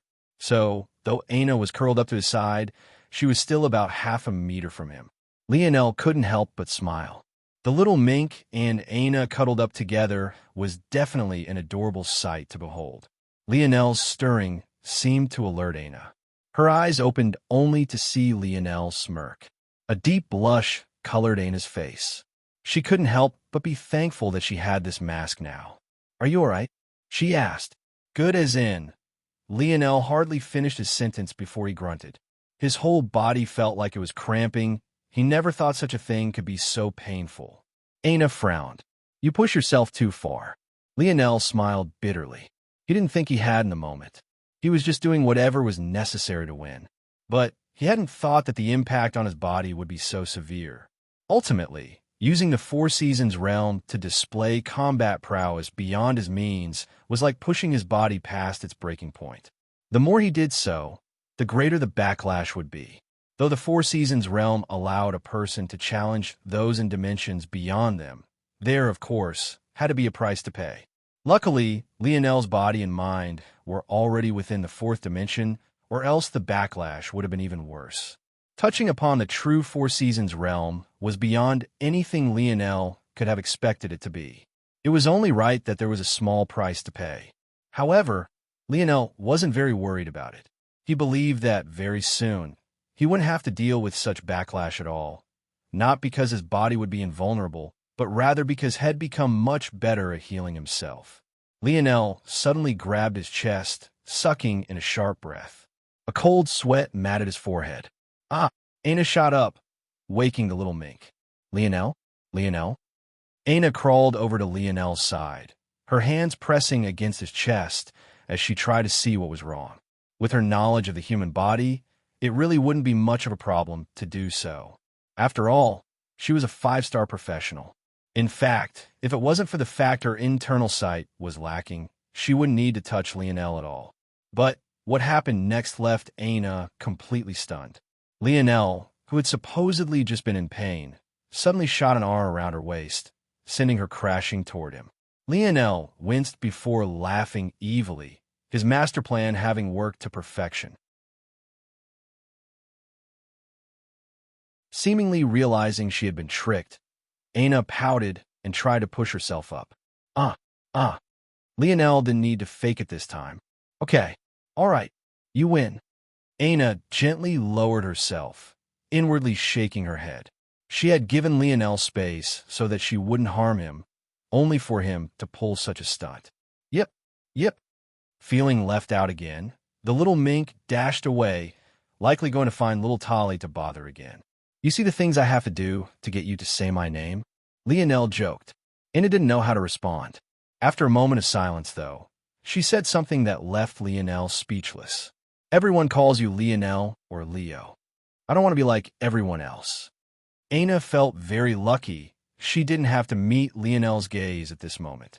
She buried her head into his chest, as though trying to find a hole to hide in. Lionel suddenly began to laugh.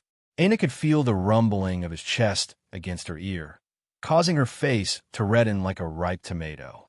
Aina tried to run away again, but Lionel's pained act caused her to have no choice but to stay in place again.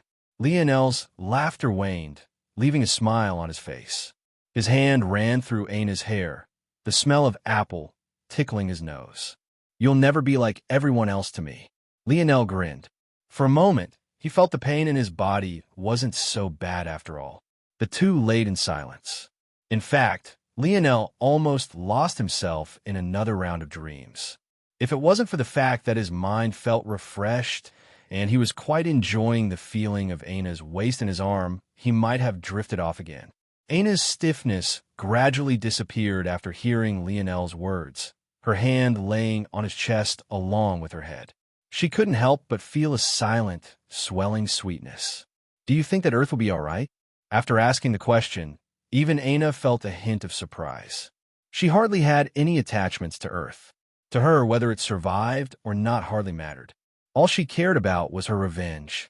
But she found that after she accepted more of her feelings for Lionel, she began to care more. She didn't know how Lionel felt about the Fox family. But since they were related to him, as long as Lionel wanted it, she would try her best to help. Lionel remained silent for a long while before he spoke. "As long as I'm here, no one will touch Earth. Lionel didn't know what this ambition his coach wanted him to grasp was, nor did he care for the fox much, if at all. In fact, it could be said that he leaned more toward hating the fox family than anything else. Their actions continuously left him disgusted to his core. All Lionel knew was that this was how he felt now. Call his sense of duty a foolish pandering or a gripping guilt.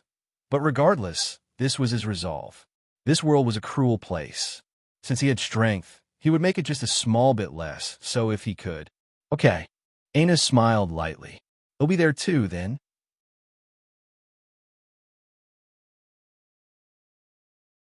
As the couple lay in their own world, a silent rumbling of space shook a small corner of Earth. One after another, troops of soldiers surged out, finding themselves in the middle of a vast ocean. It seemed the powers of terrain had arrived. But, not so unfortunately, their teleportation hadn't been as accurate as their city counterparts. That said, while their location was highly inconvenient, not a single soul of Earth seemed to be aware of their arrival.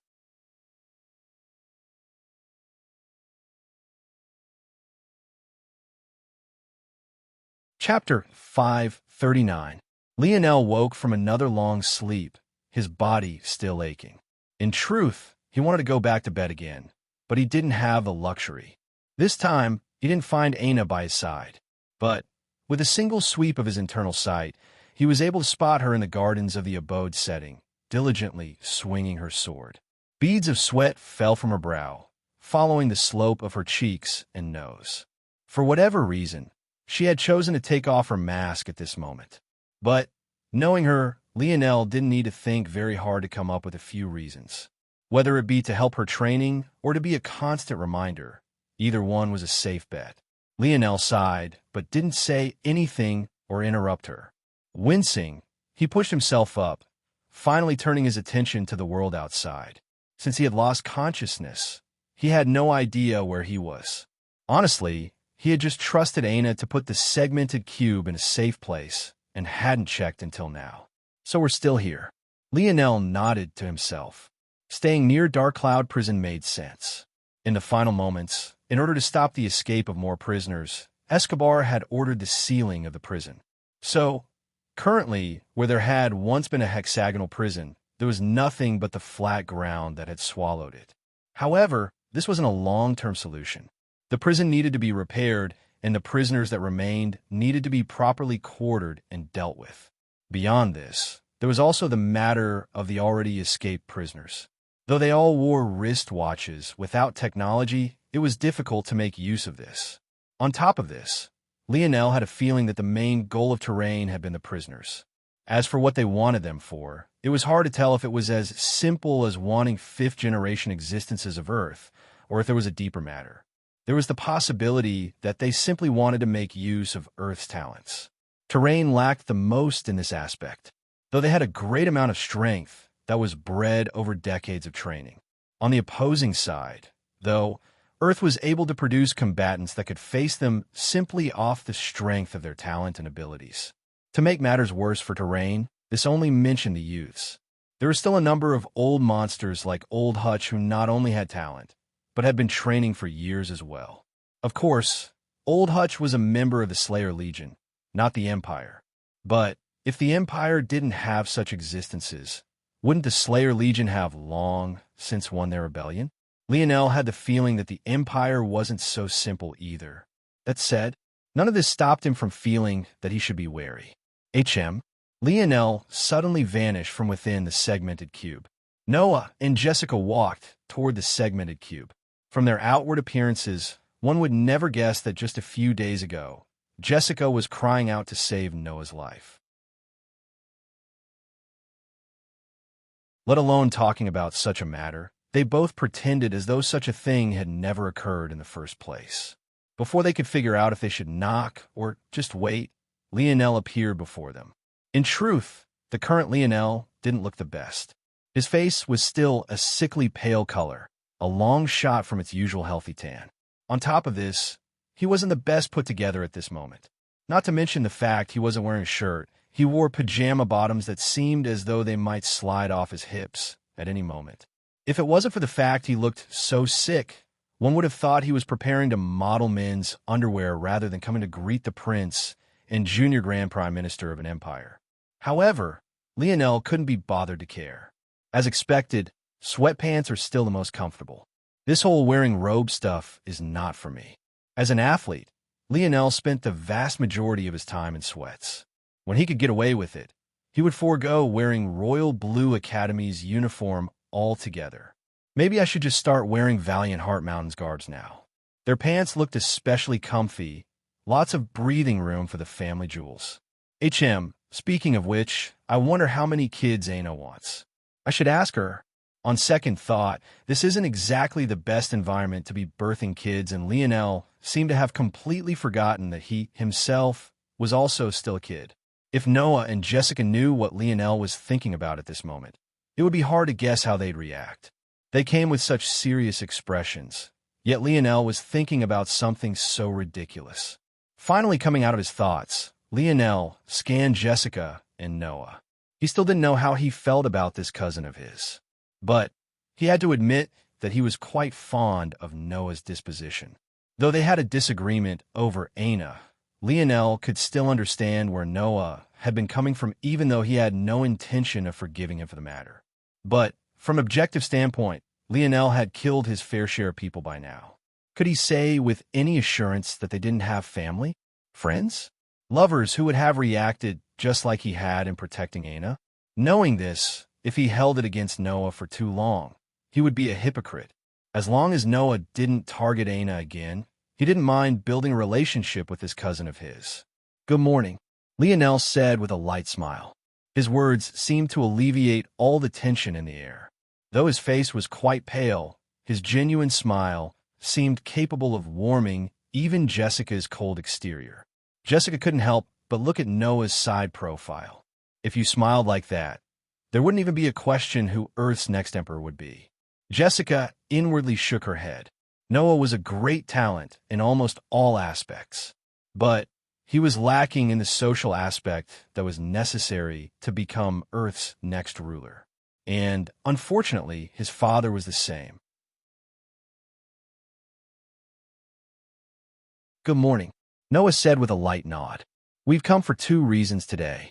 The first is for the rewards, but the second is more important." Noah took a deep breath. "I would like to ask you to follow us back to the capital."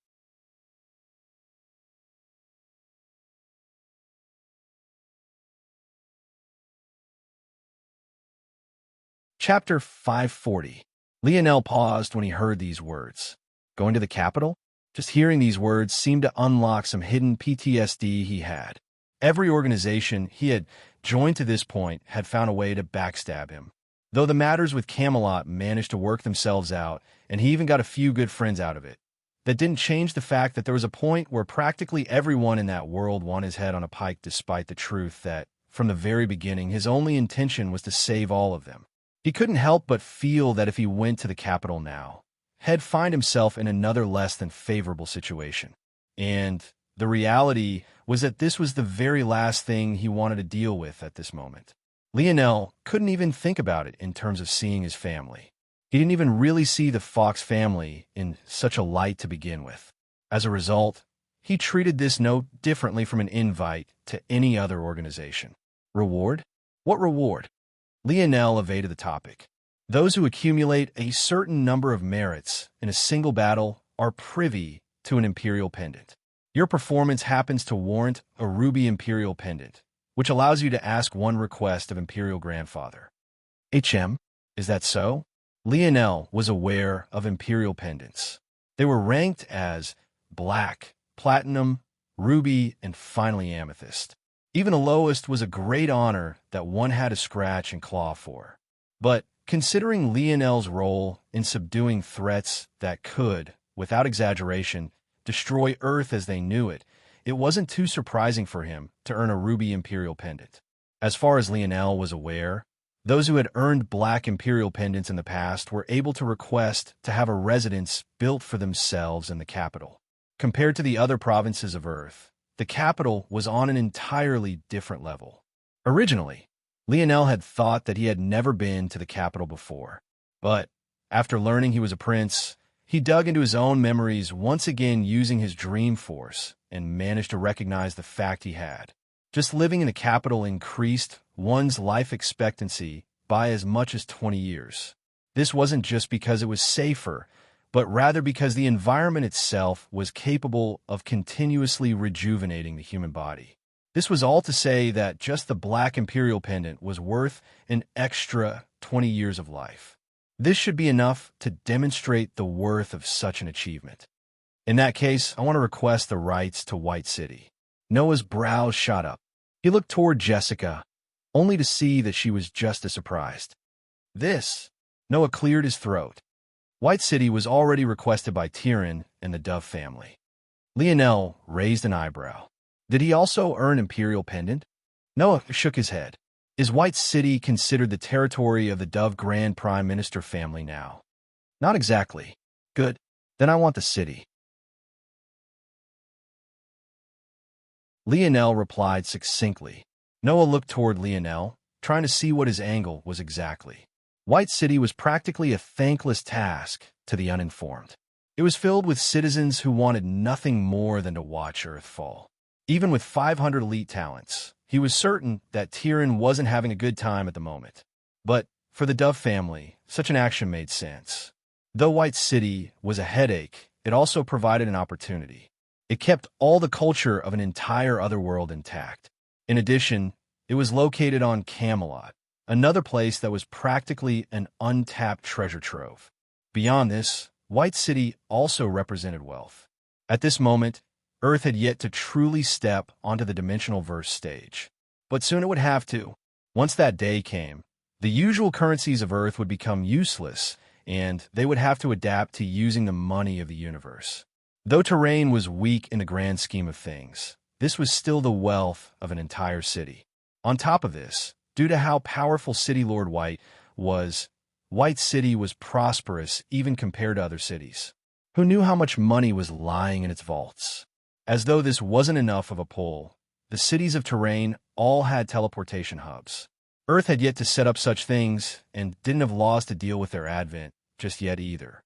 But there was no doubt that there would come a day where Earth had to open itself up to the outside world.